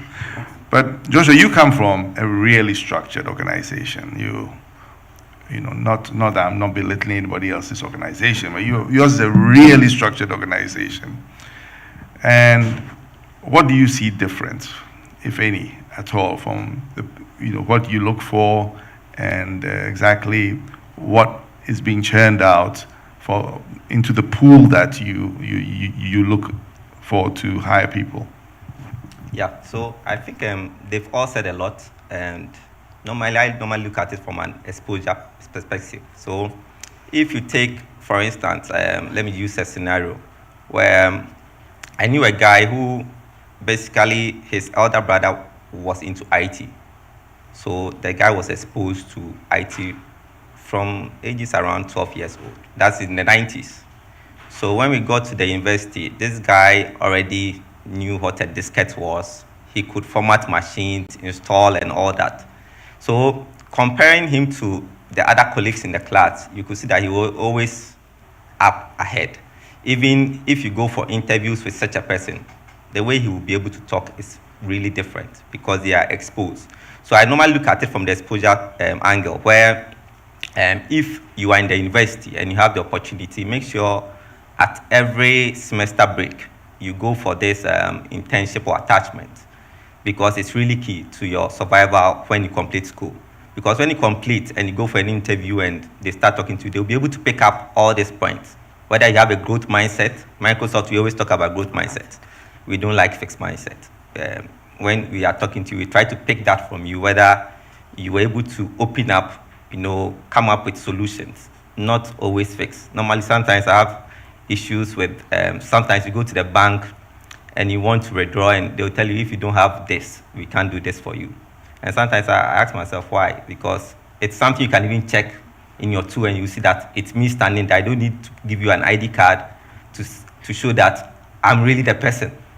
Sometimes they have that fixed mindset where, because their bosses have said, if you don't do this when something happens, you'll be nailed for it. They don't want to take that chance. So sometimes we believe in growth mindset a lot, where you always try to be open about things. Of course, not too open, have some at least caveats around so that you know how to bottle in when something comes up. So I'll say in Microsoft, it's more about growth mindset and exposure. Exposure, okay. Very key in everything we do. Well, Doc, you've always been a champion of, thank you, of the youth. Yes. Of ensuring that you give opportunities to the youth. Do you think that the youth that are coming out have doubts about their own skills? Big question. I think, first of all, there's a millennial issue. Millennial issue. Yes. And for those of us who don't know. Yeah, well, I'm talking about your children and my children.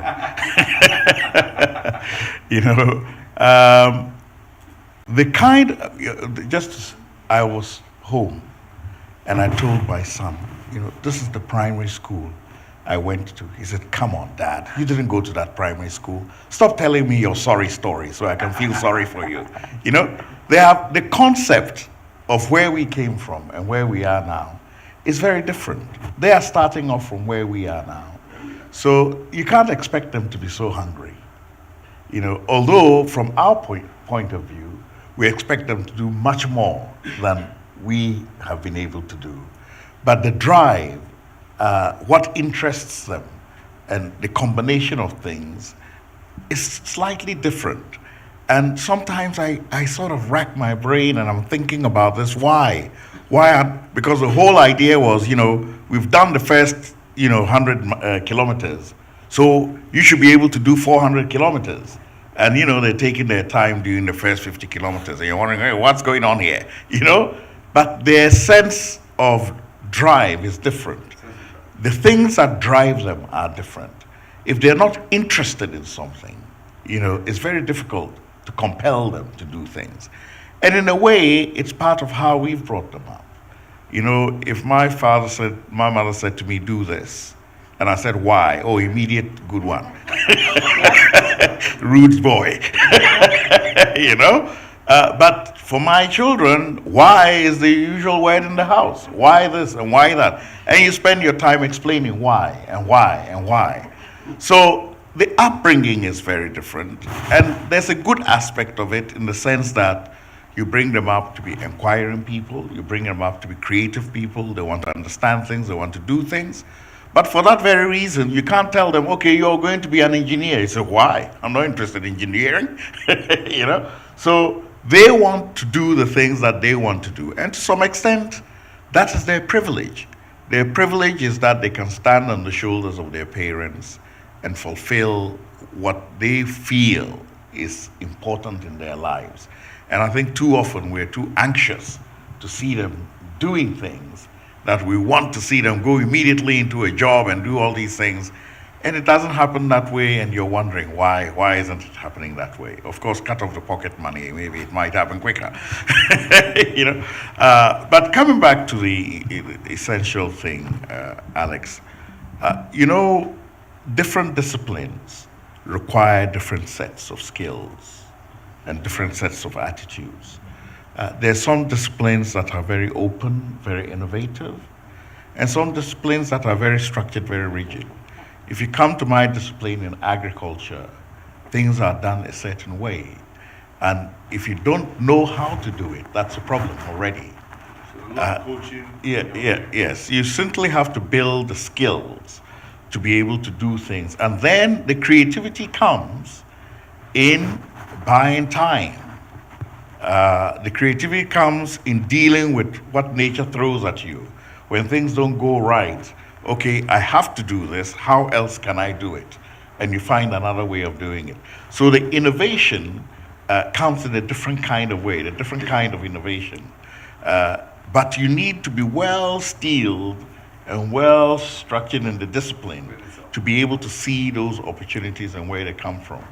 Similarly, when you look at that industry, there are the technical skills, the entrepreneurial skills, and I would say also the artistic skills. I've talked about the technical skills, but it's also the entrepreneurial skills. Some people leave university, you give him any job in agriculture and he'll do it. But he can never make money out of it because his mind is not on there. He just knows how to produce things and he does it very nicely, etc. But he doesn't have an entrepreneurial mind. And there's some people who have a very strong entrepreneurial mind, but they don't have the technical skills to make that idea work. So it's a combination of things. And that's where the latter group, this is the group who know how to get people to work together. And they usually are the most successful because it is such a broad field that you can't have all the skills. But the person who is dynamic, who knows how to make people work together or get people to work together, he's usually the guy that makes the most money. Exactly. You mean like Bill Gates, right? Anyway, let's move on to STEM. There's a lot of talk about STEM. STEM is in every discussion. Any minister of education talks about STEM. STEM is like the hottest topic on earth. But thinking about it, what holistically should the academia and industry partnership look like to produce job creating graduates and also to enhance the graduate employability, especially entrepreneurship leadership. So I think because this is more entrepreneurial, I would ask Joshua to help us with this one on STEM and entrepreneurship. Exactly what partnership should there be between the academia and also the industry in ensuring that we have the right type of students that are coming out? Yeah, and thanks, Alex. I remember you were in your initial speech. You did mention molding people, and I was just relating it to your name. So, so yeah. So I think in Microsoft, what we normally do is, and Ola did mention it earlier as well, we have skill labs around. Then we have a unit in Microsoft what we call especially for Africa. We used to call it for Africa, but now we call it Africa Transformation Office. Their main work is to help upskill the continent to meet the dynamic world that we are currently in. So interestingly, we have one Ghanaian in the Africa Transformation Office as well. Angela. She used to be with IBM. Yes, she's with the Africa Transformation Office. So their work is mainly to help upskill the young ones coming up. So that's from one angle.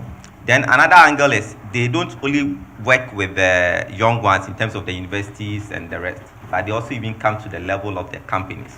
Because we realize even in our companies today, there is a lot of skill gap.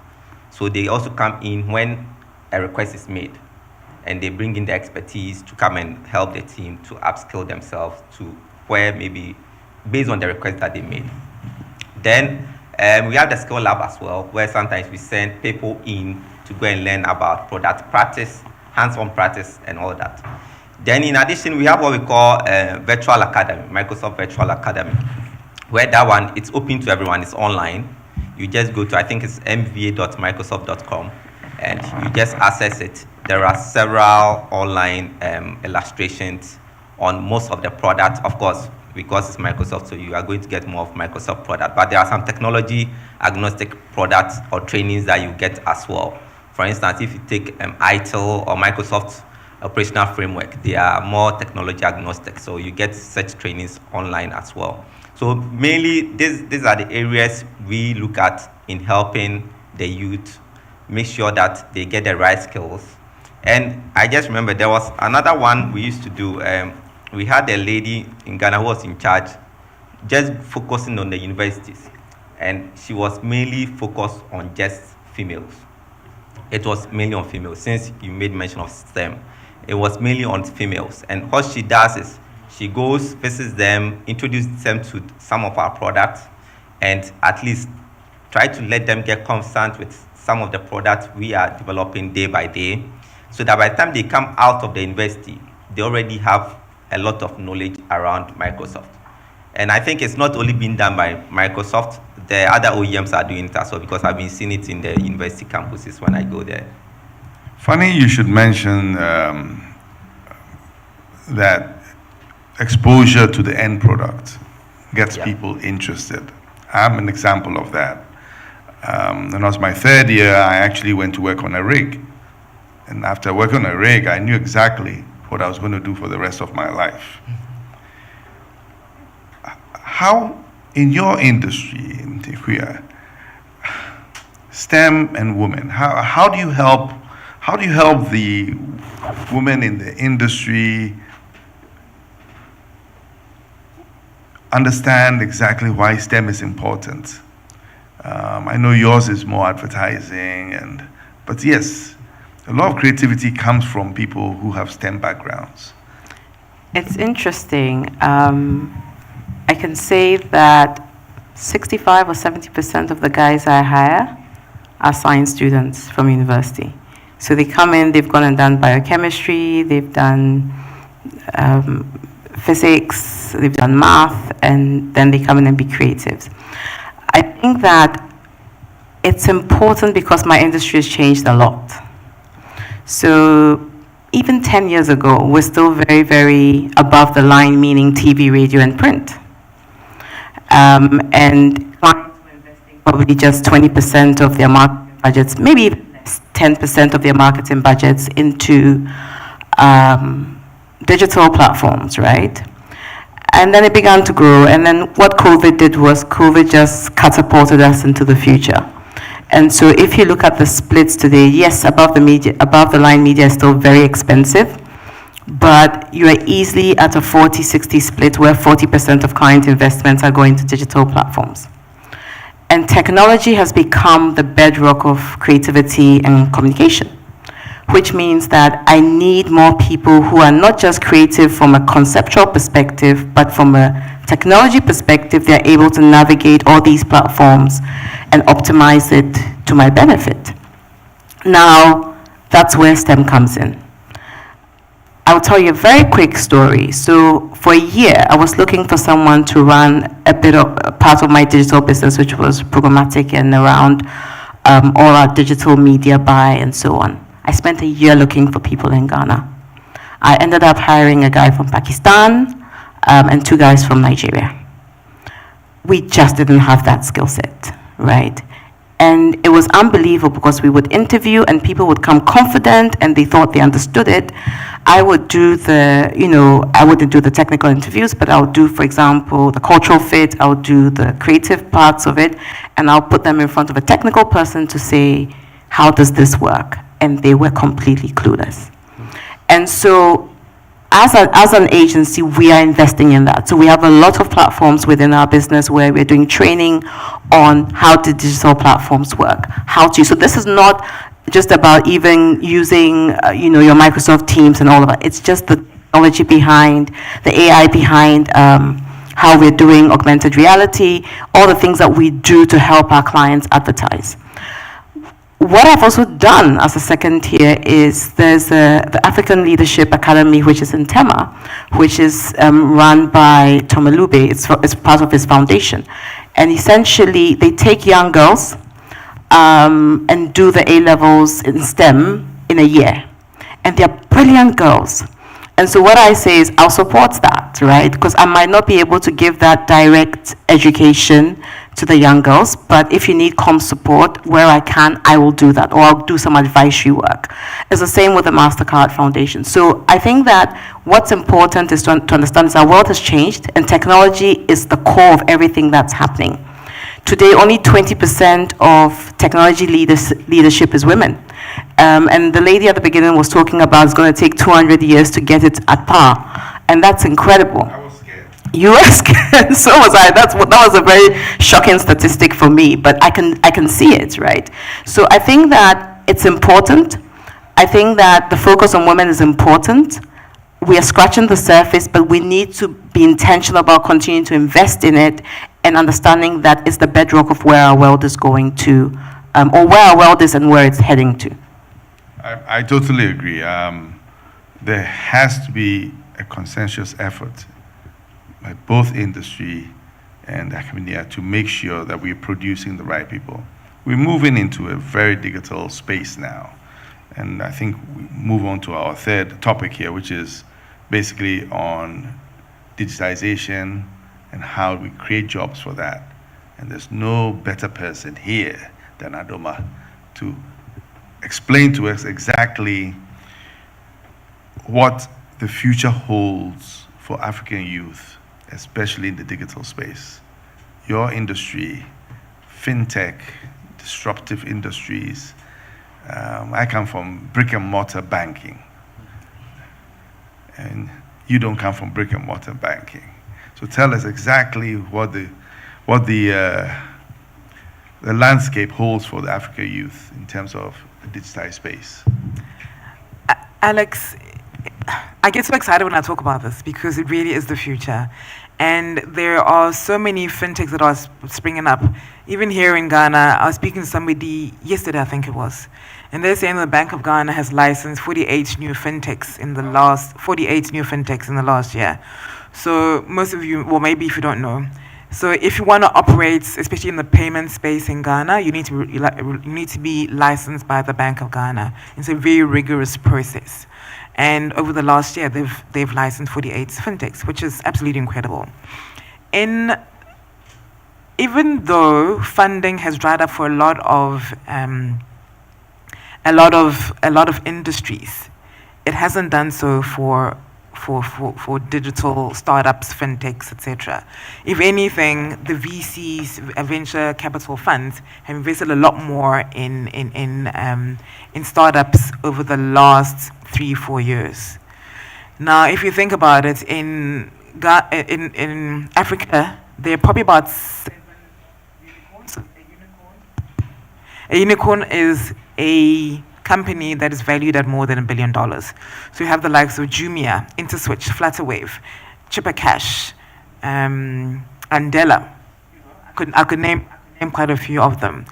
And what they've done as well is that they've created jobs for people. So I believe that these fintechs have generated in excess of 34,000 jobs for the youth. I think that in terms of digitization, it's got to start from young. So I know people that are right now sending their kids 5, 6, 7 years old to coding school because that's really where it starts. Think about there was a bunch of girl students and they won the robotics for Ghana, right? So you've got to start from there. Girls should not be scared of maths or of science, and should be encouraged to be able to do that. So that's one of the things that I go around preaching. But just in terms of the fintech world, there's just so much that's happening. There's so many challenges that need to be solved, and technology is really the only way to try and do so. It's the only way to try and scale. So I think about us as a company, Visa. We help in terms of facilitating payments, and we operate in over 200 territories. We also realize that we can't do it by ourselves. We need to rely on homegrown solutions who know the home market better and can be able to solve for solutions better. Like I think about in Ghana, the likes of Express Pay, which have made payments so seamless. If I don't have mobile money, for example, but I need to pay somebody on mobile money, I can use the Express Pay app to be able to do that. You think about Hubtel, another great fintech that is also enabling merchants to be able to run their businesses online. Think about even all of the social media merchants that have sprung up. I mean, the number of things that I buy. I mean, I was at a function earlier in the weekend. There was a lady who was wearing this really nice office. We made a comment about it. She says, she sent her measurements to this person and they made it up for her. So with your phone, being able to have an Instagram account, and through WhatsApp, people are running businesses. Sometimes, a lot of the times, it's side hustles, and it becomes the main hustle. And in terms of, there's a comment that you made around, Prof, I think it was you, around entrepreneurship. What is also key with a lot of these fintechs, like they want to try and scale, but they need to think about what it takes to expand the business. So what are the practical business skills and solutions that are required? And that is something that we've realized with a lot of startups and founders, and so we provide those kind of services as well. But I think, to answer your question, I think it's fascinating. I think so much happening, and the VC funds in Europe and America are really, really interested in Africa and African solutions. But do you think that the tertiary institutions are doing enough in terms of churning out the right caliber of students that can fit into your organizations? Or is there more they can do, and where exactly can they apply that? So, Alex, I think this is where universities and the broader corporates come together. I think our esteemed colleague here was talking about mentorships, learnerships, etc. And that's one of the things that we are doing from a visa perspective. We have learnerships. So a learnership is something that's probably more to a South African environment, where you spend 12 months rotation in an institution, and you're able to get skills that will assist you to get a qualification. You can get a qualification from that. And we are also doing a whole lot of internships. And so I think that I totally agree with what Jordan was saying in terms of perhaps if there are gaps, make sure that you attach yourself with these institutions, get learnerships, get mentoring, get internships. I think that is really, really quite helpful. I do think, though, that a lot can be done, or something can be done in terms of providing basic tech skills to students. You know, Microsoft, I don't know how perhaps, you know, we can work together to partner with universities to make we have open APIs. How can we make it available so that when the schools are testing those, you know, they can come into the APIs, use the sandbox, and try and test things out before they roll it onto the marketplace. So perhaps there's more that needs to happen between universities from an innovation perspective and industries who are going to be the end consumers or the end users of the students get churned out from the universities. Thank you. Doc, now, according to a very renowned institution called the World Bank, agriculture already is Africa's largest employer. I actually thought that the household employment was the largest employer in Africa, but the World Bank knows better than me. I think it's going to be one area that is going to catalyze the growth of the economy, especially for the employment of young people. They say to this potential, farming must shift rapidly from its present status as occupation of last resort and low productivity to one of technical dynamism and recognized opportunity. Do you really agree with this recommendation from them that the ability to create jobs will not be realized without modifications to our public programs? And the present level of public investments is not enough. I know you can have a lecture on this for a week, so we want you to give us a succinct response. Yeah, a short synopsis. I think the first thing is that no profession, which is a profession of last resort, can be successful, because it means that it is getting the dregs at the bottom, not the top, not the froth. So definitely adjusting agriculture so it attracts those people who want to be in it and not those people who have to be in it is the first thing. And indeed, if you look at what India did during its food crisis, what the Indira Gandhi did was to basically, the first top tier of students, top, they all went into agriculture. The next ones went into engineering, before medicine and that. And the last ones were the businessmen. But what it meant was that for almost 50 years, all the top agriculturists in the world were Indians. Subramanian, also Nobel Peace Laureate, and so on and so forth. Now, of course, what it meant was that they were putting focus on the things that they needed to do in their agriculture from the top. And that meant that they were willing to restructure the architecture of the economy to allow agriculture to drive the economy. That's a different thing to hoping that something else will drive the economy, but you don't really want to change the structure of the economy. That is the problem we have. Now, of course, being largely countries where, one, we have the biggest arable land in the world, the biggest fresh water that is left in the world, we have constant sunshine, you know, we have the biggest import bills, food import bills in the world, you know. So all this is telling you is that agriculture is screaming for make money out of me, make money out of me, make money out of me. But it is a field in which if the basic infrastructure is not present for you to reduce transaction costs to a level where you can compete in the marketplace, then other people who produce at a cheaper price will outcompete you, even on your own doorstep. And that is the story of Africa all across the board, except, say, South Africa. So if it is not, what would I say? It's not a pastime.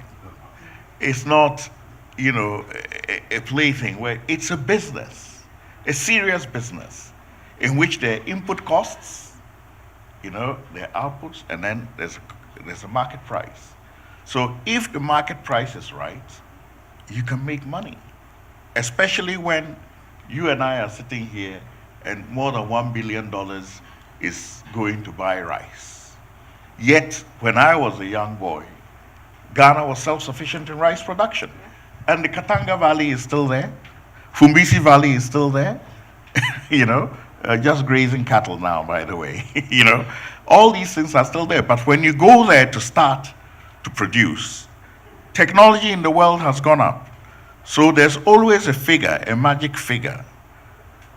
If you can't produce so much, so many tons per hectare, given a fixed amount of costs, you can't come to the market. So if you're producing less than 3.5 tons per hectare, you know that you're out. Why? Because already, number one, plowing land is the same everywhere. The amount of fuel you use is the same everywhere. You know, then the weeding, etc., is the same everywhere.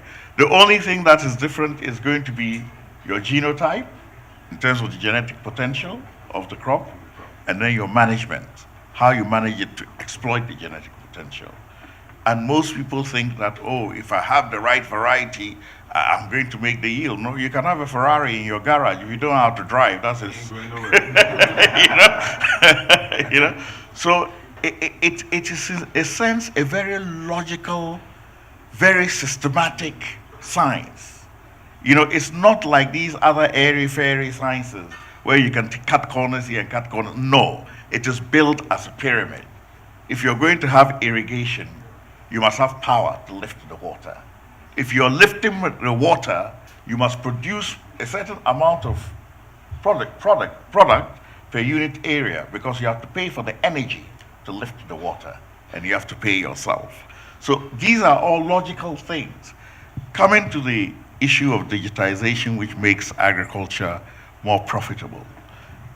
It is built on that foundation that you've already done the basics, and that you can use satellite technology to do assessments, do surveillance of your fields, etc., to spot, apply, save, you know, costs. Use drones. Yes, exactly. Use drones. All those are now cost savings. But if you have not done the basic things, you're not saving any costs. In fact, you're investing in technology that can't pay for what you're using. So that logic doesn't seem to have gripped our policymakers. You know, they go to a conference, they hear that, oh, people are now using drones, you know, oh yeah, let's start a project on that. You know, but where's the first 3.5 tons that justifies the use of those drones to get to 5.5 tons? Nothing. So you have to build on a pyramid. The same thing now we're having in our areas. You have a lot of, what would I say, cattle headers. And we talk a lot about climate change. We go and plant millions of trees, only for the cattle to tread it all down. Yeah, we say we've planted it, and the cattle have eaten it. So, you know, we're back to planting again. You know, but the long and short of it is that there is a serious, I wouldn't say conflict, competition between cattle headers and producers. And it is shifting. The Sahelian belt is shifting. When I was young, we used to say the Sahelian belt was in Niger and, you know, Burkina Faso over there. Right now, the Sahelian belt is just past Brong-Ahafo. You know? It's shifting. You've seen the denudation of the trees. In your lifetime? Or in my lifetime. What used to be forests or big shrublands are now pure grasslands and are going down to semi-deciduous grasslands. Doc, Yes. what do you think the tertiary institutions can do better in churning out youth for the agri sector? We all agree agri is the way to go. We all agree that we need expertise, skill sets in that area. This is every government that comes, everybody who speaks about it says agri is the way to go. Farming, producing enough, reducing the exchange, the pressure on the exchange rate. You mentioned 1 billion of rice. We have like another 200 or 300 million in tomatoes and onions, and even eggs coming from Ivory Coast now. So if we can produce all these things here, America, there's an A&M university in Texas. What is wrong with our education system? How can we change the policies? How can we change the way forward so that the academia can produce the right type of students that are going to be the people who are going to take this economy from where we are to where we should be? I think let's deal with the universities first. I think a hands-on approach, particularly in agriculture and teaching agriculture, is critical. You mentioned Texas A&M. That's a land-grant university. The land-grant universities are not like the universities we have today. And they're not, even they have changed. The land-grant universities were universities run by the state. And the professors there, they were not promoted on the basis of the papers that you wrote. They were promoted on the basis of, one, the caliber of students that you turned out who were already working on farms, and whether or not you produced any technologies which the farmers in the state were using that made them more productive than they were before. So going to attend UN conferences, etc., and writing papers was not the basis of professorship in the land-grant universities, which meant that the students who were coming out of there already knew most of the basics in agriculture. First of all, they were farmer students. When I was at university, we used to have plowing contests, and I realized that I was the one who didn't know the gear stick because I was the city boy. But all the kids from the farms, they knew everything about it. They could take apart the tractor and put it together. They only came to university to learn how to make money out of agriculture. They didn't come to university to learn about agriculture, you know? And this was they all ended up in the banks, right? Yes, well, owning banks, actually. So this is the culture of training people, hands-on training. So our universities now have to focus on that. And I just want to cite one example, which was the Sasakawa Foundation, which I worked for a while. We started a program 20 years ago in Cape Coast University, and we built a Sasakawa Center there. Those of you who are Ghanaian and you've been to Cape Coast University, you know what the Sasakawa Center is. What was the basis of the Sasakawa Center? The idea was that there were many extension workers who were in the field, who were trained up to diploma level, but they would never be promoted to a district director because they did not have a degree. Yes. And they did not have the basics to enter a university. So the whole idea of the Sasakawa Center was that, okay, we are going to provide additional tuition in maths, etc., for you to enter the university. But the course is not like the normal graduate course. It is going to be based on your field work in a certain number of villages. And the villagers will assess as to whether you have had a real impact or you have not had an impact. And your professor is being assessed along with them. This particular program, since they instituted it, has won more gold awards at Cape Coast University than any other program in that university. And when we repeated the same in Ethiopia, Makerere University, etc., it was always the case. Why? Because the people were coming from a background where they had the technical experience, but they did not have the means by which to express themselves in the academic field. And because of that, when they got that opportunity, they really shot up. Now, this is the reverse of what we have, of what we had before, where we had students who knew everything. They could get a distinction in agriculture. But when you put them in front of the sheep and you say, you know, currently they're producing only 10 ewes a year. I want to go to 20. How do you do it? Say, let me converse with them and find out. You know?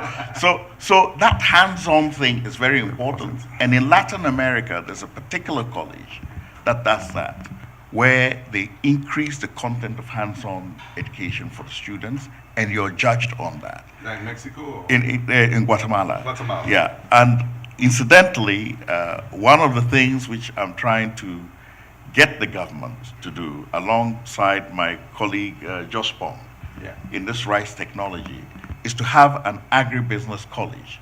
We started it in our own small way, where, you know, if you finish secondary school, we don't want them to go too high. We're not going to, secondary school is enough. Then you work with us on the farm. We'll give you your own 50-acre plot, give you all you need to start, and you must produce at the same level as we're producing. And as you advance from there, you add another 50 acres, and then eventually you come to own. You become a kind of associate producer on the farm. But the net result is that from the technical secondary school where they're coming from, they can come and do practicals on the farm. Exactly. You know, and that is more the kind of thing we need. I don't need a graduate who doesn't know even how to operate the simplest of implements. So you're doing the reverse. You're creating a university from the farm. Yes. You start at the farm. That's right. And then you get the professors in. Yes. And then you become a graduate. Absolutely. I found out that in the public sector especially, people just try as much as possible to go and do their master's degree. And as soon as they come back, they want a promotion immediately. I've never understood it, but you've explained it very clearly to us. Incidentally, that's what is done in Germany. That's what's done in Germany? In Germany, the technical training and the diplomate level graduation pays higher than the degree level graduation. And that is why German was such a strong technical field. And they have this thing which we call the industrialization opportunity for industrialization centers.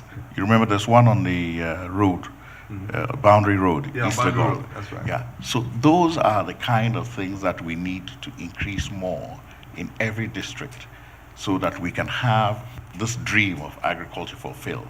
Prof, when I qualified as a chemical engineer not too long ago, we were only 11 in the class and we had our choices. I had like 5 or 6 different organizations I could work with. And so did my colleagues. And now they're churning 300, 400 chemical engineers. When I got to MPA, the first thing I did, I went to the National Service Secretariat and I said, you know what, I would like to take people on in, you know, as national service people. And I want 50 people. The guy said, are you sure you can take 50? I said, yeah, I will take 50. The essence is to train them for the industry because they will get hands-on knowledge by working in the industry, and we are preparing them for the others. And people say, you are losing all your people to Tolo, you're losing them to all these places. And I said, yes, but that is for Ghana. It's not for GMPCA or it's not for MPA. It's for Ghana. We are producing these people for Ghana. And so we would like industry to do the same. Churn out the people, bring them in, train them. They don't have to work. You have the choice to choose the best that you have from the 50 you take in, but you're producing them for the industry. One of the areas that we need to talk about, and I think that would end our discussion, is really with regards to industry and the universities. Why is there a disconnect between what we produce and what we want in industry? Why there's a huge disconnect. And the question really is, why isn't industry producing what we want? Sorry, why isn't the universities producing what industry wants? And why isn't industry going back to the universities to insist and have a say in the type of people that they are producing? Because at GMPC, for example, we take people from the geosciences. GMPC is a very scientific organization, very high level of, I worked at NPA and I worked at GMPC. And somebody asked me once, what's the difference between GMPC and NPA? And I said, NPA is CDs per liter, and GMPC is dollar per barrel. The scale is that high. So there's a different, set of skills you need to manage scientists, high-level engineers. And these are people who can determine, 1.5, 2 miles down in the earth where the oil is. These are serious people. How do you manage those people? And the question is, when they come out of university, they are not prepared for the work. We see there's a huge gap. So I went to the university. I actually went to all the 3 universities, Legon for geosciences, Tech, I went to the engineering school, and I went to UMass as well. We also produce the technicians and engineers there. And I said, we are prepared to fund a program where, because we send a lot of our students, for training, because we're competing, to get an engineer to come and work in GMPC, I have to pay him like $200,000, the type of caliber I need. But we can train our people, and as such, our costs become lower. So I'm prepared to spend up to $10 million a year in each organization. If you are prepared to work with the universities that we work with abroad to upscale your curriculum, upscale your administration, upscale your, what do they call that, where you help people find jobs, your career placement areas. Bring the best practices of the top universities back home here, so we don't have to send them there, because we have to send them there. I'm competing with Tolo. I need engineers and scientists that can go boot for boot with Tolo, with ExxonMobil, with Shell, with BP. I need that kind of caliber. So let us spend this money, and let us bring these people in and work with you. You send some of your professors there, they send some here, they build your curriculum. Do you know what they told me? They said, just give us the money, we'll do it. It's not going to happen.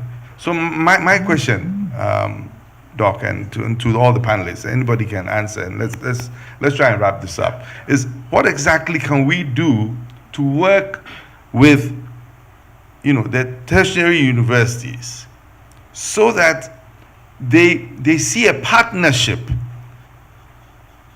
between industry and themselves, and they are actually producing the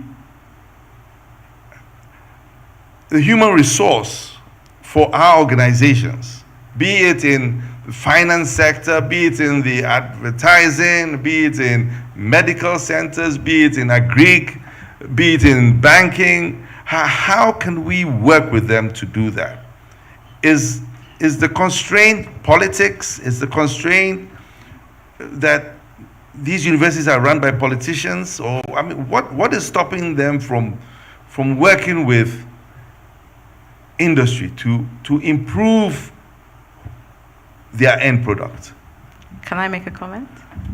Please do. I think it's your $10 million that was the hindering block. Pardon? It was your $10 million that was the stumbling block. Only 10? No, you said you offered them some money to invest the money into building the capacity. Yeah. So the money was like a bit of a red herring. It kind of, let's focus. When we see money, all our sense goes out of the window. So here's my thinking.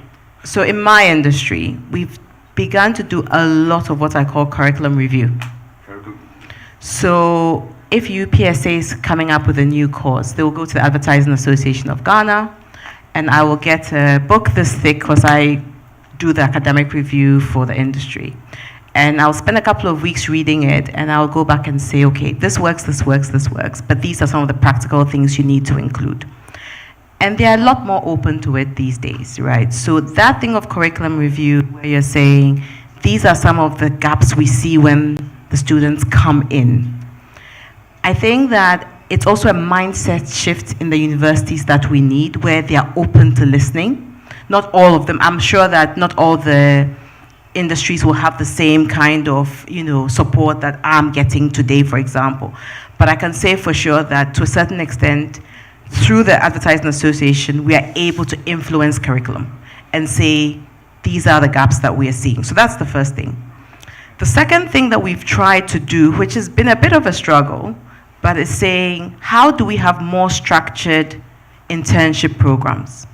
The reality is when people come in for national service and internship, they go and buy the wache. They are the ones who are going to, being sent on errands. They are photocopies. Yeah, don't get me wrong, it's important. Somebody's got to do the photocopies. But when they come in, for those 8 or 9 months they come in and do the national service, what are they walking away with? In my industry, you walk away with a lot because we need the hands from a design perspective. We need the hands from a copywriting perspective. So you will actually get work, right? It will be very hands-on. But what we are saying is when students come into your business, they need to walk away with a portfolio. And they need to walk away with a written 2-pager that talks about the experience, what they've learned, and what they want to see different and what they want to see improved, right? And it should be something that the universities require, especially for internships. So it's not people fluttering around in a business for. Like a course. It should be a course. There needs to be some structure to it when they come in to do an internship program, right? So those would be 2 big things for me. And then the last thing is, this morning Ben was saying that there are 70,000 students in Legon, which means you're probably graduating about 18,000 students a year. We are not going to be finding jobs for all 18,000 students as internships. So what kind of programs can we run within the university, within their courses, that gives them hands-on experience? So do we run an incubator program, for example, and say, we're giving you a challenge, come up with a business plan, it needs to be viable, it needs to be solving a specific problem that we have, it needs to have a technology angle to it. We'll go through a series of pitches over a 3-month period, and at the end of the day, we're going to select 20 of those businesses to try and get funding for them, right? So it's and maybe not funding, but maybe funding, right? Or support, or you could even say the winning ideas could be placed in an existing business. So if someone could come to you, for example, and if you're running GMPC and said, I have an idea on how to improve fuel efficiency, and it was a brilliant idea, you could buy the rights to that idea or even employ that person within your business. So it's how do we allow them through incubator programs, through internship programs, and through influencing curriculum as a way of getting better people into the workforce. That would be my 2 cents. I have been signaled by Umaru Sanda over and over for the last 10 minutes, but I've not been minding him. He's asking us to wrap up, so I'm going to ask each of you to wrap up in 1 minute what you believe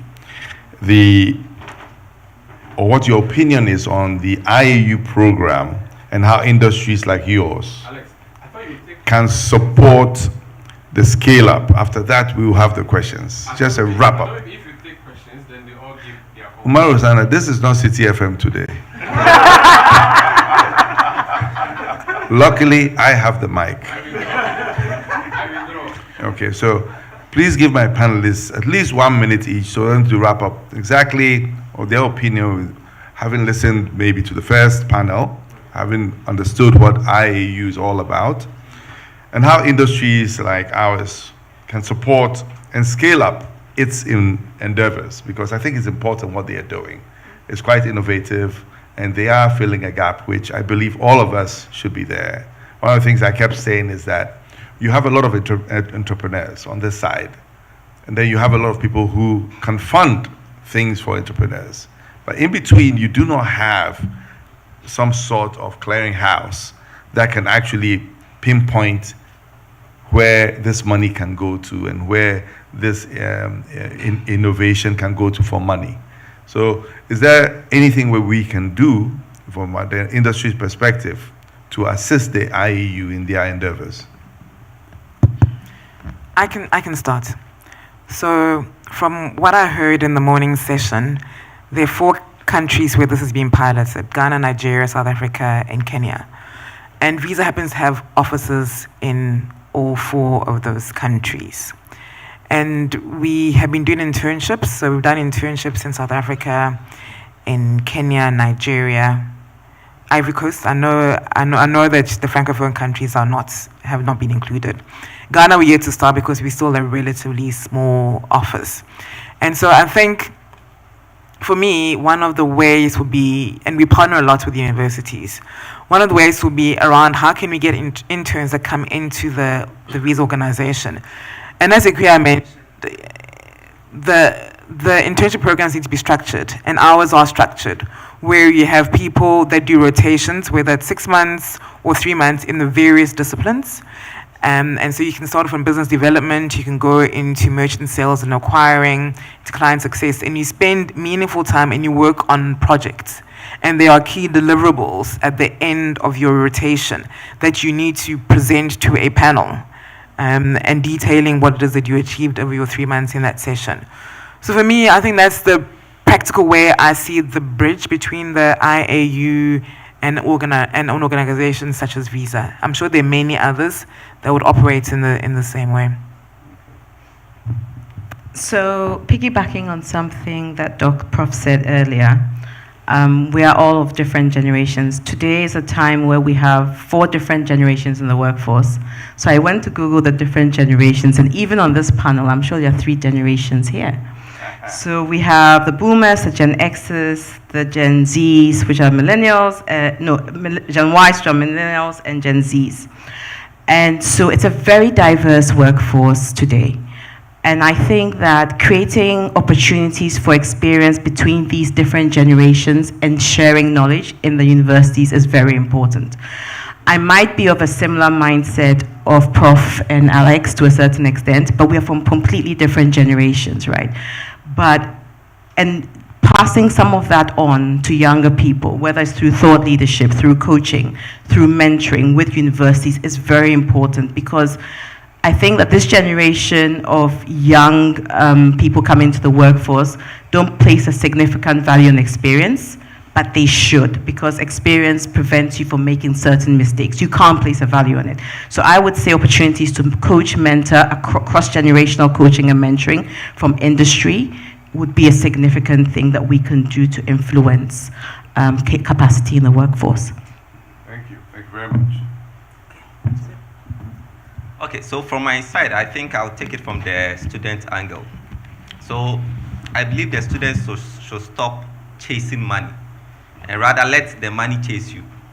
Why am I saying this? It's because of late you realize most of the young ones, they want quick money, but it doesn't work like that. Let's try to be innovative. Let's eat innovation, drink innovation. Let's make everything innovation around us within the university sector, and make sure by the time you are coming out, you have some ideas already that you want to start, following to grow it. You understand? So let's go that route, and I believe it's going to go a long way to help. As Bob Marley said, wherever there is a will, there is always a way. So let's focus on the will, and it's going to happen. Thanks very much. Doc, 2 minutes. Okay. 2 minutes. Okay. Well, I think this is a nexus between policy, the universities themselves, and industry. I say this because, you see, some of the other things will help individual students who have that opportunity. Yeah. But in terms of a systemic impact within the system itself that will churn out many people like that, you have to have curriculum changes. And I think that IAU's or IUA's biggest impact could be on facilitating the curriculum changes within the university that will marry what industry wants, or what industry is looking for. Both of them. Yes, and the policymakers must then make the policies that will allow those industries to expand their workforce. Because if workforces are decreasing because of high interest rates, are you blaming me? And they can't compete in the marketplace. Then they're not going to be taking on more people. So even the technologies that the industries will be using will be kept to the minimum. And typically our manufacturing sector is not growing fast enough. And that is why we're not getting that adaptation. If you were in the UK and US where you have big industries, particularly in agriculture, they are the primary source of employment. Heavily subsidized though. Yeah. Well, be that as it may, they are the primary source of employees for agriculture students, either in the agribusiness industry or agri-chemical industry or whatever. There's so many facets of it. But there's industries there that are basically bringing people into them and liaising with the universities to do the research work and have those curriculum changes that allows the people to be at the cutting edge when they're coming into those industries. I know that we're on small-scale agriculture here. We need to think past small-scale agriculture into I would not say just commercial-scale agriculture, but commercialized agriculture, where the rules are the same. And if you follow that pattern, I think you're going to get an adjustment of the students and also the professors themselves. Because they shouldn't be flying off to Washington and everywhere else in the world for workshops when they have problems here. Ghanaians were very good about talking about what we're doing. Yes. And if I may finish on this anecdote, I flew into Malaysia and they were having a conference on oil palm, the effect of phosphate on oil palm productivity. And, we had this, just like a room like this, and I gave this nice, lecture, and there was an old man at the back over there. He put his hand up and said, yes, I was one of the 6 people who came from Malaysia to Ghana to get palm oil. Now we have over 3 million hectares of palm oil. How many hectares of palm trees does Ghana have now? So I reached for my bottle of water and I drank it profusely to avoid the question, because I knew we're not past 30,000 hectares of palm oil, even if you think are they included. And it was shameful. But that's because the government had a particular policy focus to make palm oil an industrial base to propel the country, and that was their first oil. Because of that, they were able to have more of the oil, the actual oil, as their share, and that's why they built the Twin Towers. Thank you. Thank you very much. Thank you very much. Umaru, you can come for your mic now. Okay, so Alex, we're really running behind time. What we'll do is that it was the lunch. It was the lunch. I know, the lunch. People overate. So we'll try and take 1 or 2 questions, at most 2. Okay. And then that question, so let's just take the questions in block. Yes. You, who else? Do I have any other hand? Okay, you, and then who else? All right, so 2, it's fine. I'm taking 2 questions, and we'll take them together. So please take note of the questions. We'll take them together. Thank you. Thank you so much. I want to thank everyone. Thank you so much for this enlightening day. My name is Reginald Nabwe, and I work for Sagaso Worldwide Ghana Limited. We are into agriculture, but listening to everything that we have said today, I can say that one of the problems we are facing is the fact that we are doing more of certification instead of education, because you find a situation where our graduates come out with certificates, but they are not practical, which is what everybody has been saying, because we are not having practical experiences. For instance, I some time ago, I had a mechanic. I wanted to change my radiator, the fan belt. But the mechanic, I left my car, and after 2 hours, when I came back after 2 hours, he was still trying to remove the radiator, to fix the fan belt. So, and I looked, I took my phone, and then I called quite a few of them. They were there. Other mechanics had come together to try to see if they could solve the problem. And I took my phone, and then I searched on Google, on YouTube, Toyota Avensis, this model, how to remove the fan belt. And instantly I was able to get the video and show them the video. And with that, within 2 minutes, they had been able to change it. Now, the same thing if you turn it the other way around. We have engineers, mechanical engineers, who have never removed a plug of a car, but they are certified engineers. Now, that's because there are no practical places. Sitting there here today, I was able to come up with an idea. One of the things that my company tried to do is to find, to create jobs by going to the rural communities to improve our quality of production when it comes to increasing capacity on the processing of our raw materials.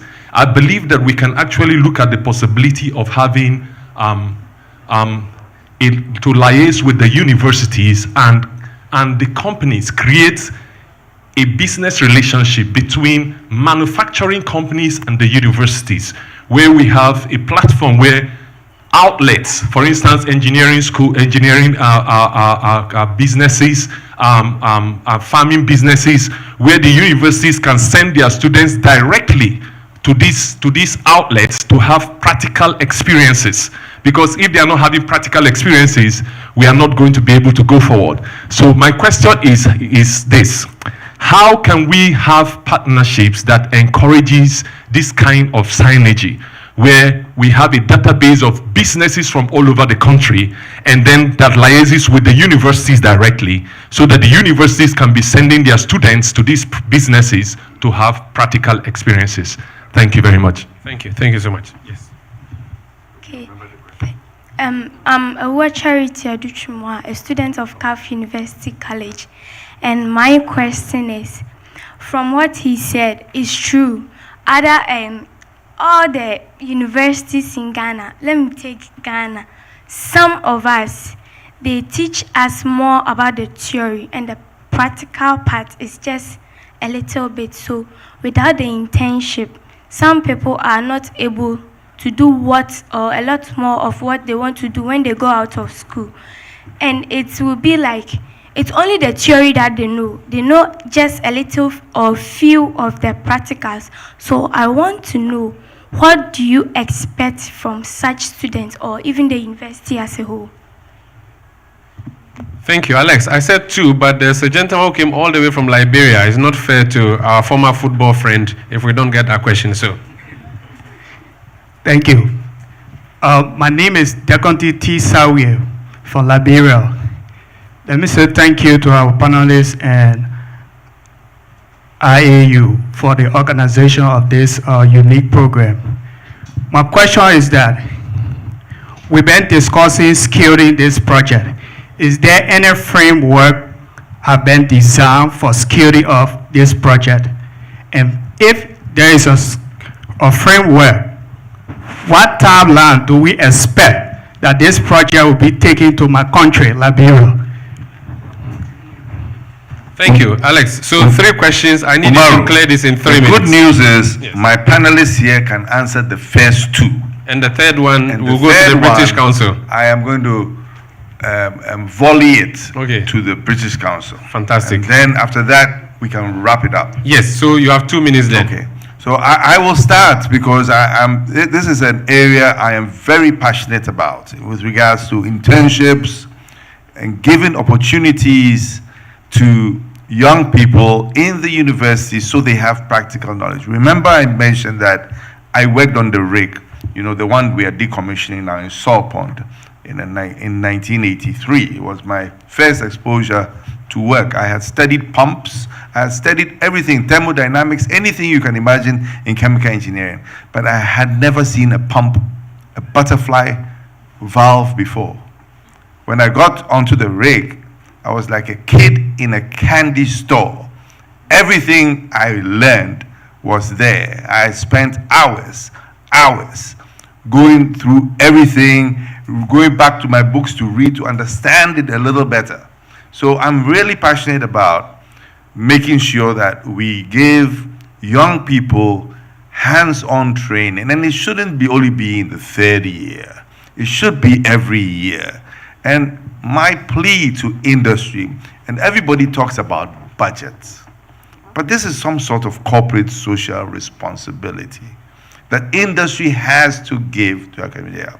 The problem we have with the tertiary universities, unlike most tertiary universities abroad, where people pay a lot of money to go to, they are measured also by the ability to place people to get jobs. So when you're looking at universities you want to go to, one of the areas you look and say, what is the percentage job the people get when you leave university the first year? Is it 95% or is it 22%? Which one will you go to?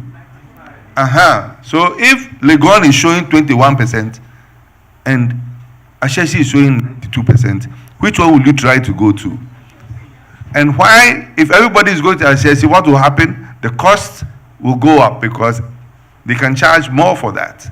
So we have to work with tertiary universities to ensure that they have career, centers so that they can help. And it is a full-time job having a career center because they have to liaise with industry, the various sectors, so that they can place their people there. They can place their people there for internships, and then these people will have the skills and knowledge when they go for interviews. At least they know what they're talking about. They know what sort of culture is required. They know what sort of experience is required. Some of them don't even know how to write a resume. Some of them don't even know how to put their CVs together. Some of them sit in front of you in an interview. They don't even know how to carry out the conversation, how to make you interested in them. And this is what universities should be doing as well. It's not just teaching them, thermodynamics and calculus and things like that. You also have to help them get a job at the end. And one way you do that is to help them get internships. But then industry should be willing to accommodate these people because there is a cost to it. And the question is, who bears that cost? I'll tell you something. We established something at Petroleum Commission, where Petroleum Commission were responsible for it because we at GMPC, we were, a partner. So we asked all our partners, including GMPC, that you have to take interns, you have to take final years. And when they finish, you have to take them for jobs as well. But we put a fund together to pay part of the salaries of these people so that the burden will not be too much on industry. Because industry says, I can take 5. So we say, we'll match you. If you take 5, take 10. And then we will pay for the 5. Something like that helps. So there has to be a conversation between industry and academia, how exactly these will be carried out. Anybody wants to chip in on the 2 questions? Sir, did we answer your question? Madam, did we follow up on your question? Is there anything else anybody wants to add, or you think we covered ground? Because Umaru is looking at me with a very stern face. So Umaru, now the ball is back at IAU. Thank you so much, Alex and the panelists. Please let's give them a round of applause. Thank you. You see, Alex doesn't want to be associated with politics, but he's a politician. Dr. Sakara is a politician, presidential candidate. So when you can... Occasionally. Thank you so much, panelists. Please, you can raise it. Thank you so much. Let's give them a round of applause. So you do know that early in the beginning of the program, and let me apologize that one of our panelists, Josephine, could not join us. A few flight scheduling issues disrupted everything for her. Apologies on her behalf. You do remember that at the beginning of the program, I said we're going to vote for the best project, right? We did the voting, and we do have the results. So we're going to quickly have that results and the award ceremony. The man from Liberia, you're showing me your hand. I can't answer. It's British Council will answer your questions. And so when we get them here, we'll ask them when they'll roll out your program in Monrovia. And that's what we have to get to later. But for now, we have to celebrate our winner for the day. And I am not going to do that. I do not have the answer. You know how they do at award ceremonies where they invite someone with an envelope. He will open the envelope and then he will declare the winner. This time around, I'm going to the adjudicator for this particular award scheme. And she's joining us virtually. Amina Daniaro, please, if you can hear me and see me, let us know who has won our award for today.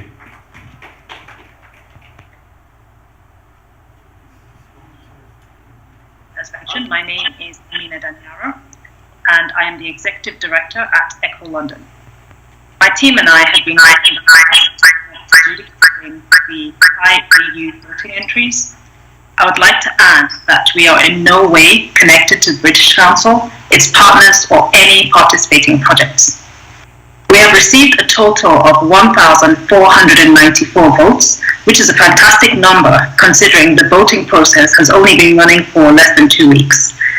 My team and I have, of course, also reviewed the votes for repeat entries, for overvoting, and where a pattern is observed that may skew the results. We would like to thank all the participants who have taken time to review the projects in order to make sure their voting decisions have been made. As we reach the end of the project, it is my pleasure to announce the winners of the public vote as follows. In 4th place, you have Supporting Youth Social Entrepreneurship in Sub-Saharan Africa, which is the SYSE South Africa. In 3rd place, we have the Graduate Employability within the Higher Education Framework, Ghana. In 2nd place, we have the Youth Entrepreneurship Accelerator Program, which is YEAP in Kenya. And in 1st place, we have the UCO Hub Ideation Platform, Nigeria. Thank you for your time. Thank you so much. I mean, I thought you would say hip, hip, hip, hooray, but I'll do that for you here. Thank you so much. Amina Danyaro is our adjudicator for today. I think they deserve another round of applause, the winners. And yes, it is not the first night yet, but that's to recognize the winners, and we are grateful. There are lots of projects. There are over 30 projects, and so to be in the top 4 means you've really done a lot of work. We are going to see some. Are we coming to do the presentation? Oh, we have. Oh, fantastic! We have the awards. So please come and stand here. Come and stand here and do the awards for me. Are my winners virtual or they are physical? Are they here? Okay. Where's my winner? She was? Please fetch her for me. Tell her that the award is here. She should come. Otherwise, I'll collect it on her behalf. It's beautiful. Let her just grab her from outside.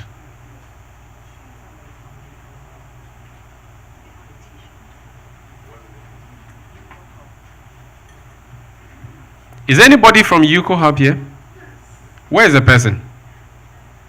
Oh, Charlie, come and collect the award for us. Thank you.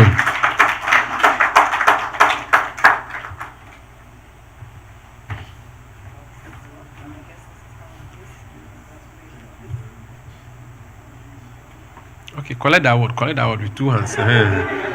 You can lift it up too, if you want, like the footballers do. All right, congratulations. Thank you so much. Thank you so much. Congratulations. Yes. So, we actually have lots more other projects. This is your box. Thank you. We have other projects, and we have selected a few of them to just showcase the work they've been doing. In the next 20 minutes, we're going to hear from a number of these projects. The first one, okay, give me a second. I'm going to South Africa. It's WITS, right? Okay, so the first group is from South Africa, WITS Entrepreneurship Clinic and Accelerator Program. Sikumbuzo Maisela, please.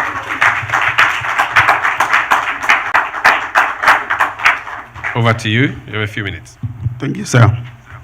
I'm excited to be here. I've never been to West Africa, so. Oh. Yeah. Sorry for Oh, you. where is that? Okay. Gizmo that I put. Quickly get it. Are you the one? Okay, let the technical guys. Yeah. So my name is Kumbuzo Maisela from South Africa. I'm with my colleague Sislebu over there. And sorry.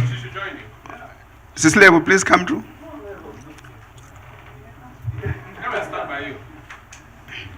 So the award actually should have come to us, I believe, but it's fine. So Alex, is the $10 million still available?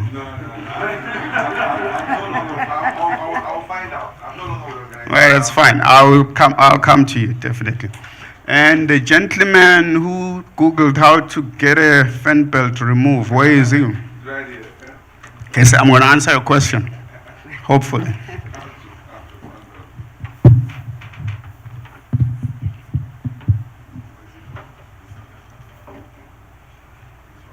Is it, okay.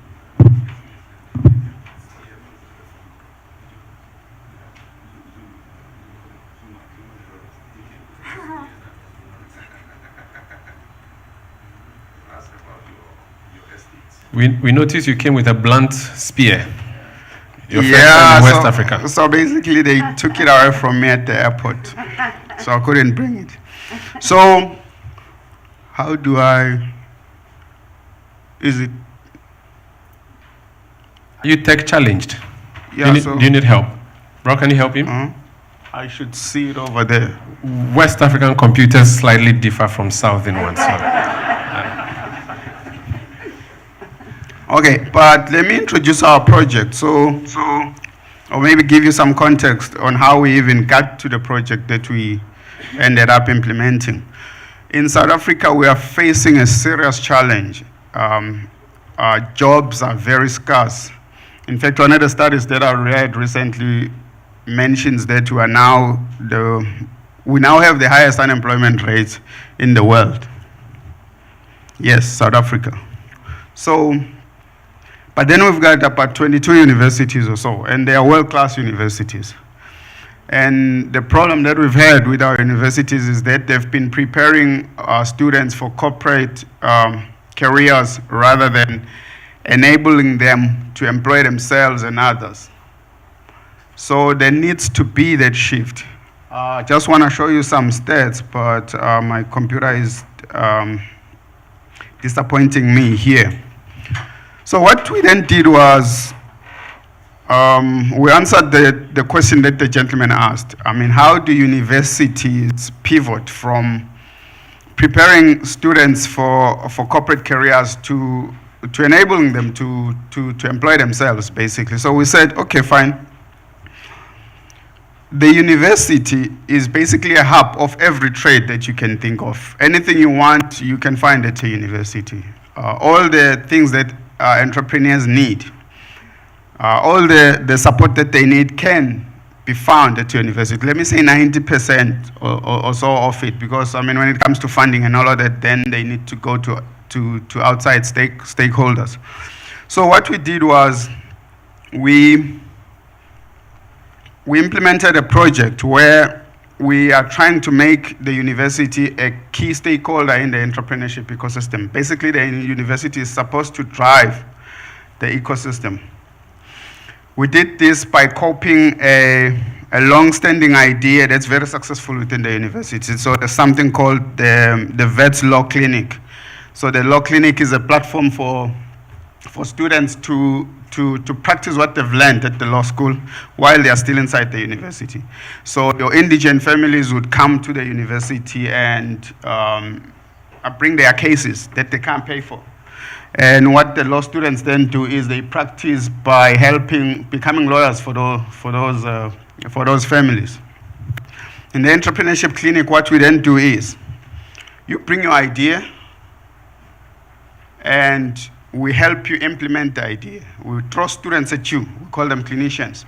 We throw students at you, and they're supposed to help you with everything that you can think of, all the way to you being able to create a minimum viable product.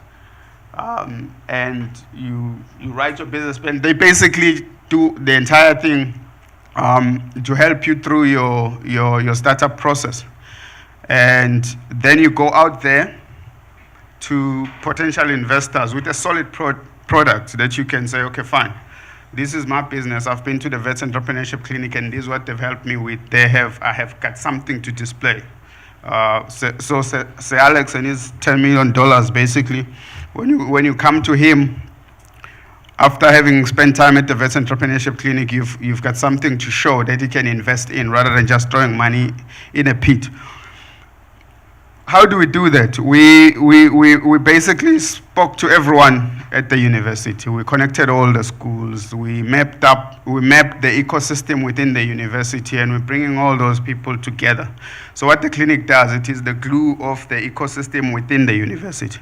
And then the university, obviously, I'm sure you've heard of Wits University, the best university in Africa, and okay, so I'm not getting any excitement on that one, but it is what it is.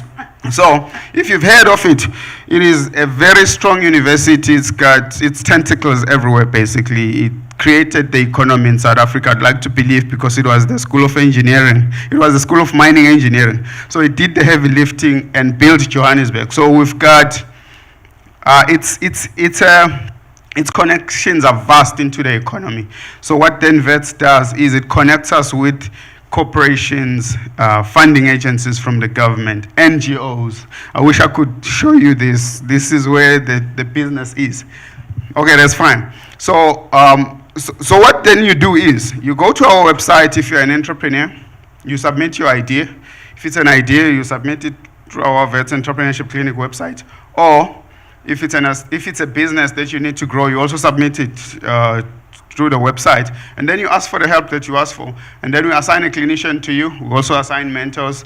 And then they see you through the program. And at the end, what comes out is a solid business. So that's the Wits Entrepreneurship Clinic for you guys. Sister, we want to add something? I don't know. Actually, your time is up, but I could give you 30 seconds. Just to acknowledge the partners, hello everybody. So my name is Lebo. Just to also acknowledge the very brilliant, people like Skumbuzo are the brains behind this clinic. And I'm based in the fundraising and development office. So this is it has been such an exciting project to work on from its beginnings, from when the British Council put this call out, because as fundraisers, we're always striving to connect people, connect industry with university, connect all sectors of the economy together. So within this brilliant idea as well, our other partners are the University of Edinburgh being the UK partner, but we also have our own Simulogong Digital Hub, which is a digital hub owned by the university. It's like an incubator owned by the university. So if the idea has a digital approach to it, we send it also off to Simulogong. And also our other partner is the African Circular Network Economy, which is on the sustainability side of things and encouraging business to work in that way so that we save the world at the end of the day. So I just wanted to acknowledge those people as well. But thank you. Charlie, please. So there. So right at the center there is the Entrepreneurship Clinic, and the university, basically, it is right at the center. It's got access to every facility, every student, every lecturer within the university, and out of this should come out someone with a solid business that's attractive to the guys in the outside. That way, we hope we're going to increase entrepreneurial activity in South Africa. Thanks. Thank you so much. I thought the next group would be using the laptop. The next group.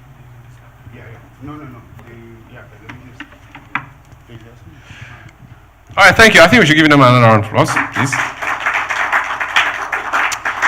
Let's come back home to Ghana. The group that was fourth in the award ceremony we just witnessed is from Ghana, and they are the next to present for us.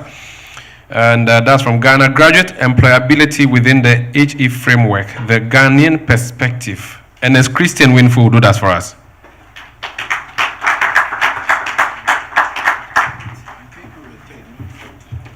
Okay, third, apologies, not fourth. But you two, third and fourth there. It's all like Chelsea now.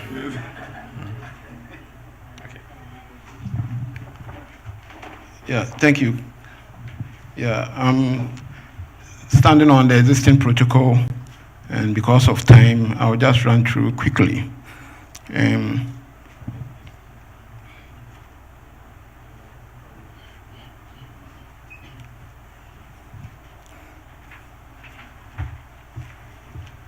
Yeah, I'll run through quickly. I think I'm taking you through the project design, project delivery, success story, and the sustainability. And our project resonate very well with the 3 panel discussions that we had here this morning and afternoon. And we all realize that HE, higher education, is the transition for the youth to the work environment. And we also know very well that we have problem with the natural resources, which is seriously being depleted. And it is also clear that environmental degradation is not now warning, but we are experiencing it, and it's with us. And this can be seen in our water body and the air quality that we have.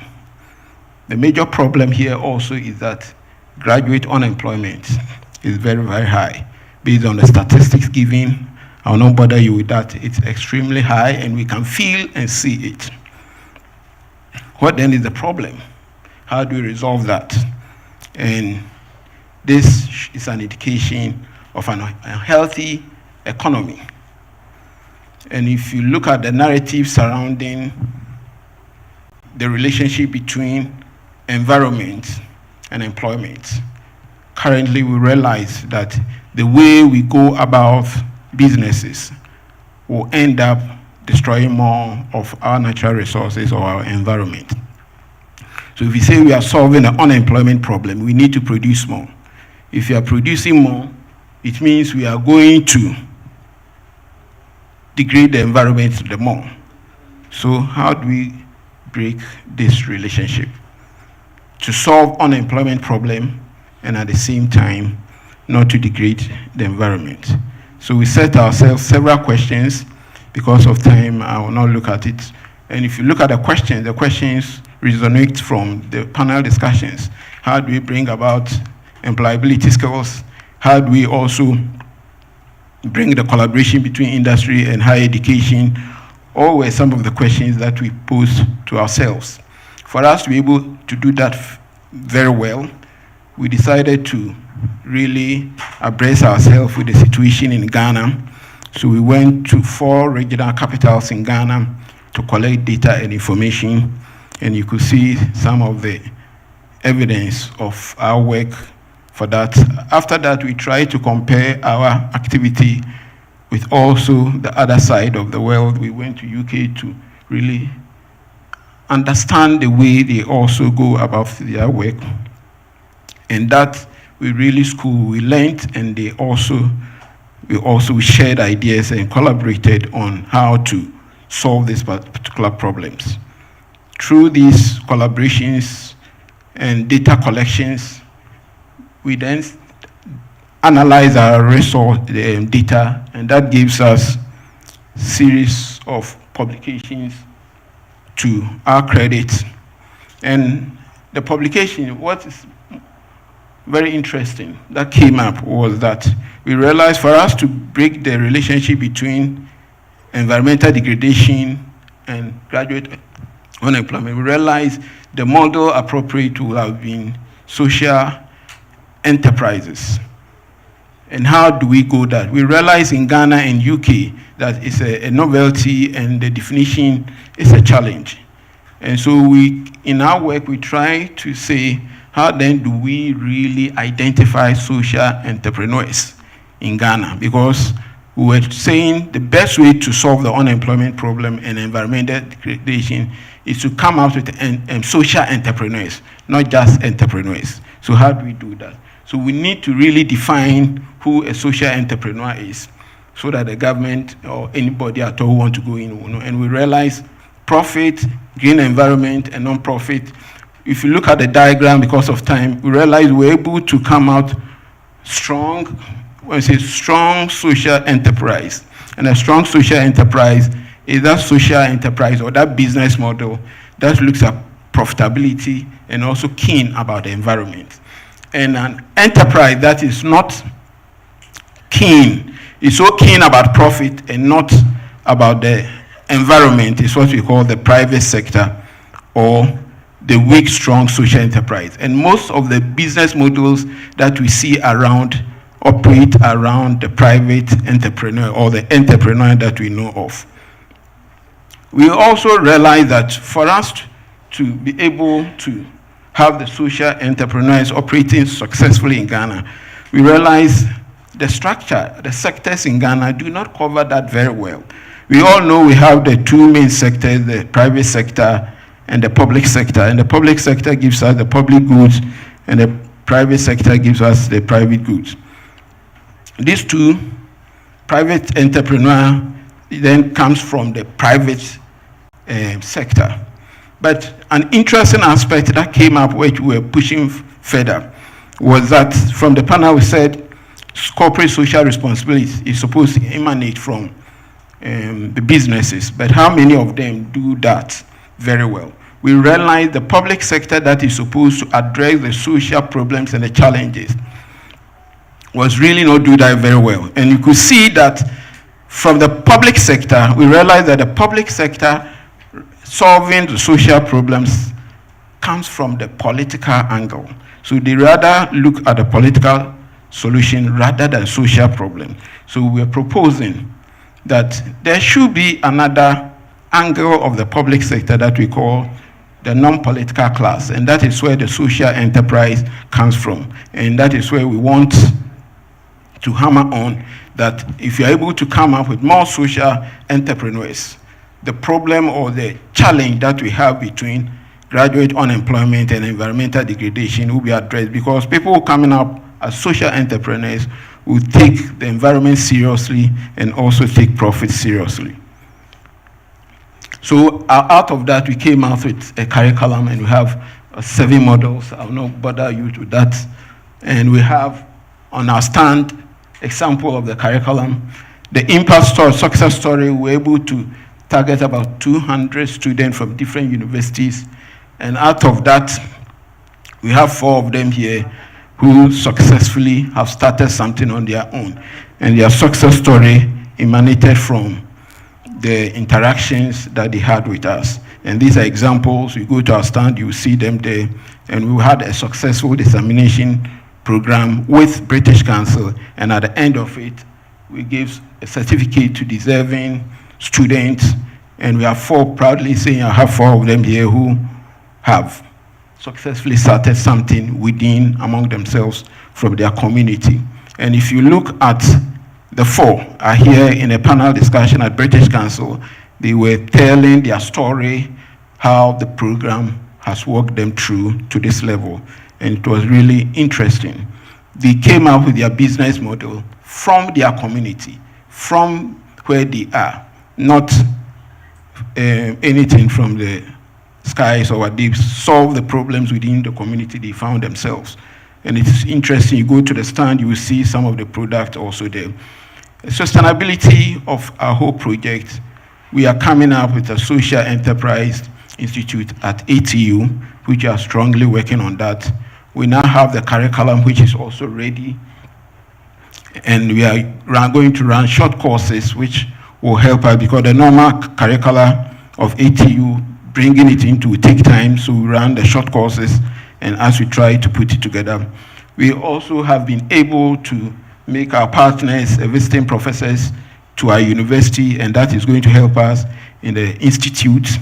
And currently, we are also working and contributing to the legal framework, and IAU and our partners are coming out with a policy brief for the Minister of Education for them to accept the social enterprise policy, the draft social enterprise policy, which has been given to the minister. We hope that if this policy is accepted and our students come out as social entrepreneurs, there will be the legal framework within which they work with.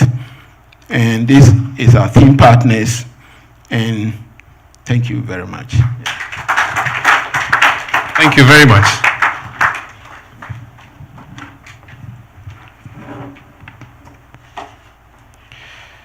Thank you so much.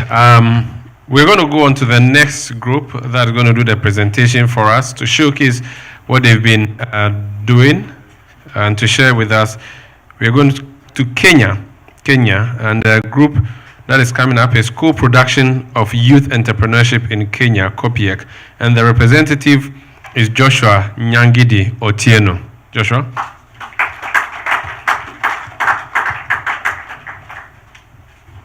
Thank you. Good evening. Yeah, as you've been indicated, my name is Joshua. I will be presenting my team on the Team Kenya, co-production of youth entrepreneurship in Kenya. We were a team of 7, a partner from University of Nottingham, 2 of them. We had 2 other partners from the Youth Enterprise Development Fund, which is a state-owned youth funding agency in Kenya, which also does capacity building. And then we had 3 of us from the KC University, led by Professor Renson Mushiri, Dr. Nanjala, and myself. I will be representing them for this. And probably I just wanted to play a small video. I don't know whether it will play out. I'd given it out.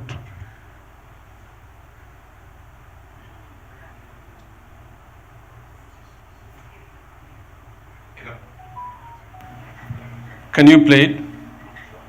Okay. They're trying to play it.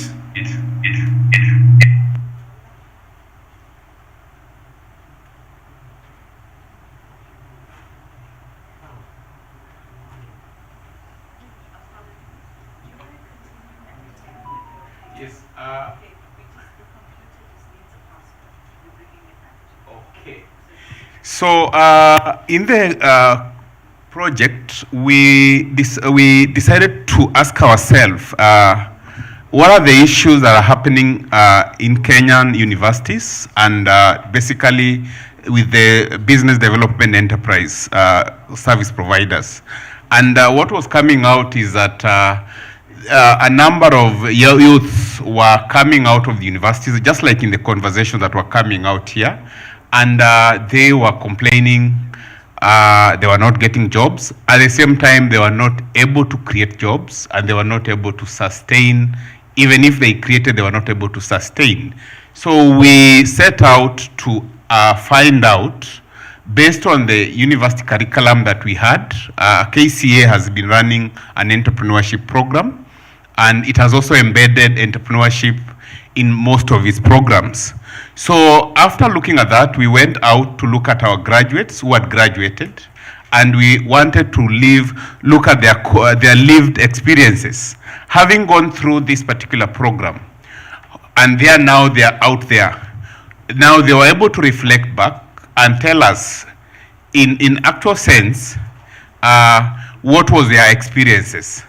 And through that, we were able to actually get information from them on what they were able to have perceived in as part of that, how the curriculum was. And we were able to use that information to co-create with them solutions, which are part of our presentation. And basically, I wanted to play a video.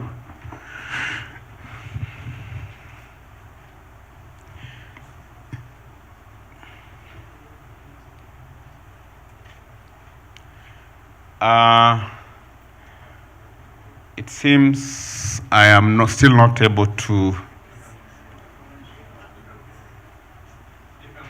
It cannot.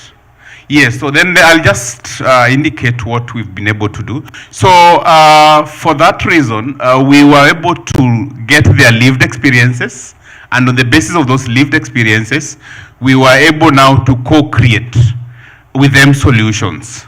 And one of the things that we did was to use the feedback that they gave us to actually relook at their curriculum.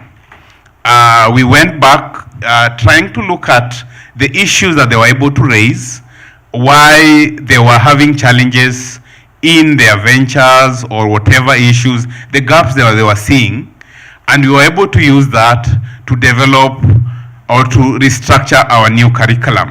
And basically, we were able to do a whole curriculum review. And I'm happy to note also that the university, the wider university, has also actually picked the whole concept. And I think 2 weeks ago, we were again reviewing the various programs and using the same feedback that we were able to get. Apart from that, we've been able now again to work with the youth through a hackathon, where they were the ones who were able to go through it in a hackathon competition. They were able to develop a solution, which we are now calling the Youth Entrepreneurship Resource Hub. Now, Youth Entrepreneurship Resource Hub, which we can as well indicate kenya.com, is a resource hub which has also come from our youth, who are now working to ensure that information, mentorship, and the related aspects of entrepreneurship resources are actually housed in that website. And one of the things that has actually happened is that along the way, we have been able to see what other partners, for example, there is the Regional Maritime University in Ghana. They have a Kenton project. If you go to I wish I would have been able to show you. We've actually put Kenton as a resource in and therefore, across Kenya, across Ghana, you can now access as a resource, and we are hoping in the phase 3 that we are also implementing, we are doing a few other cases with local entrepreneurs, and we are also going to have it resourced in We have also been able to deepen collaboration, the North-South, with University of Nottingham, and probably they've been able to support, build capacity of our faculty. And basically, we've had several trainings, several interactions, where they've been able to support us in building or in strengthening our curriculums. And we believe that there's still going to be more. One of the other aspects that we've also done through the University of Nottingham, they've linked us to Hayden Green Institute, which also runs a program called The Scale. And through that program is an accelerator program. A few of our local Kenyan entrepreneurs have been able to get opportunity to actually be in that accelerator. And you can see that kind of exchange between North and South and what is been able to do. And I would have wished to share the video. I hope they're working on something, because again, if it's a lived experience, it will be a good idea to hear it from them and not me. I am just a messenger. I'm hoping there was a video, and then this.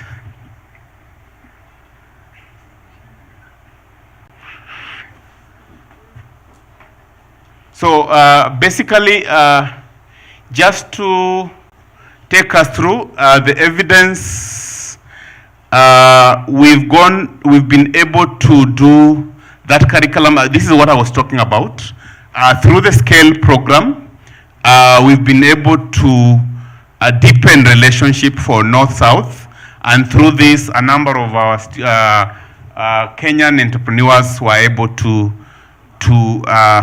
strengthen their collaborations.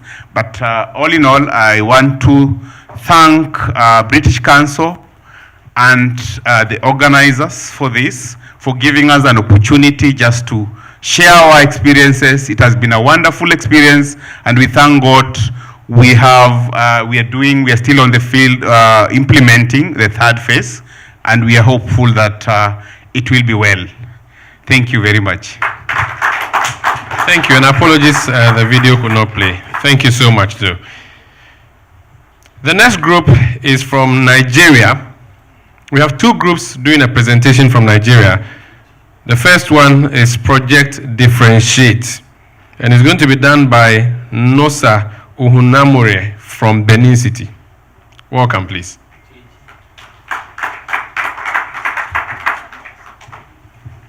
Should this go?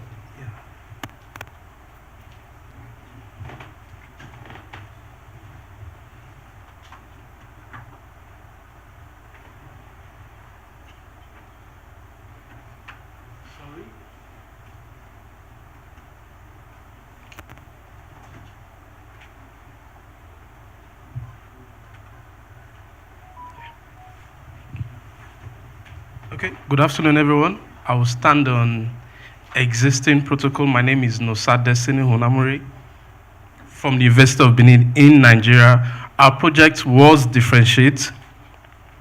What's Differentiate? It's actually a place-based approach to designing and developing entrepreneurial capacity building across African research institutions. And why did we decide on a place-based? Because we realized that across Africa, there seems to be uniqueness to what we see as entrepreneurship.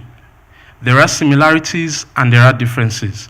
And so if Africa was to move ahead and achieve all of these goals and overcome all of these challenges, so we felt there should be something that everyone could be able to adopt, that was flexible, that you could design to fit your strengths and your uniqueness and your similarities. That's how it came about a place-based program like Differentiate. The project was a collaboration between 4 partners: Lancaster University, Ghana, and UK. I have one of my partners here. Tony, please, can you join me here? Thank you. Let's welcome Tony. I'm from the University of Benin in Nigeria. We also had a partner from Igbeneda University, Okada in Nigeria, the ATPS African Technology and Policy Study Network, and the Kenyatta University from Kenya. So these were the partners for this project. Like we said, we already know the challenges in Africa, youth unemployment, the publish and perish syndrome, the inability of the industry to want to collaborate with the universities for one reason or the other. All of these gaps and ideologies also led us to doing all of these programs. So what were our real objectives? As we said, to develop a better understanding of a place-based entrepreneurship in African universities, to understand the barriers and opportunities for place-based entrepreneurship in African institutions, to develop and test a sustainable, stimulating entrepreneurial thinking toolkit for scientists and for students, and to share knowledge for capacity building and sustainable development. In all of this, we engage a lot of stakeholders, the academia, policy makers, local NGOs, community people, accelerators, incubators. Online, we did virtual interviews across Nigeria, Ghana, and Kenya. And some of the questions we asked were, what is the impact of the knowledge you have acquired? You have graduated, or you're in school, or you're a researcher. All of these things that you have done, what is the impact? What is the value that you have brought to the table? Has the knowledge gotten to those who needs it? How can the knowledge get to the end user? Can the knowledge acquired be a source of income? If yes, what, how, where, and who, and when? So all of these questions were some of the things that we asked during our interview and during our study. And some of the key findings that we came up with, I think, are things that were spoken about and things that we're also familiar with: lack of willingness and self-motivation, the paid-only mindset of students, tight academic calendar, financial constraints, minimal institutional support, inadequate facilities, lack of entrepreneurially skilled facilitators and instructors, especially among the scientists, because that we had a bias towards the scientists because we felt they were always in the lab doing their thing, their chemicals and their engineering and all of those. So, and as we know, the STEM focus was also there in our project. What were some of our successes? We set out to produce a toolkit and we succeeded in doing that. As we can see, there's a link there. It's recirculate.global/set. If you go there, you see the toolkit that we have developed that can be adopted by any institution, anyone, that could take you through the process of building an entrepreneurial mindset and building capacity. Again, the Differentiate project undertook place-based research to understand the actual issues and challenges. So we carried out this research, like we said. This is the set processes that were followed. Because of time, I'm conscious of that, so I'll run through. We also co-designed and developed a promotional video before I'll set for all the partners, I'll play that at the end of my presentation. And part of the success from this is that as a result of the promotional video that we did, a PhD student, we've successfully gotten a fully funded PhD student that will do a similar toolkit, but has to be focused on SMEs across these countries too, because of just that promotional video that we'll be able to do. And for us, this is a huge success and a big achievement, because sometimes these things are little steps that we can count. We're also part of the community grant. We won the community grant thanks to the British Council. Capacity building and development for staff and students. These was massive and it was huge. A lot of webinars, a lot of seminars, workshops. In all, about 226 stakeholders from various institutions from 3 countries were trained, were developed in all of this. And another success that we have had is one of our partners is Igbenedion University has actually put it as part of their policy that as a for the other postgraduate students, they will have an industry person as their co-supervisor. So you have your supervisor who is from the faculty, and you also have somebody from the industry that also co-supervise you. All of this is to bring it that blend and to cover for that gap.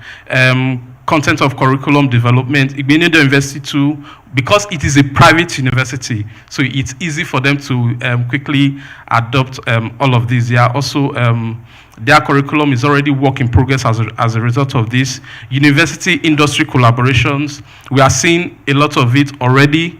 Another example, Igbenedion University is also collaborating with a lot of private partners. Even us at the University of Benin, we're having a lot of private partnership already ongoing with our students for different projects and all of that. Because again, we also engage the private sector. I must emphasize that in all of this work that we did, so before we set out to do it, in all of the interviews, in all of the engagement, they were also involved in the trainings. So they also saw the need. We asked them what were the challenges in collaborating with the faculties. What is the barrier between you and the academy? So we were able to close some of these gaps, and some of them saw the need. Even just bringing them together in one room created some form of network, and so they were able to ride on all of this and move on. We also had challenges along the way.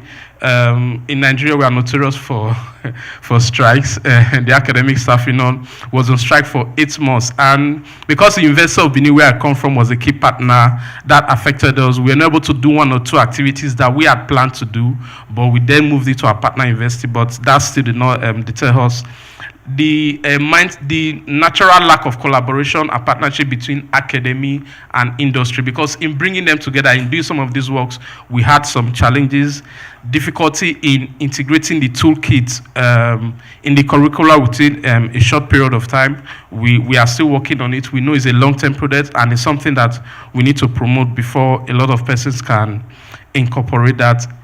Institutional bureaucracy for transformational change. We all know there's always resistance to change, but we know that it's a gradual process and we are working on it, and people are taking the mindset building and capacity building up. Minimal focus by STEM, even in our engagements. As we try to engage the STEM lecturers or students, you could find that they were always busy. They didn't understand the concept of what we're trying to do. What has entrepreneurship got to what I'm doing? What has entrepreneurship got to the chemicals I'll be using in the lab? So in all of this, we're able to make them see this light. And also, more importantly, help them understand that they do not need an entrepreneurship lecturer to come and teach their students. They need to understand the concept of entrepreneurship themselves. Because an entrepreneurship lecturer may not be able to pinpoint to a medical student where he needs to be entrepreneurial. But a medical lecturer understands the process. So he knows he will better point it out to the student. So it was the mindset, because we know that the mindset was key. And so that's why we have been focusing on it and working on it. And we have seen results and a lot of testimonies from that. Future plans and sustainability. We also got a participate program, which was part of our engagement. We intend to relaunch that on bigger scale, on larger scale, and schedules of development of postgraduate certificate training from our SET toolkit, other strategic partnership, co-application for grants, and then again, ARIP, the African Research and Innovation Partnership. It has already started. And just to mention that this project was a result of long-standing collaboration and partnership. So it's a continuous thing, continuous effort. And so ARIP has started. So we are bringing all of this network together, all of the assets that we have to, so that these outputs can become more beneficial to the African continent. Thank you very much. I do have a video to quickly play. I hope we have time. About 5 Academic minutes. and research institutions across Africa are a key source of new ideas and knowledge essential for solutions to global challenges. There is already significant research, development, and innovation within the food, energy, health, and well-being sectors. Yet, to create wider impact from research requires entrepreneurial thinking. Academics from Lancaster University, Ghana, University of Benin, and Kenyatta University, working alongside Lancaster University, have developed a toolkit to enable institutions across sub-Saharan Africa to develop entrepreneurial thinking amongst their academics and scientists. Stimulating entrepreneurial thinking amongst scientists, or SETs, is a place-based approach that enables academics and researchers to build on the strengths of the research and the resources of institutions and regions to provide innovative solutions to local sustainability Sorry, I will just challenges. fast forward because of At time. the heart of SETs is the translation of science into the creation.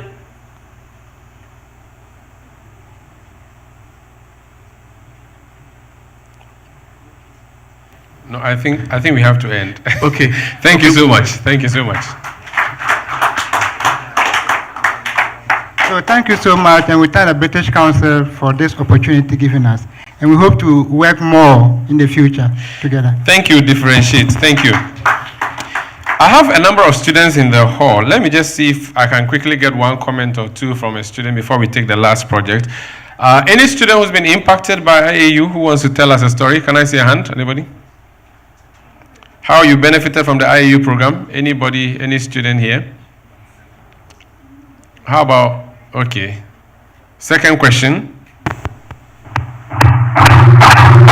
Any student who can do a 1-minute elevator pitch for me now? Any student? Your opportunity now. Okay. Last option. Okay, I'll leave the last option. Since point 1 and 2 have not been tackled, I'll leave it for point 3. If you're a student here and you're unsure, this is an opportunity that you've just lost. Let's go to the last group. Project Nexus, and it's going to be done by Adun Okupe. Did I pronounce your name well? That's a big crime. Please pronounce it again. Oh, Adun is in Ghana is Adun is fine, correct? Yes, Adun. Right. Good evening, everyone. So I'm the last presenter, and I hope that I can hold your attention for the next couple minutes. And I hope things work. But anyway, the idea of the Nexus project was to look at how we could transform job seekers to job creators in Africa, particularly looking at the startup. So we know that in Africa, in less than 5 years, 85% of startups fail.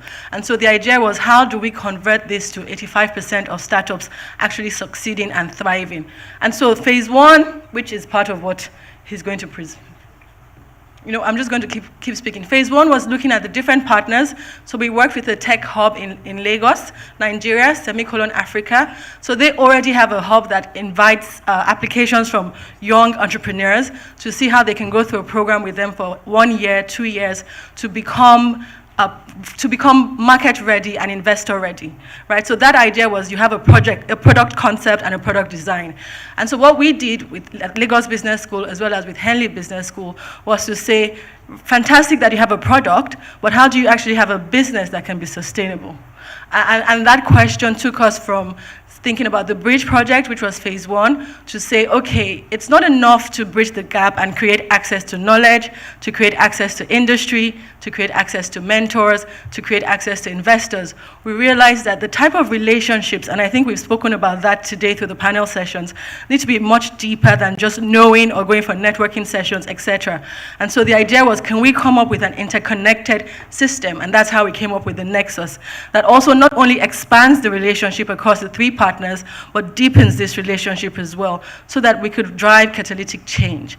And so what we did was we also identified that what does it take to have a fantastic business idea? Is it working? No? Yes? Oh, okay. Thank you. I don't know. Okay, so this is the introduction of the different partners, so semicolon, LBS, and Henley Business School. I don't think you can really read that. But then the idea is that we were reimagining the ecosystem for innovation and say, how do we plug young entrepreneurs into a vibrant support system that can actually improve their chances of success for the future? And I already spoke about this, so the idea was, can we look at knowledge transfer, but can we also think about other interventions that can work with the entrepreneurs, that can also work with how they develop and build their own teams within the businesses, and then continue to see how they can be investment ready. But it's not only about being investment ready, it's also the sense of how do you actually solve the problems that we face on our continent, so problems that we face in Nigeria. So investment readiness, but also sustainable initiative.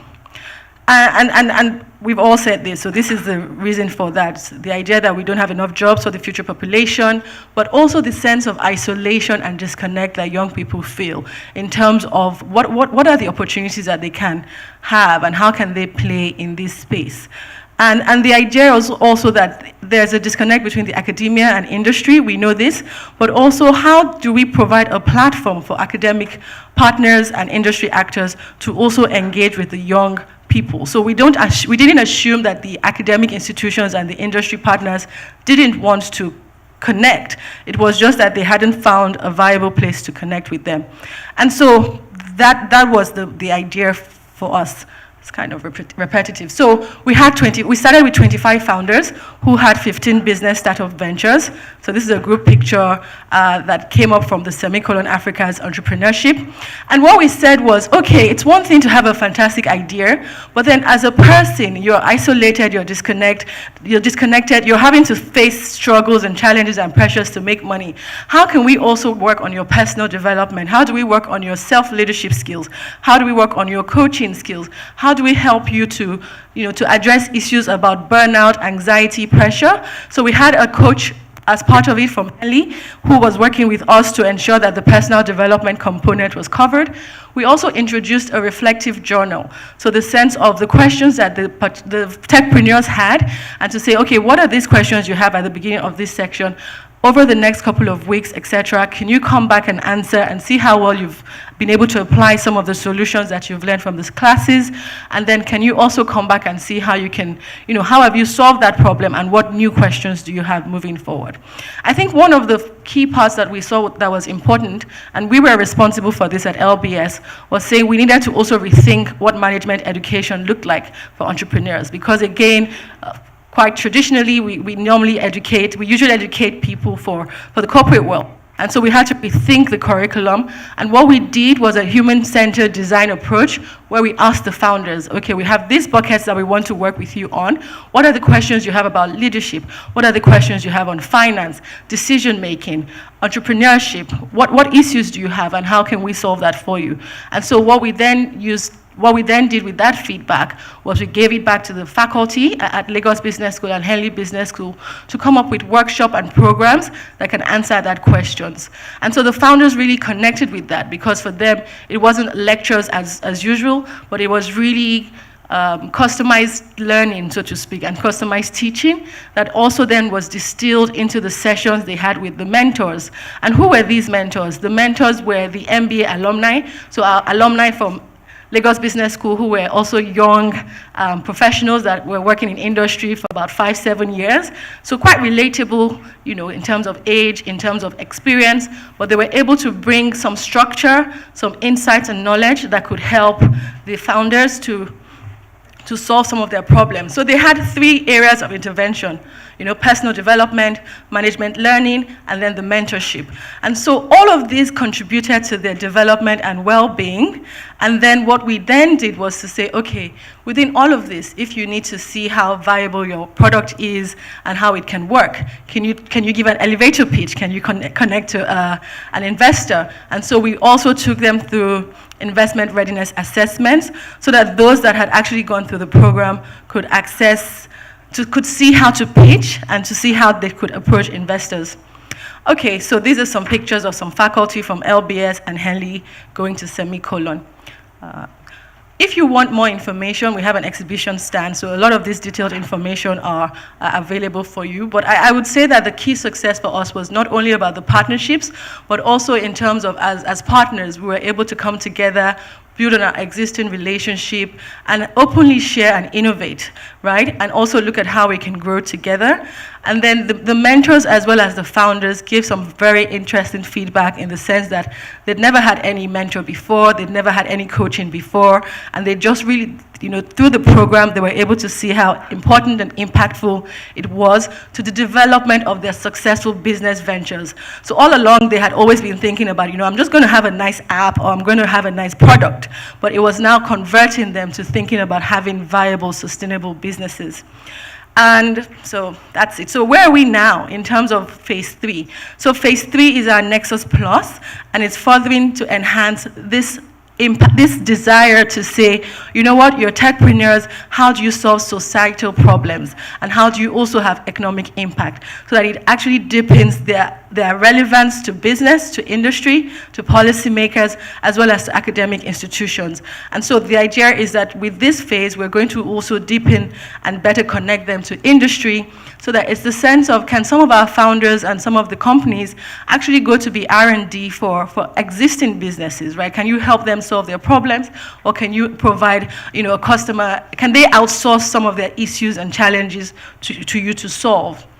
And that's what phase 3 is really about. And then one area we're also looking at is in terms of, why would anyone want to sign up for the Nexus program, right? Because not everyone that goes to semicolon signs up for Nexus. So the idea is, can we come up with a Nexus fellowship so that over time we can have cohorts that can learn not only within their peers, but across cohorts. So we're also thinking about sustainability.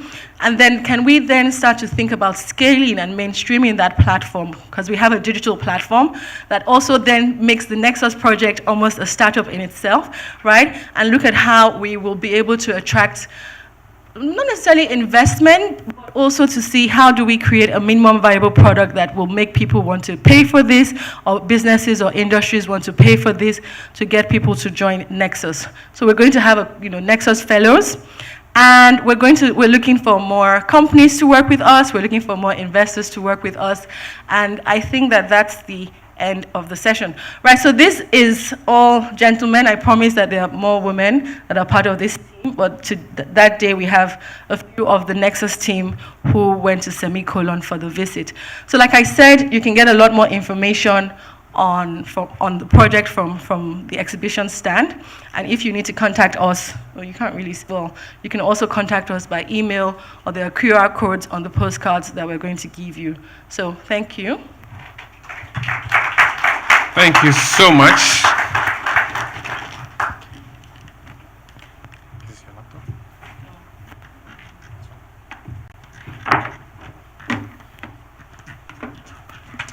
All right, thank you. So that's the highlight of the day. We've seen practical examples being shown. Can we give the whole team a round of applause?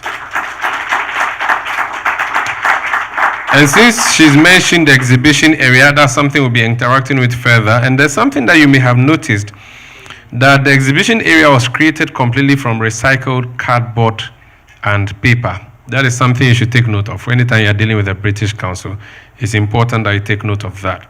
And also, the QR codes, please do visit them and then get to know what the programs are, and other information that you may need is very necessary and important for us. We also want you to scan the QR code and give us feedback onto this program. Don't talk about the AC because it was fixed just a few minutes into the problem. So don't mention the AC. You can mention anything else but the AC. So thank you so much. It's been an eye opener for me. I mean, I'm a journalist. I'm on TV. I'm on radio. But when it comes to tech, sometimes a boring topic for us. But I think this has been broken down in a bit, and I'm grateful. I'm honored that I was here to listen to all these smart people make these wonderful presentations, and I've learned so much. To do the proper thank yous, I'm going to invite Adetomi Soyinka, who is the Regional Director of the Higher Education Program, British Council, Sub-Saharan Africa, to do that for us. Let's welcome him with a round of applause.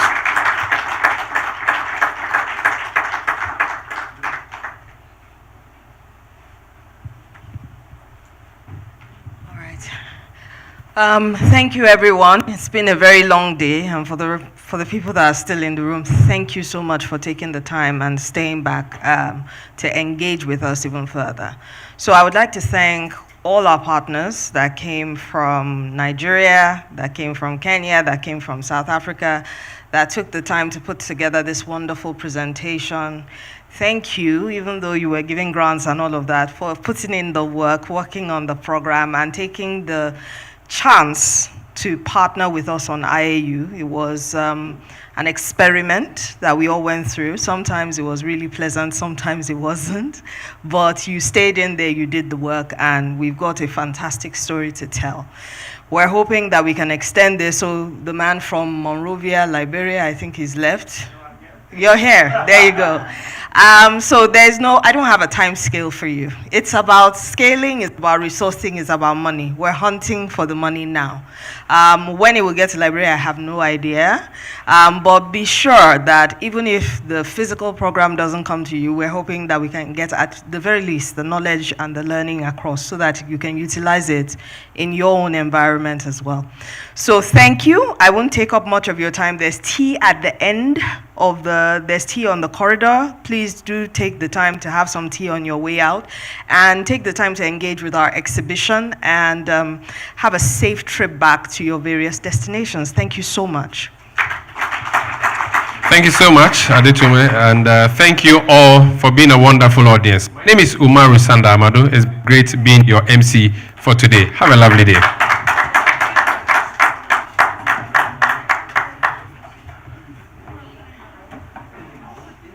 Technical team, there's a laptop at the back on the podium. Kindly pick it up.